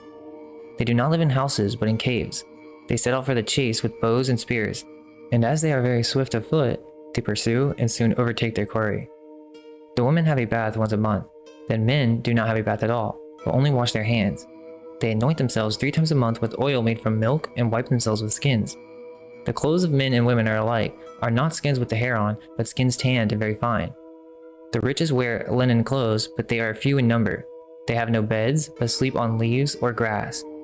He who possesses the greatest number of sheep is considered the richest, and so in regard to their other possessions, all both men and women have tails above their hips like dogs, but longer and more hairy. They are just and live longer than any other men, 170, sometimes 200 years. Another detailed account is from Roman author Claudius Aelian in his 17-book series on the nature of animals. And notice how again they are talking about India. And in the same part of India as the beetles are born the dogheads, as they are called, a name which they owe to their physical appearance and nature. For the rest they are of a human shape and go about clothed in the skin of beasts. And they are upright and injure no man, and though they have no speech, they howl, yet they understand the Indian language. Wild animals are their food, and they catch them with the utmost ease, for they are exceedingly swift of foot, and when they have caught them, they kill and cook them, not over a fire, but by exposing them to the sun's heat after they have shredded them into pieces. They also keep goats and sheep, and while their food is the flesh of wild beasts, their drink is the milk of the animals they keep. I have mentioned along with the brute beast, as is logical, for their speech is inarticulate, unintelligible, and not that of man. Notice the consistency between these two different accounts. Alexander the Great invaded India in the 4th century BC. He too claimed in his letters to his teacher, Aristotle, that he had encountered the dog-headed men. Alexander the Great even claimed to have captured several of the creatures in battle, which he said were fierce and vicious, barking and snarling beasts. Around 450 BC, Greek historian Herodotus stated, quote, "For the eastern side of Libya, where the wanderers dwell, is low and sandy as far as the river Trident. But westward of that the land of the husbandmen is very hilly, and abounds with forest and wild beasts. Here too are the dog-faced creatures, and the creatures without heads, whom the Libyans declare to have their eyes and their breasts." Pliny the Elder states, quote, "According to Megasthenes, on a mountain called Nulo there live men whose feet are turned backwards, and who have 8 toes on each foot, while on many of the mountains where lives a race of men having heads like those of dogs, who are clothed with the skins of wild beasts, whose speech is barking, and who, being armed with claws, live by hunting and fowling." Philosopher, theologian, and later St. Augustine said, quote, "What shall I say of the cynocephali, whose dog-like head and barking proclaim them beasts rather than men? For we are not bound to believe all we hear of these monstrosities, but whoever is anywhere born a man, that is, a rational, mortal animal, no matter what the unusual appearance he presents in color, movement, sound, nor how peculiar he is in some power, part, or quality of his nature, no Christian can doubt that he springs from that one protoplast. We can distinguish the common human nature from that which is peculiar and therefore wonderful." Italian traveler and the first to document the Mongol Empire, Giovanni Carpini, documented an encounter between the armies of Ogedai Khan and a dog-headed people near Lake Baikal. Quote, "From hence they proceeded towards the north against a people called Bastarsi or Hungary Magna, and conquered them also. And so going on further north, they came onto the Parasitae, who having little stomachs and small mouths, eat nothing at all, but seething flesh they stand or sit over the pot, and receiving the steam or smoke thereof, are therewith only nourished, and if they eat anything it is very little. From hence they came to the Samogete, who live only upon hunting, and used to dwell in tabernacles only, and to wear garments made of beast skin. From thence they proceeded into a country lying upon the ocean sea, where they found certain monsters, who in all things resembled the shape of men, saving that their feet were like the feet of an ox, and they had indeed men's head, but dogs' faces. They spake, as it were, 2 words like men, but at the third they bark like dogs. From hence they retired into Comania, and there some of them remain unto this day. An Italian monk by the name of Orderic of Pordenone, who traveled about converting people from 1317 and 1330, claimed to have come across the cynocephali at the island of Negovaran. Yeah, it's a cat man. Dude, I was thinking about it the other day because I keep reading about, you know, like all of the, you know, all those like old alchemical like engravings, the like woodcuts that are all super detailed and have like tons of symbols and stuff in them, and they're all posed like specifically and shit. I was thinking about what if I made like my own, if I had my own like woodcut, what mine would look like, and I would definitely be a cat-headed person. I'm trying to think, what would I have in my hands? Paul's head on a pike on one, and then what's a symbol of love or something, you know, like not bad. A guitar or something in the left hand, a lute for music, for the vibration of the world. But yeah, I'll keep working on it. Trying to think what pose I'd want to be in too. I like that kneeling warriors pose, is pretty dope. Or holding like a frickin' warrior too. That'd be a little over the top. They were described as being somewhat brutish, but displaying a form of Yeah, the current oxygen levels vastly different from young pre-catastrophe Earth. I know. I bet everything was. That's probably why everything was so big. The trees and the giants. Oh yeah, yoga mat in one hand. Yeah, that would be cool. And a mushroom. Yeah, I'd have mushrooms in the background and stuff. Yeah. The Twin Towers. You know we gotta have the Twin Towers in the background. organized religion. I want to be the patron saint of the Twin Towers. Worshipping oxen and wearing various gold and silver religious charms. French Inquisitor Cardinal P. Can I call dibs on that, guys? When we're all sainted, I just want to be the patron saint of the Twin Towers. Pierre claimed in 1410 that there existed a race of A hot dog. Get out of here. dog-headed humans in India, as well as a one-eyed I'm not talking about President Barack Hussein Obama's woodcut. variation of the creatures referred to as Caris Maspi. Explorer Giovanni de Pion del Carpine also mentions a race of dog-heads which he claimed inhabited the lands north of the Dailanor Northern Ocean and Lake Bakai. Indeed, depictions of the cynocephali appeared on maps of the time, similar to the dragons and other. Dude, okay, yeah, everyone probably lived way longer, but do you really think 600? Is there any chance that when they said 600 years, they meant 600 months? Because 600 months is 50 years. That sounds more accurate, right? Or do you think we could actually live to 600? Ooh, the patron saint of false flags. I don't know if I deserve all false flags. I feel like if I can't get dibs on 9/11, I know that's a very sought after one. I would like dibs on the Oklahoma City bombing. My second favorite false flag. Foreskin Mountain. Oh, Mac, you're going to be the patron saint of Foreskin Mountain? Hell yeah. Are you going to free everyone's foreskin? You gave everyone's foreskin back from the mountain. You're the Sandy Hooker? Oh, yeah. Months were different? What do you think? What do you mean? Were they longer? But I mean, the second page of the Bible is like Noah and Moses and all these bitches lived till 600. I remember reading that when I was a kid and I was like, this is some dumb bullshit. What is that? They want us to literally believe this shit? This is stupid.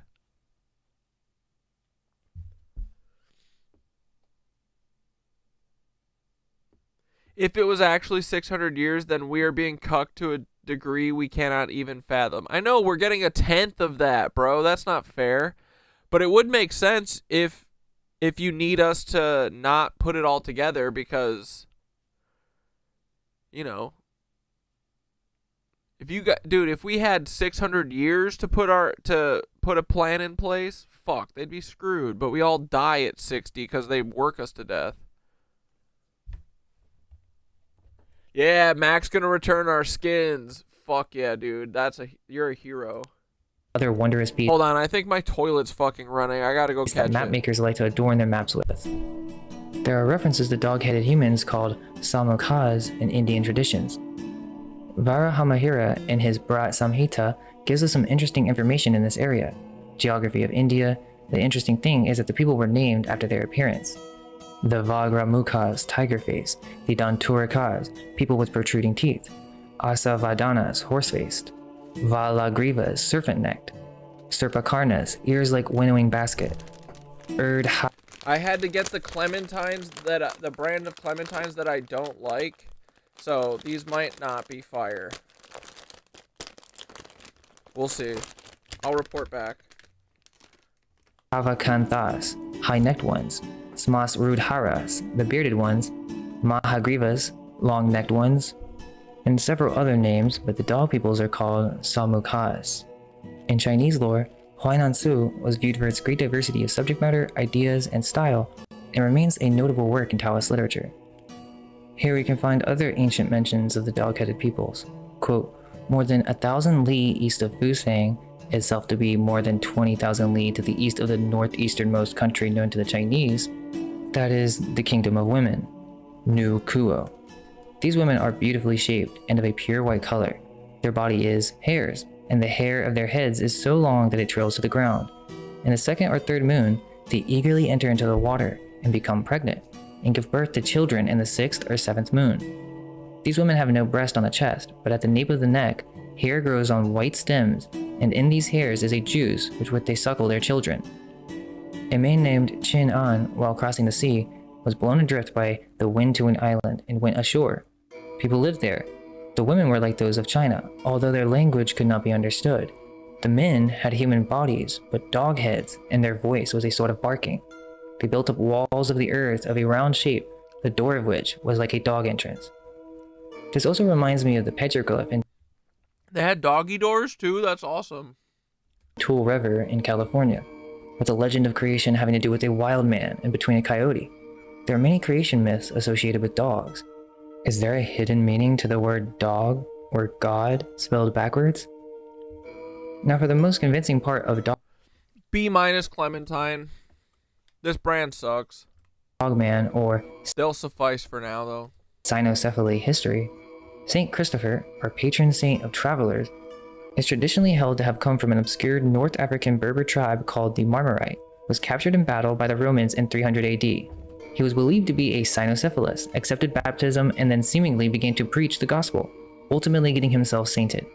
A dog? Oh my god, that's amazing. Eastern Orthodox iconology frequently depicts Saint Christopher with a dog's head, at least until the 18th century.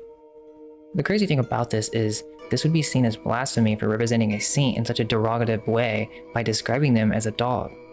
This must be the literal depiction of what he looked like. We know the church seeked out paganism with a diligence, so then why would they be trying to do some occult meaning like the Egyptian hieroglyphs with these paintings? It seems as if this is a depiction of his true appearance. Now that's just one side of the history, and there are more accounts, but those are the most famous ones. But it doesn't stop there. This topic gets deeper once you consider werewolves. Lycanthropy and cynocephaly are connected, but very different. Cynocephalists are described as a race of beings that truly existed at one point in time, with about 200,000 of them just in India. Lycanthropy is the supernatural transformation of a person into a wolf, as recounted in folktales and lore. But the big difference is that lycanthropy has a more negative connotation and is associated with black magic and curses. The earliest surviving example of man-to-wolf transformation is found in the Epic of Gilgamesh. The earliest surviving example of man-to-wolf transformation, which also could be perceived as a wild man transformation, is found in the Epic of Gilgamesh. However, the werewolf as we now know it first appeared in ancient Greece and Rome in ethnographic, poetic, and philosophical texts. In the mainstream timeline of 425 BC, Greek historian Herodotus described the Nuri, a nomadic tribe of magical men who changed into wolf shapes for several days of the year. The Nuri were from Scythia, or ancient Tartaria, and were known to have to wear wolf skins in their traditions. The werewolf myth became integrated with the local history of Arcadia, a region of Greece. Here, Zeus was worshipped by Lycian Zeus, Wolf Zeus. In 300 AD BC from our modern timeline, Greek philosopher Plato told a story in the Republic about the protector turned tyrant of the shrine of Lycian Zeus. In this short passage, the character Socrates remarks, "The story goes that he who tastes of the one bit of human entrails minced up with those of other victims is inevitably transformed into a wolf." According to the legend, Lycon, the son of Pelasgus, angered the god Zeus when he served him a meal made from the remains of a sacrificed boy. As punishment, the enraged Zeus turned Lycon and his sons into wolves. Werewolves also emerged in early Nordic folklore. The saga of the Volsungs tells the story of a father and son who discovered wolf pelts that had the power to turn people into wolves for 10 days. The father-son duo donned the pelts, transformed into wolves, and went on a killing rampage in the forest. The rampage ended when the father attacked his son, causing a lethal wound. The son only survived because a kind raven gave the father a leaf with healing powers. Many werewolves from centuries ago were known vicious killers. In 1521, Frenchmen Pierre Bergot and Michael Verdun allegedly swore allegiance to the devil and claimed to have an ointment that turned them into wolves. After confessing to brutally murdering several children, they were both burned to death at the stake. Giles Garner, known as the Werewolf of Dole, was another 16th century Frenchman whose claim to fame was also an ointment with wolf morphing abilities. According to the legend, as a wolf he viciously killed children and ate them. He too was burned to death at the stake for his monstrous crimes. I remember that there was a story from the Brendan Solomons channel that spoke of a man with a black oil that could transform into this type of being. Peter Stubb, a wealthy 15th century farmer in Bedburg, Germany, may be the most notorious werewolf of them all. According to folklore, he turned into a wolf-like creature at night and devoured many citizens of Bedburg. Peter was eventually blamed for the gruesome killings after being cornered by hunters who claimed they saw him shapeshift from wolf to human form. He experienced a grisly execution after confessing under torture to savagely killing animals, men, women, and children and eating their remains. He also declared he owned an enchanted A lot of young Earth's atmosphere was ripped away when Jupiter birthed Venus and almost hit Earth. So wait, so what do flat Earth people then think about the planets? They think it's all just on a dome above us? It's like, what, plasma? I forget. belt that gave him the power to transform into a wolf at will. Legends maintain werewolves shapeshifted at will due to a curse. Others state they transformed with the help of an enchanted sash or a cloak made of wolf pelt. And then we all know about turning into wolves after being scratched or bit by a werewolf. The werewolf legend is a global legend. Everywhere you look, you may find the story integrated into the folklore. From Europe to Africa, He's just chomping on his head. to Asia, even in Native American legends in North and South America, you will find this concept of shapeshifting into a beast. Theus of Kaltenbrunn, and commonly referred to as the Livonian werewolf, was a Livonian man who was put on trial for heresy in Jurensburg, Swedish Livonia in 1690. Yeah, and are the other planets flat? I'm being serious too, I'm not being a dick. Now it seems like I am. Yeah, or do they just think it's fake?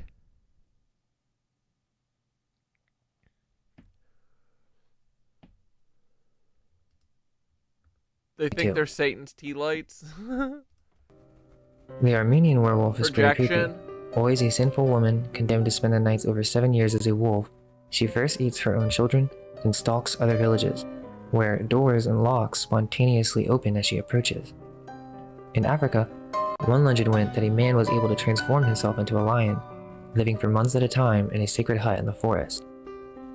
Let's not forget Flat Earth says that all the planets are luminaries, just lights on the surface of the firmament, and space is totally fake. Okay. I mean, maybe. Red Riding Hood and It the do be feeling like, I mean, at the very least, it does kind of feel like we were designed in some sense. So I do feel like we are in a fishbowl of sorts. We're in a zoo.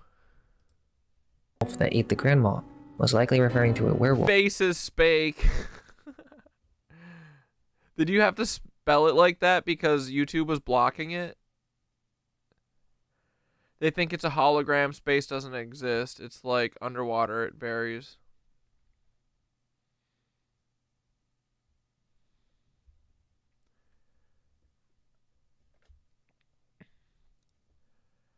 The way I think about it is I feel like there's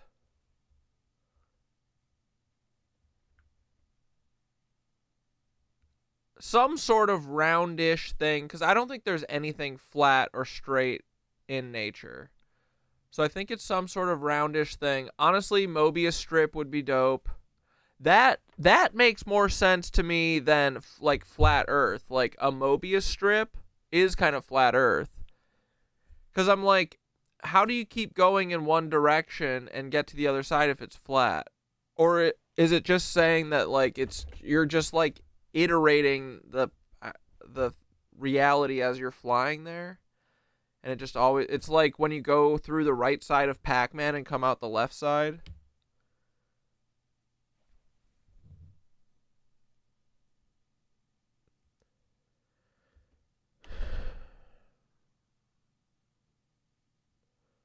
What's outside of our dome? Yeah, I know, right? I mean, probably it's literally Westworld. It's what's his face? The game maker standing there looking at a virtual reality version of us, sending in plagues and horrible tsunamis or whatever, you know? It's the Hunger Games. It's God looking at us through the dome like the ginger girl from Finding Nemo just poking the glass. Yeah, exactly.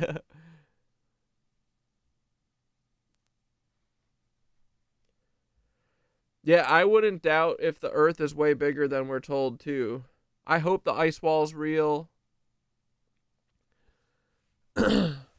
But part of me thinks that the ice wall thing is like a metaphor for the frequent... Oh, what I was going to say is that what I think is that there's like a 3D material world here that is spherical somehow or toroidal. Just because I don't think like anything is straight. But then I think that there's like this projected layer of consciousness that is all laid on top of it. And maybe there's a way to phase shift between them or something. I don't know.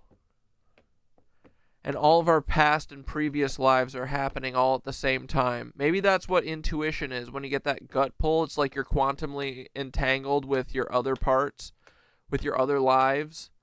And maybe they know something, and it's them sharing information with you. They're like, yeah. You know? I don't know. No matter what, I think it's going to be fun, and we're going to be like, no way, when we finally figure it out. Yeah, 3D, 4D, 5D. Imagine the toroidal biofield projecting out from your core. That is your perspective field, and it is interacting with the energetic substrate of the universe to collapse its infinite potential into a solid form.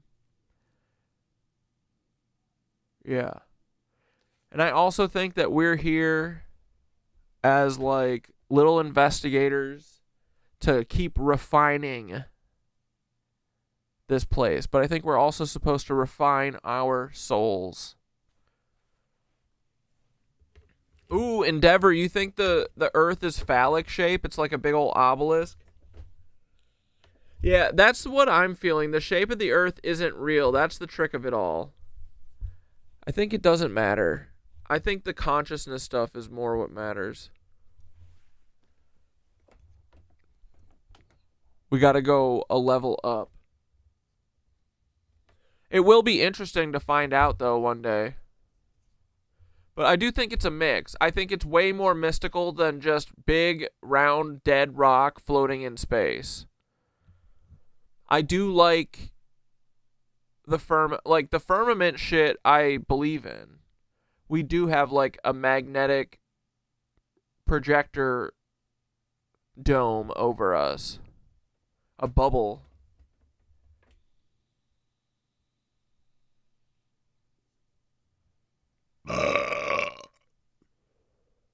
Excuse me.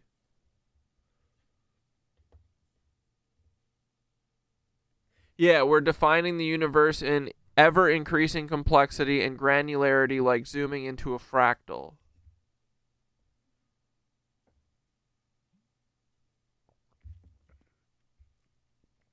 If Earth is phallic, is the ice wall the foreskin? And then, oh, that would make sense, because if you go over the foreskin, then you get to go into the urethra, which would take you into Agartha. It would take you to the underground world. Dude, it so is. And, dude, that is kind of the cosmic egg shape. It's like we're at the tip of the phallus going into the urethra.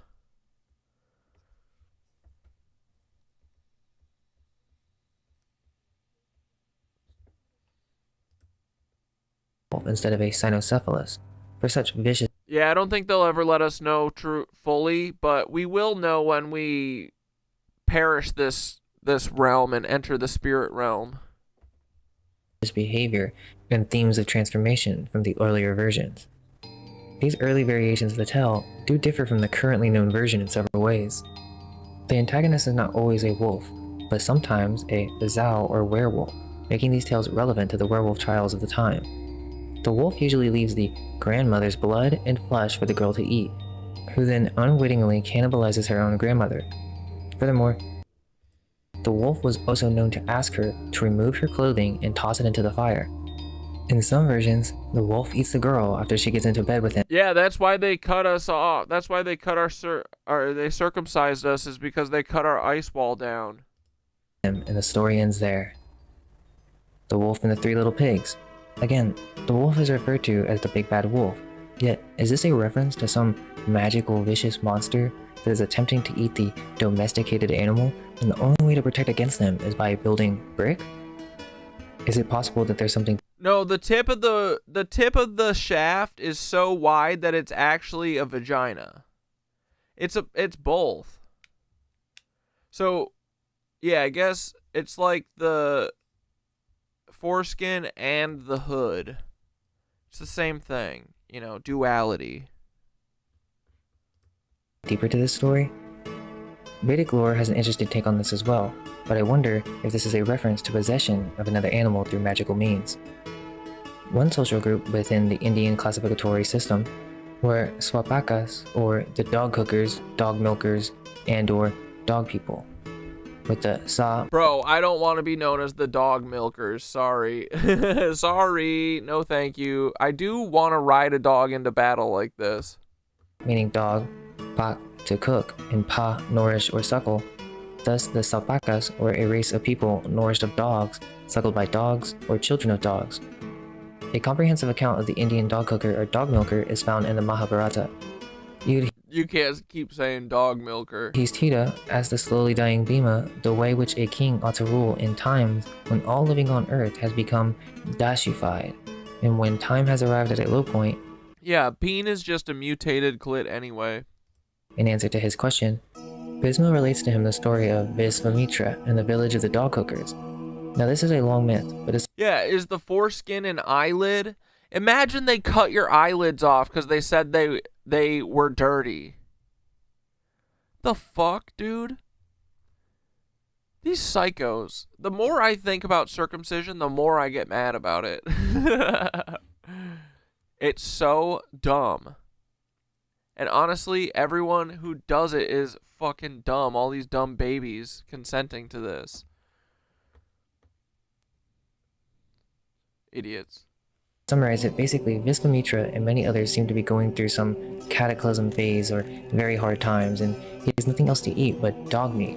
He is warned by a Chandala or Kandala, who is someone who deals with corpses, about not eating the dog, for you shouldn't mix in the caste-based system. They aren't talking about races here, they're talking about different spiritual caste levels. The Kandala asked, "Who is pawing at my stringy meat?" And the Visvamitra said that he is starved and he must eat of the dog's hindquarters in order to live. Visvamitra was a sage participating in lower matters. In the end, he was warned and still decided to do it so that he could live. But this myth is associated with a curse, and all of his sons were cursed to be dog eaters for 1,000 years. In Chinese literature, the Shangnu may themselves have been descended from a dog or wolf if we were to trust the accounts given by the Chinese. Indeed, There's a folktale to the effect that the Xiongnu named Tan Yu, father, begat 2 daughters who were so beautiful that people took them for goddesses. Tan Yu said, "With these daughters, how can I find husbands good enough for them? I'll present them to heaven." So he built a tall tower in the north of the country where no one lived and put his 2 girls on top of it, saying, "I invite heaven to receive them." After a year, an old wolf, Lang, came and prowled about the base of the tower in the deep of the night and howled. The young daughter said, "Oh father, put us here in order to present us to heaven. Now that this wolf has come..." Wait, do Canadians circumcise as much as these dumb fucking Americans do?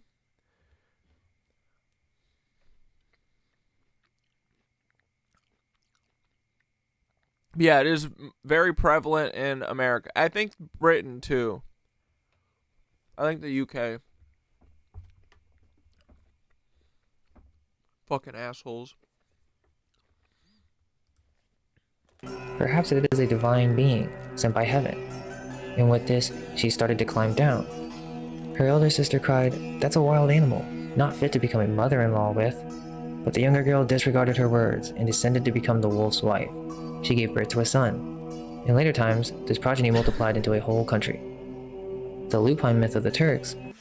Creatures can confirm German clothing optional beaches are anteater colonies. From the secret history of the Mongols. The Canadians cut their kids too? What the fuck is wrong with everyone? What about Mexico? They be doing this dumb shit in South America? Opens with these lines.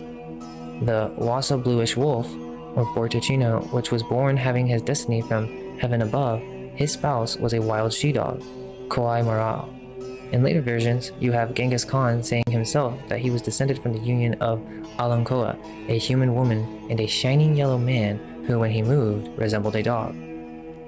This canine ancestry myth is quite popular in this area, such as with the Siberian peoples. All very strange indeed. And does the Bible have anything to say about werewolves? Daniel 4:33. Immediately, the word was fulfilled against Nebuchadnezzar, who was driven from the fuck? Ox, and his body was wet with the dew of heaven till his hair grew as long as eagle's feathers, and his nails were like bird claws. Matthew 7:15. Beware of false prophets who come to you in sheep's clothing, but inwardly are ravenous wolves.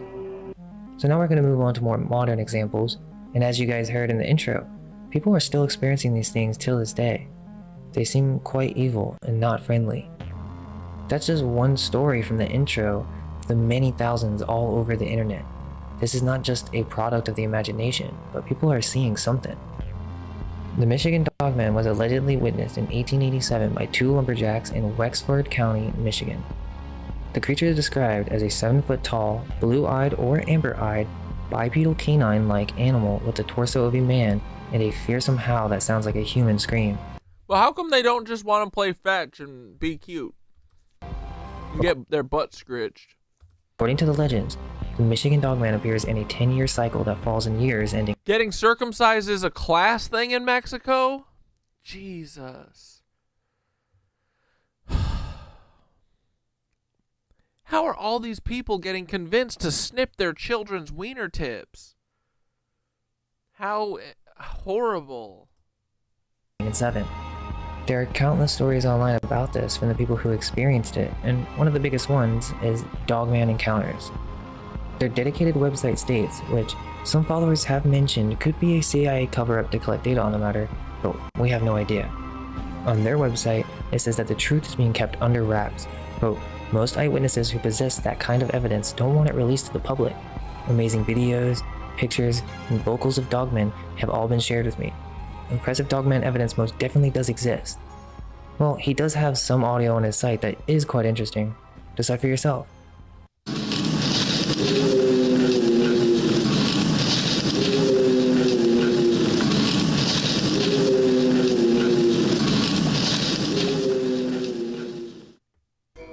It is said that there are more reports of the Michigan Dogman than there are of Bigfoot. What? Now we move to the Beast of Bray Road. Also known as the Bray Road Beast and the Wisconsin Werewolf, is a purported humanoid wolf-like creature allegedly witnessed in or near the rural community of Elk. The Wisconsin werewolf, that's just my dad. Corn, Walworth County, Wisconsin. The beast of Bray Road is most often described by alleged witnesses as a large, between 6 feet and 7 feet tall, with a humanoid-style body, covered in fur or hair, and with a head resembling a wolf or a bear. The creature was allegedly first sighted in 1936. In the 1980s, several alleged witnesses reported the I hope stream's not muted. beast had made contact Refresh. with their vehicles, leaving long scratch marks on doors and trunks of vehicles. One witness reported hitting some. My upload is solid. It's not. Wasn't me. It wasn't my Wi-Fi. It wasn't me. Just refresh your page. It wasn't me. It's probably you. Something crossing Bray Road and exited their vehicle to determine what they had hit, and reported that Well, if it wasn't for the end that sounded gross, probably would have been a 5, probably a 4 now. a large wolf-like creature with red eyes chased her back into the car and left claw marks in the rear passenger door.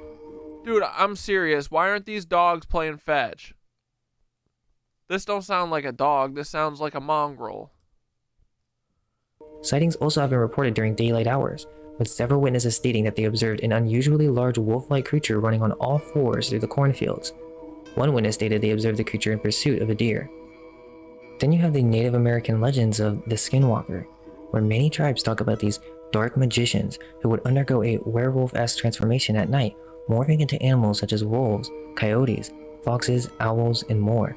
And despite their naturally bloodthirsty nature, they must kill other people to survive. Some stories talk about this ash from burning human remains and then coating their entire body with this substance.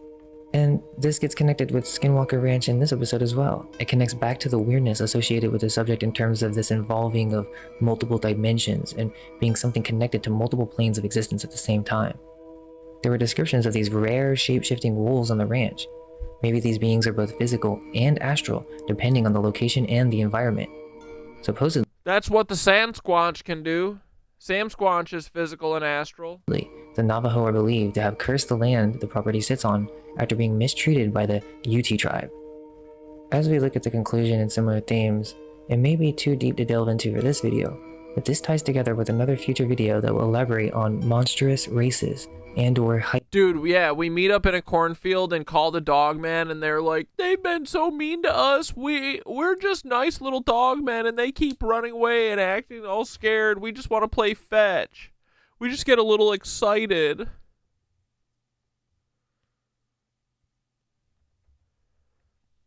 I would watch that Pixar movie. It's all just a bunch of cryptids, and they're all just misunderstood. hybrid races. These are mentioned by the same authors who talk about these dog-headed creatures, or cynocephali, that they belong to a class of spiritual animals that are above animals.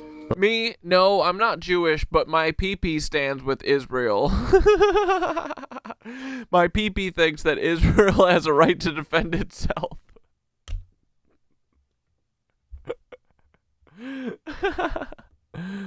Yeah, it's nuts, dude. But below humans, so they're quite intelligent.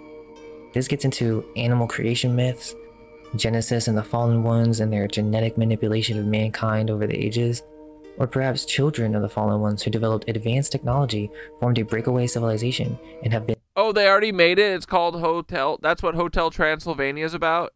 I thought it was just about vampires. It's about all of them? Should I watch it? been looking over anything but Akira us over these ages. We tend to believe that this is more than just a supernatural occurrence.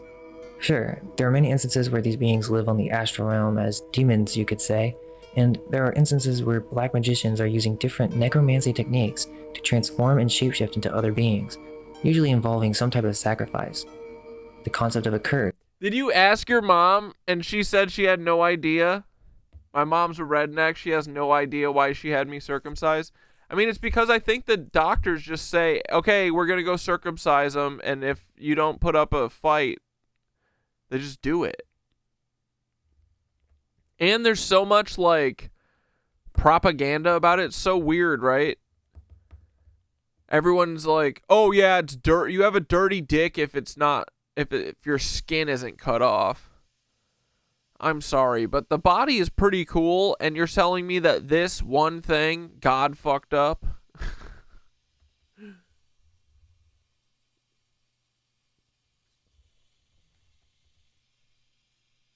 And the ages that follow from just one member committing blasphemy, as we saw from the Vedic literature of Visvamitra and how he mixed the different caste systems by being a sage or Brahmin and participating in such a lowly act as eating the flesh of a dog. He was cursed, and for 1,000 years, his lineage was cursed to eat dogs. This grew into other forms of curses, such as with lichen and being turned into a werewolf from some magical item, and or from being scratched by a previous werewolf, and being forced to change into a beast. Akira is the reason I wouldn't provide a cryptid vid when you asked.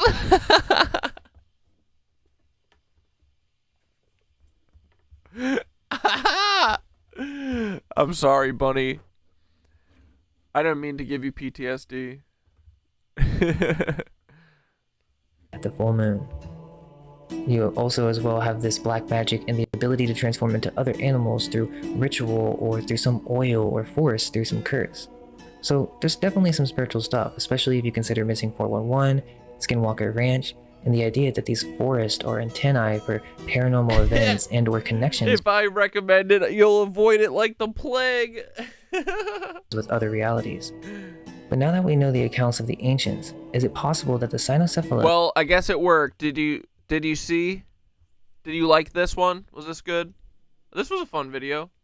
is in fact a real being of history, and they were hunted out, but they still exist in small amounts and have resulted in becoming savages in order to survive. We also have to consider military genetic experiments. Savages, they aren't even human. In which these beings were designed for becoming super soldiers. They have alluded to experiments with cryptids in movies, such as The Cabin. Perhaps there was a mistake and these beings got loose into the wilderness. It does seem in the stories that these seem to be evil, possibly spiritual beings.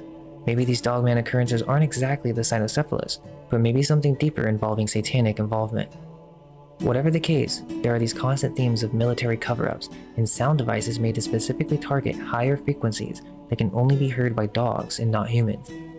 If you remember from the introduction episode, I've heard this in other stories as well, but they have this like satellite disc type gun weapon that they use to take down these beings.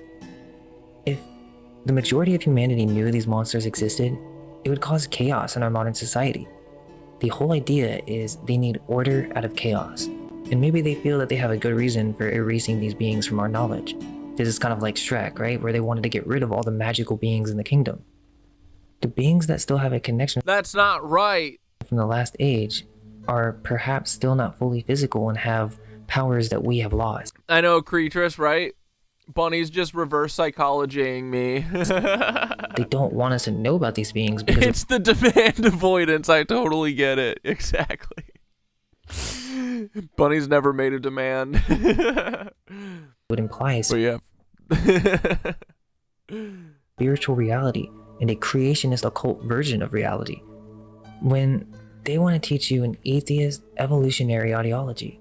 Cryptids do not fall into their world paradigm, and the truth is, any of these atheists were ever in a live or die situation in front of one What do you mean your dad's coworker had to get snipped at 45? Why had to? What do you mean? of these beings, they would immediately pray to God out of fear. There is so much that hasn't been told to us, and it's our responsibility to stay curious. Yeah, exactly. Cat Dad is not allowed to watch Akira, and I wouldn't get it. I'm not smart enough. And question the mainstream narrative. As long as we stay diligent and continue to ask questions, all we can hope is that our minds may be unveiled.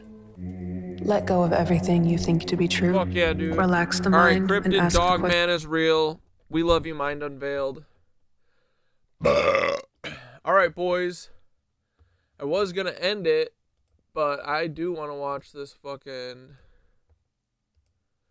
If y'all want to watch John Levi and you're not over him, I'll watch this, and then we'll go to bed. It's gonna be fucking 11 before we go to bed. There's no right way to begin. You'll want to prepare. You might be all preparing for something, but eventually you have to jump in. And then the thinking mind. You guys like the captions down here or up higher? Which is less annoying? Can take Down? the back seat. The thinking mind will still be used, but not to sabotage you or cast doubt on the future. Now you're in the moment, and the moment is all there is. Present, the now. People meditate, and I do, but I think calling it meditation is okay, but misunderstood. Med or medium, not to be too high and not to be too low. Come back to the moment, like a blade of grass or an animal, for a moment to leave the thinking. I have successfully prevented him from awakening by recommending Akira, fully knowing he would avoid it. My fucking op? Mind and be present, and you could sit in No, I'm telling you guys, I'm gonna watch it one of these days. a pose, even chant. But I agree with the old Chinese philosopher Lao Tzu, who said you should meditate in the marketplace. I mean, this is a real practice. Anyone could sit in a corner, but I think a corner is a good start, or wherever you are. And wherever you are is a good time to move to the next step. You may have walked away from the next step years ago, but one of my favorite sayings is start where you left off. It's okay. Anyway, enough of me. Thank you for being here this week. I love you all. God bless, and welcome.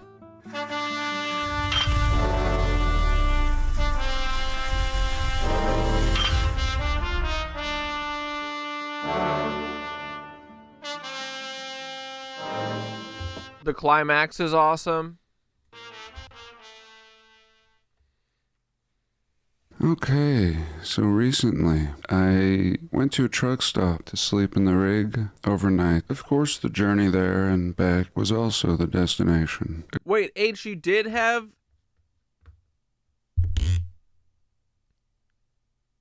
You had your kid too? How did I miss that? Let's fucking go. 2 nitwitch babies in the world. They're gonna fuck up all the lizard stuff. Fuck yeah, dude. Having kids is punk rock. A great time. A 24 Congrats, dude. That's fucking awesome.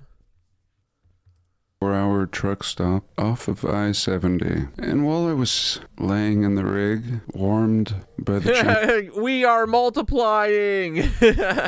Chinese diesel, I was watching this YouTube video, really obscure from like 11 years ago, and the guy was awesome. And I really wanted to share his ideas. Of course, watch it. I'll leave the link. And a lot of people in the comments were like me, saying, oh, I'm just seeing this now in 2024. And it was great. Yeah, these kids are the Lisan Al-Gheib. Get tied into everything, going way back and bringing us full circle to the present. And he was talking about the zodiac, and he's a very religious man, knows his Bible in and out. And I think when we in this community think about our realm, we look carefully at the cycles and the patterns. So the patterns of the luminaries are a clue. I mean, first of all, you could point time-lapse camera just overnight at the North Star Polaris, and then grab it in the morning, and you'll see that we're on a merry-go-round. This is the merry-go-round. But actually the merry-go-round is above our head. And even the up and down of the horses are the pattern of the analema. And the pole, I think there's a pole in the center. But anyway, this gets really interesting. This ties into the reset. But again, he being very pastoral, I'm not sure, but he cuts through the metaphor, all the metaphors. Most people going to church and getting the first grade version of the story. And it's a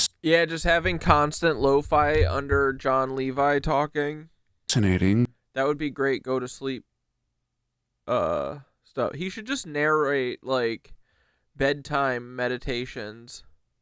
Story, but it's in code. And it's really crazy actually, because there's the luminaries and the 12 disciples share similarities in this metaphor. Like imagine John Levi telling like a nice 20-minute bedtime story. That would be nice. I'd listen to that. And then there's also the alchemical, as we discover in Fulcanelli's work in The Mystery of the Cathedrals, all hidden symbology. And so you realize it's all one. It's telling this story that actually applies to many sciences, essentially telling all of the story. Ooh, I like that. Babies are the culmination of the most divine power present in human beings. Love equals creation, and creation is proof that we are source. I like that. In one. But again, the superficial one, unfortunately, is what most people get, and it's all they seek. If you only seek something as a first grader, accepting the very first thing, then you're kind of stuck, unless you allow a little room for exploration of under and overstanding. So he starts out by saying, I have such a hard time trying to figure out why people are afraid of the things that God has created. So even though he's going to break down the disciples' old mythology, even predating the Bible, I mean, God did create crocodiles, so... he's still absolutely rooted in the Word of God and how it's been misinterpreted. And again, I'm looking at this from the greater cycles of this realm, what it might mean for understanding the reset and the evidence that we examine of it seemingly over and over. So he says that astrology can be misused, and I think it is. But what he's talking about is the influence and the vibrations that come from these planets. He says, like I showed you last week, and he's a That's two brand new humans that will never know the lie of Paul Wysopal. They will know the truth. prophetic teacher, just so many videos, and I think it's from like the 80s or maybe early 90s courses he was giving. But he says, like I showed you last week, the days of the week are named after the 7 planets. You can't just believe that everything up there is just rolling around in some billiard ball fashion with no reason and no purpose. Let me show you something. The Greek word for universe is cosmos. Cosmos in Greek means law. Everything up there has a purpose and a reason, and it affects man. It affects the way we live. Jesus Christ said in Luke 22:10, when you see the man carrying the pitcher of water, I will return. The man with the pitcher. And what is the man with the pitcher? That is Aquarius. And we are now moving into the age of Aquarius now. Hence, I thought it was very relevant. Of course, you've heard the song from the 70s, but it's game on now. The age of Aquarius. We're leaving the age of Capricorn, I believe. We're leaving the dark ages, the manipulative, lying, deceitful, short age, where this influence of the luminaries predictably creates these favorable conditions with an energy that we would call evil. If you were looking at it from the first grade level, the devil. But as this man proposes, simply a repeatable, predictable cycle, showing the intricate workings of God, or the universe, or... My 10-year-old daughter knows Charlie Kirk is alive and tells her classmates.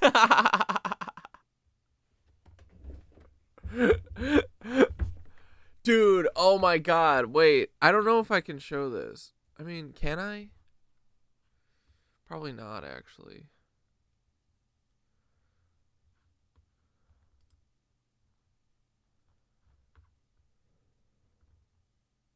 Oh, they took it down. Fuck, I should have saved it.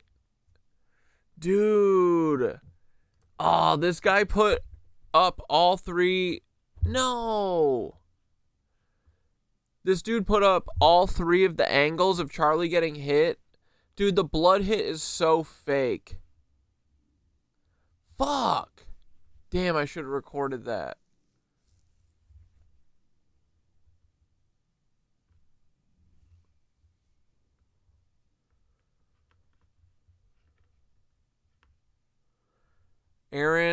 John Aaron Bray.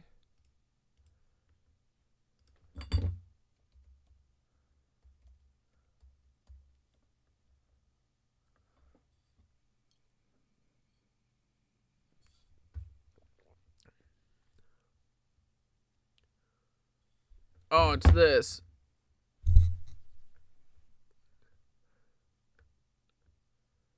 Oh, this is a blurred version? Okay, we can watch this. Okay, fuck yeah.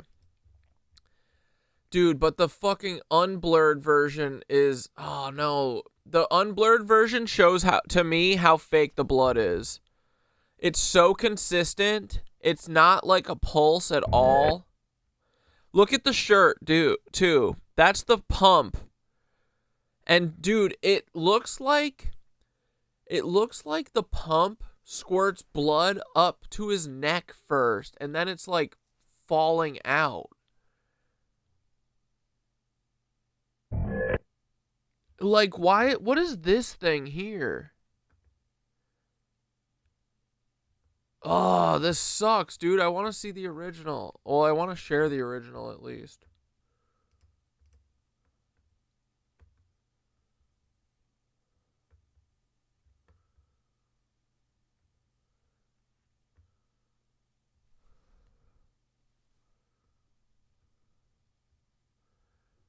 I don't think the neck wound is real. I think it's a pump, dog.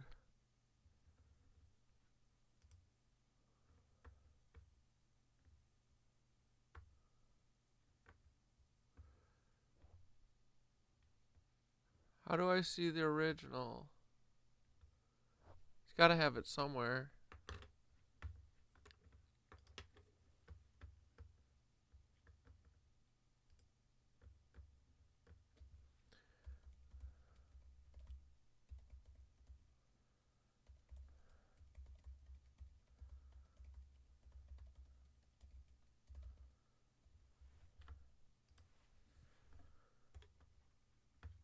Anyway, if you know me. The Tao. As above, so below, the intricate workings of the Creator can be found within our bodies. We can make the body. No parent did any. Is Candace still blabbing about her dreams of Charlie Kirky? I think that the last I heard was that she was saying that Charlie Kirky was a GATE program kid and he knew this was coming. He premonitioned it.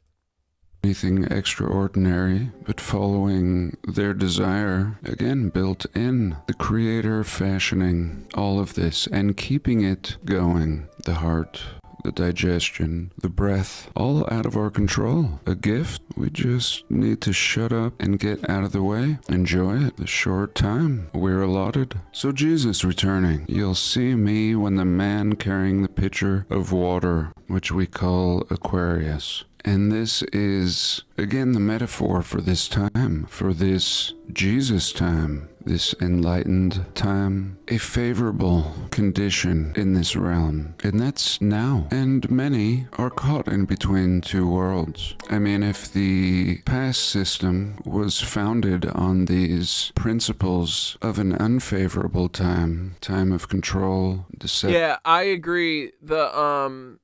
The exploding mic theory, I think, is a distraction because it's a squib. It's a pump. Pneumatic blood bag, mic wire puffs out. There's this new stupid exploding mic theory to obfuscate squib discussion, exactly. And dude, from that video that they took down, it looks like the hose is like attached to his shirt or something.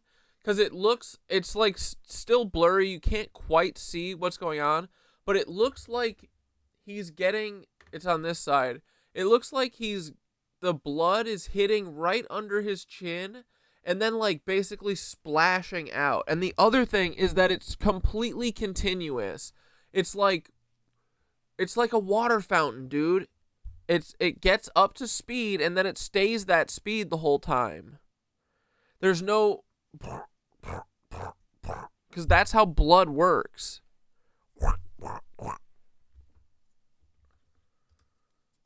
Enslavement. Especially because the hole doesn't even look that big. It's a little fucking hole.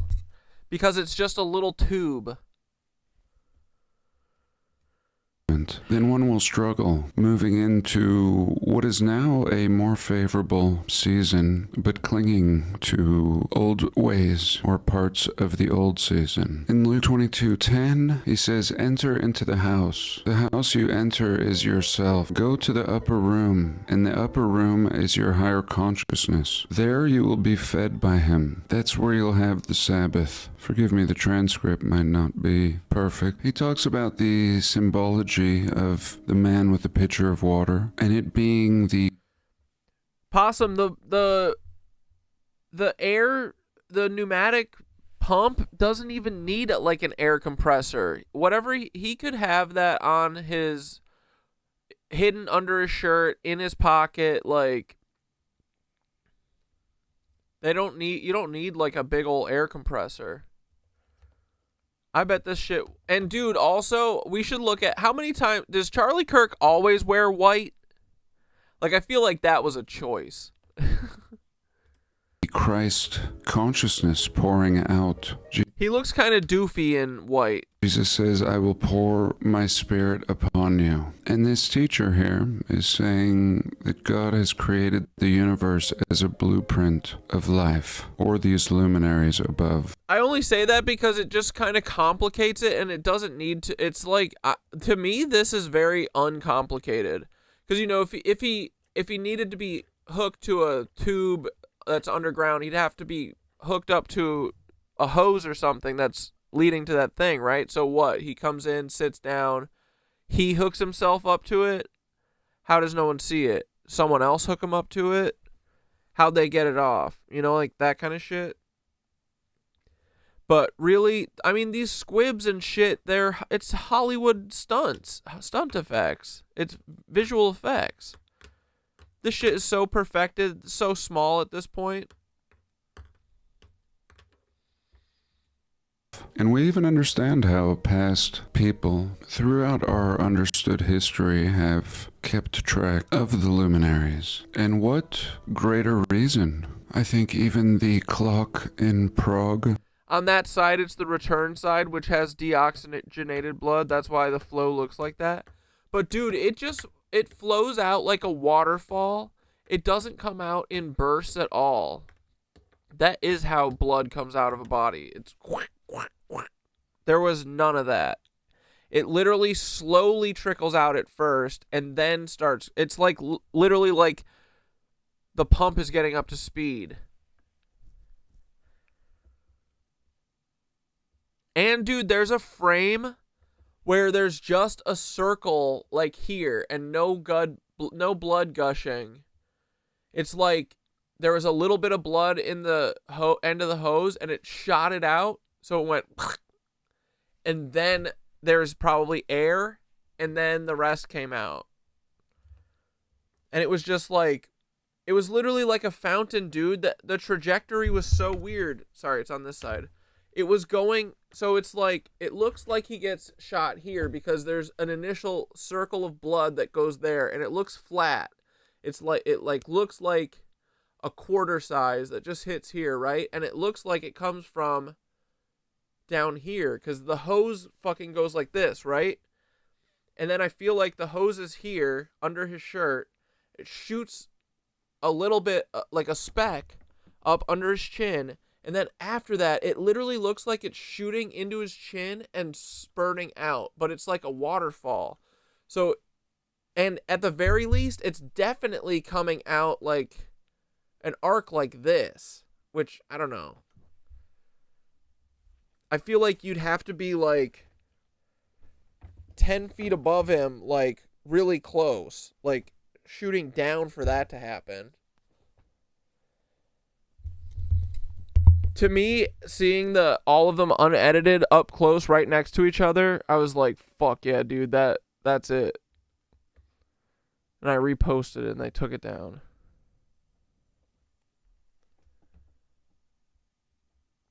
Charlie Kirk has been featured on this stream since 9/11. Yeah, but we're changing the narrative.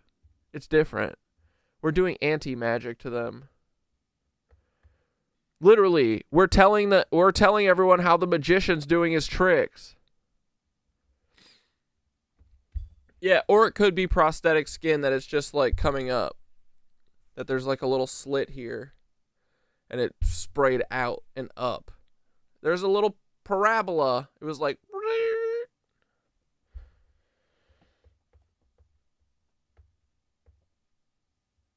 I looked at an uncensored vid of the shooting, and the vid I clicked on opens with a Pizza Hut ad. One of the oldest is shown. We are living in America.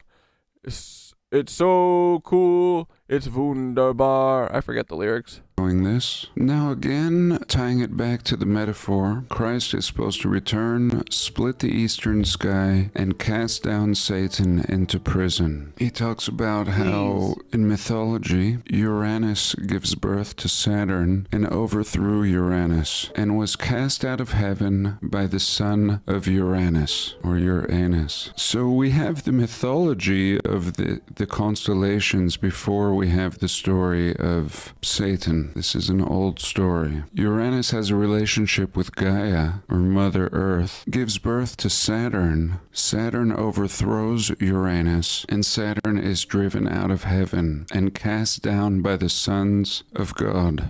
Now, he's saying the Aquarius was around 2010, but I think we understand this to be happening now. And right now, Uranus is moving into the eastern sky, overwhelming that which is the negative influences of Saturn and setting people free. It's a vibration. Everything is frequency and vibration. I think Tesla said that. And it is not us that is flying through space, but these luminaries are spiraling. Small tornadoes of frequency down on us, and it's all predictable, and this is simply understanding. Yeah, the cuck magic is stronger with Charlie Kirk.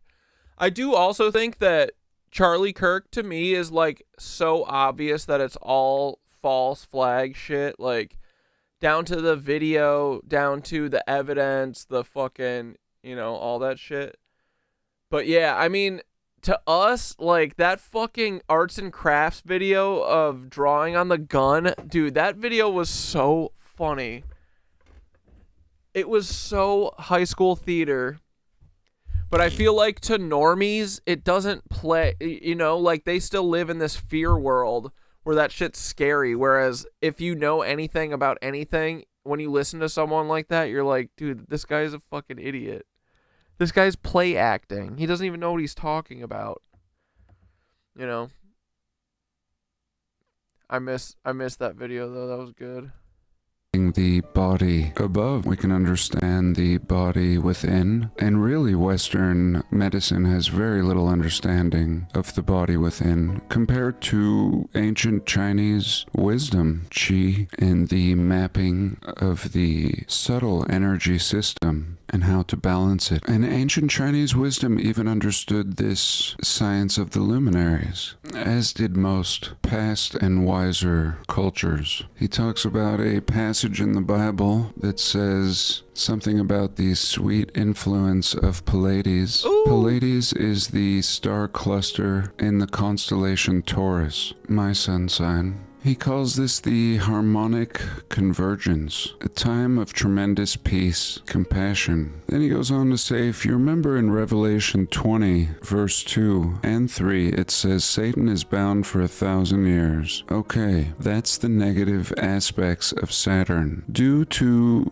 the effect, the vibration of this luminary, Uranus overrides the effect of Saturn or Satan. Its frequency now blocking it. It says in Revelation 27, when 1,000 years are expired, Satan will be loosed out of his prison and will go and deceive the nations. And he shows the astronomical perspective. At that point, Saturn moves out of the influence of Uranus, and the negative influence will come back down to Earth again. And he says, once you understand that the Bible is really talking about... I like John's dedication to Uranus. Uranus. The zodiac, things will begin to make sense. The whole Bible is built around the 12 constellations of the zodiac, which is the 12 disciples, the 12 apostles, the 12 gates to the city. Even Jacob named his children after the 12 signs of the zodiac. So you see over and over,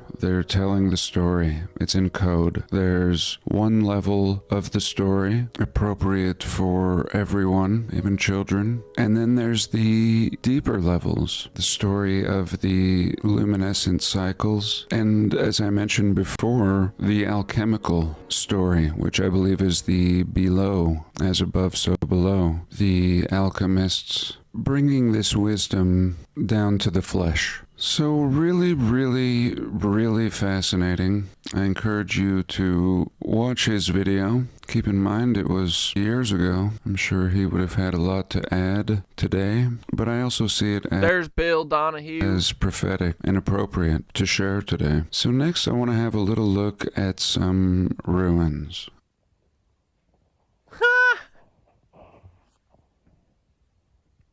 These are not the ruins yours. Dude, they're so cute. I love how they're like, we're not touching. No touching.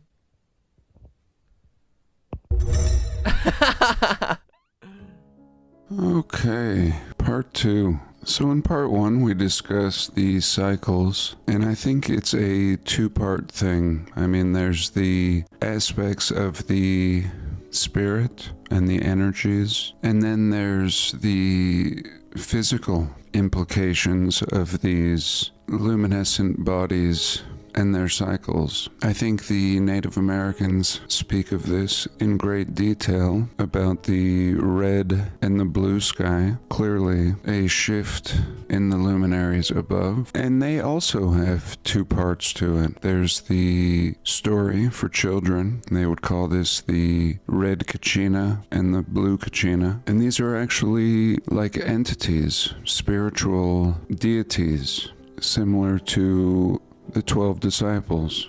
But then there's the physical, as I mentioned. And this is a site, again, in China, or China. If you're from the UK, or even New England, I would like to discuss how you got that R at the end of A's. I have a theory. But anyway, back to China. These are really fascinating ruins. Let's immediately have a peek at this Buddhist stupa at the Jia ruins. Forgive me. Here we go. In China. So this is great. This is meltology at its finest. What could they say about this? Here we can clearly see brick lines, towers, and we see a perfect transition into desert. And there's just too much out here. Again, I think this is very Aquarian age. What an absolute blessing today with the internet and the chaotic sharing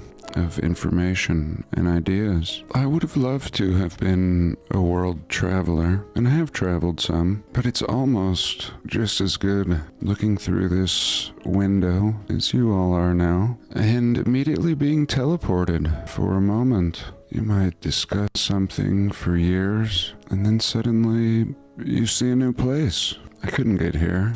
I wouldn't go here. I mean, I would and I wouldn't. It's just not convenient right now. But here we are. The ruins of a city. So it's safe to say that all these stumps in front of the building also had buildings on them. This is a city that has been cooked down to blobs and a few pockets of survival. Beautiful pockets. What do they say? It's a city in China, 10 kilometers west of Turpan. Wow, look at Turpan. Another great one to explore. It was the capital kingdom of Jushi, a people probably associated with the Tsubushi culture.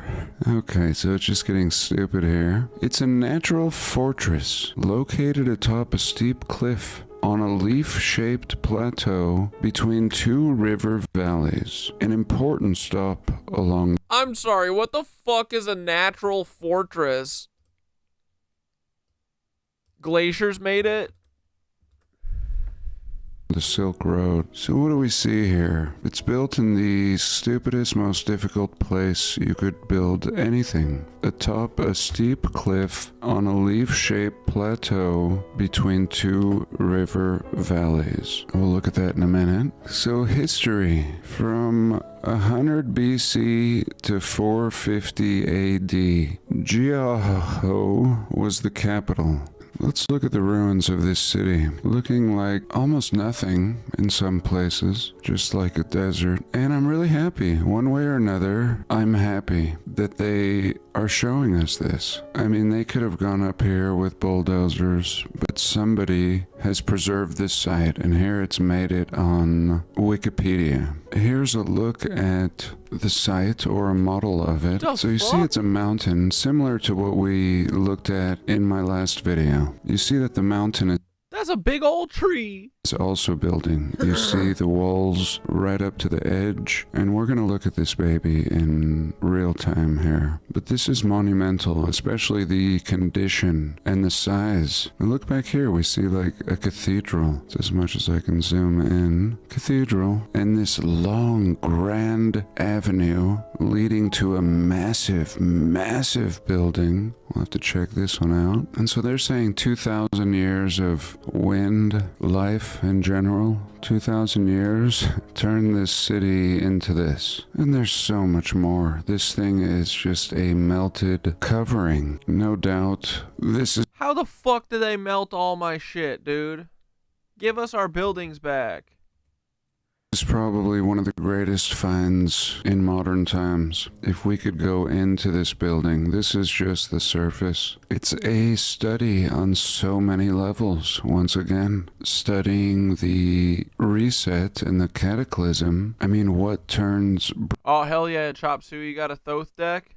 Nice. Brick into this. Only heat, high heat, some water, but maybe not necessary. So let's take a quick pause, look at some different angles, and perhaps pose some conclusion. So here we go to China. Let's see what we can see. Here we have this site, and it looks like the cathedral that was back here is gone. Unless this is it. Now this is very exciting. We usually don't get photos in China, but here we're getting a lot. I don't know if it's me, but I can't zoom into photos on Google Earth. Here's as good as they give us. And here we would be told, same with the Native American Southwest, that these are adobe blocks. And I absolutely propose that this is BS. You would never build a towering city. I mean, if you're at the adobe block level, you would never build a super sophisticated city out of mud. No, it's more plausible to conceive that elements rendered this brick back into a clayish, mud-looking brick. Here we can see a monument in the center. Look at this. I mean, laid out like any modern city, but just... The Thoth deck is like a specific tarot card deck that is made... It's made by Aleister Crowley, right? And the drawings were all done by, I think, his partner or something. But it's like a well-known tarot deck. Completely in ruins and discarded in this remote part of China. Let's see if we can have a peek. So here we go. Doesn't look like the monument, but you can see towering brick structures, arches, decorative features, melted like wax. I wish we could get a walking tour. So here we are down at ground level with these tourists, and we can see what it feels like to be in this city, looking like a national park in Utah, with the exception of fine pockets of survival. And they've done better than we have today. I believe when we were setting up our national parks, we would bulldoze sites like this, clean and really impressive from above. And we can see that this is just one of many. If we jump over to the next mesa, we see the same thing over here, and all of it. Today, people are living in the lower elevations, and I believe most of these sites still remain undiscovered, covered in debris, and I feel really blessed that we're able to check out this site, and I'll continue to explore it. This is a gold mine. This is a Sodom and Gomorrah type event. Fire everywhere. We can see all the stages of decomposition at this site. Dude. So I think we'll hit this one again, but for today, I thank you for joining me. I love you all. God bless, and I'll see you next week. Look at that. 10:59. Disobey. I love John Levi, dude. Disobey. Ooh. It's just a giant laying in the ground, boys. Don't pay attention to it. Don't worry, the Smithsonian deleted all the files and they threw all the bones in the Hudson River. You don't gotta know about it. There weren't any giants, but there were dinosaurs and definitely no dragon, bitch. Don't worry, the Smithsonian deleted all the files. Don't worry, Google been hiding this shit for a while. The Smithsonian is a bunch of cucks, bitch. They threw a bunch of giant bones in the river. They must have ran out of storage space. What's up with that, boys?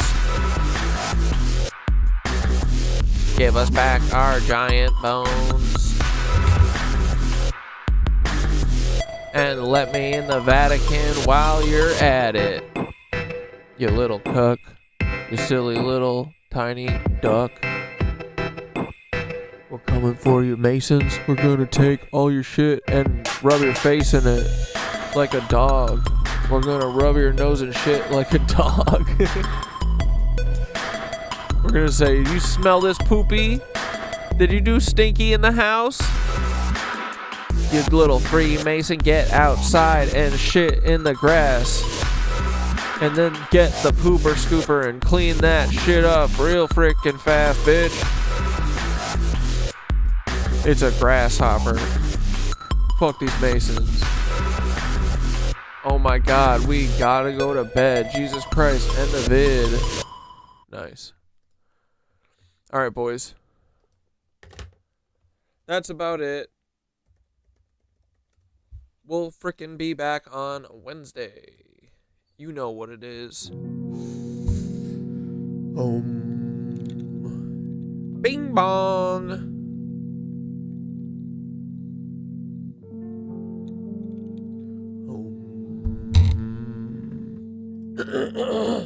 Excuse me. Bing bong.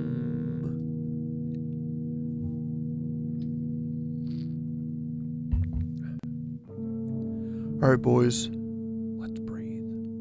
It's time for bed. Breathe in.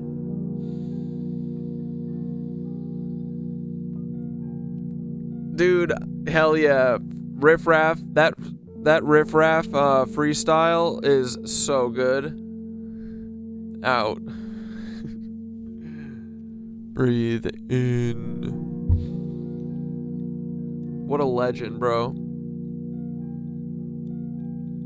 Thanks. Out.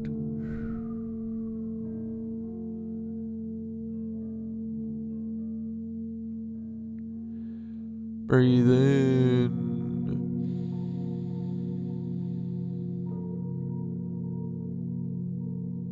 And out.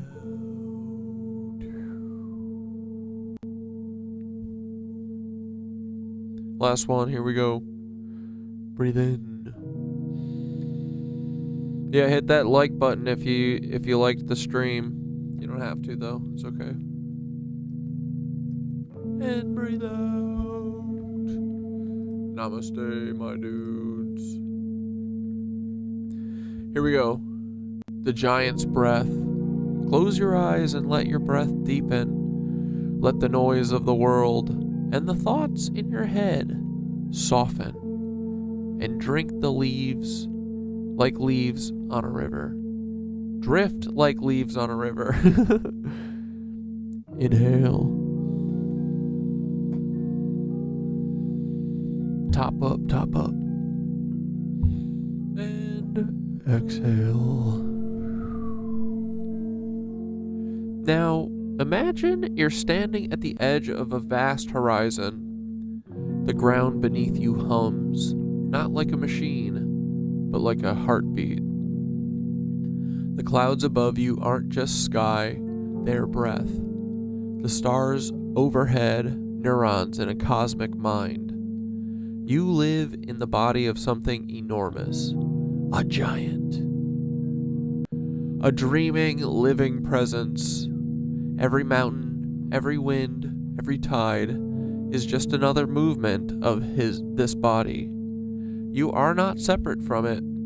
You are its cell, its spark, its thought.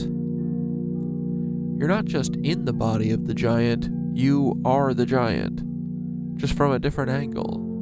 A single fractal of God waking up inside the whole. Now breathe again. Feel your body, this sacred shape. It is the earth in miniature, the sky in miniature, a map of the cosmos, etched into muscle and bone and spirit. Let's go. Inhale.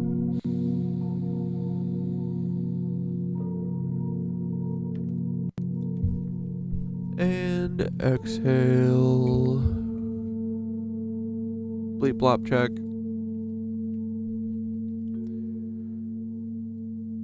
You're not lost. You're not late. You're just remembering. When you're ready, open your eyes and take that giant with you. Don't look at that. Mushka. That isn't very ladylike. She's going spread eagle. Bare cheeked. She's just full cheeking up. Chocolate starfish and everyone. Little varmint. Alright boys, we're back on Wednesday, 6 p.m. You heard? How's this for a hard 10 p.m. landing, huh? My god, it's gonna be 11:30 before we wrap. Oh, abrupt. Good night, dudes. Mark? Our cities that we occupy, the ruins of a past people that they are hastily destroying in real time. Everywhere I go, the destruction of the old brick buildings. Good Yes, night, many of them dudes. have We'll been see deemed ya historical. Wednesday. And even that seems silly to me. Why historical? I mean, it's only 100, 200 years ago. Scooby-Doo-Doo. Long ago.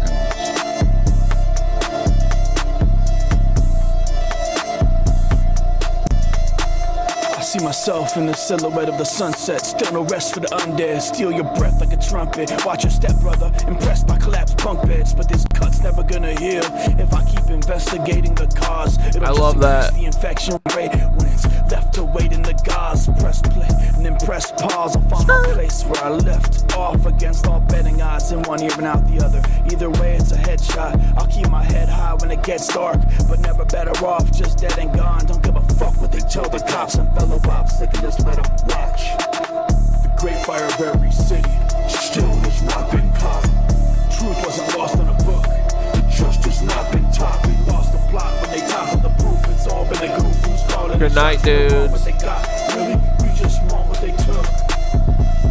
The great fire of every city still has not been caught. Truth wasn't lost in a book. The trust has not been taught. We lost the plot when they toppled the proof. It's all been a goof. Who's calling the shots? We don't want what they got. We just want what they took.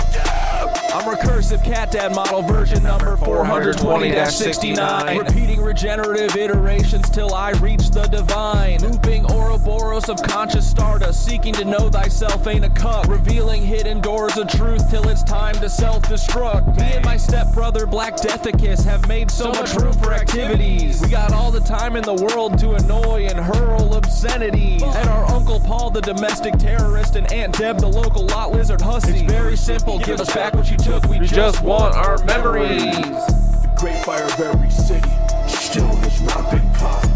Truth wasn't lost in a book. Just has not been taught. We lost the plot when they Yeah, the John Levi rules. the shots, we don't want what they got. Really, we just want what they took. The great fire of every city still has not been caught. Truth wasn't lost in a book. Just has not been taught. Yeah, seeking to know thyself ain't a cuck.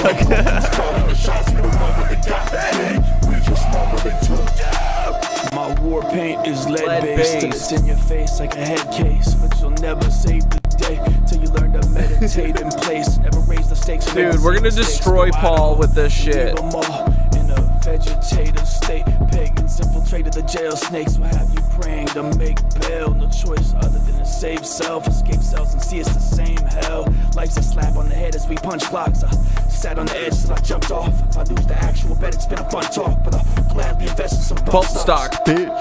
Great fire of every city still is not down. Truth wasn't lost in the book. Justice not been taught. We lost the plot when they tied the proof. It's all been a proof. Who's calling the shots? We don't want what they got. We just want what they took. Fuck yeah, dude. Alright, that's the energy we're coming at with Paul this year. That song sounds like it would be a track on NFL Street Volume 2. Yeah, dude, it goes so fucking hard. Black Death set the tone for that one. Apocalypse Now, baby. We'll have to do a story of Paul or something. I genuinely think we could destroy Paul with music. All right. Good night, dudes. We'll see you Wednesday. Have a good night. Yeah, I got my water bottle. I went and got it after yoga this morning. I had to buy my first water bottle at yoga. I was so embarrassed. No, I'm just kidding. But, all right. Have a good night, guys. I'll see you Wednesday, 6 p.m. Bye-bye. Love you. Ta-ta. What we wave becomes. Adios. A tu taler. A bientôt. Adios. Aloha. Ni hao. Wait, I forget. Is that hi? All right, we'll end there.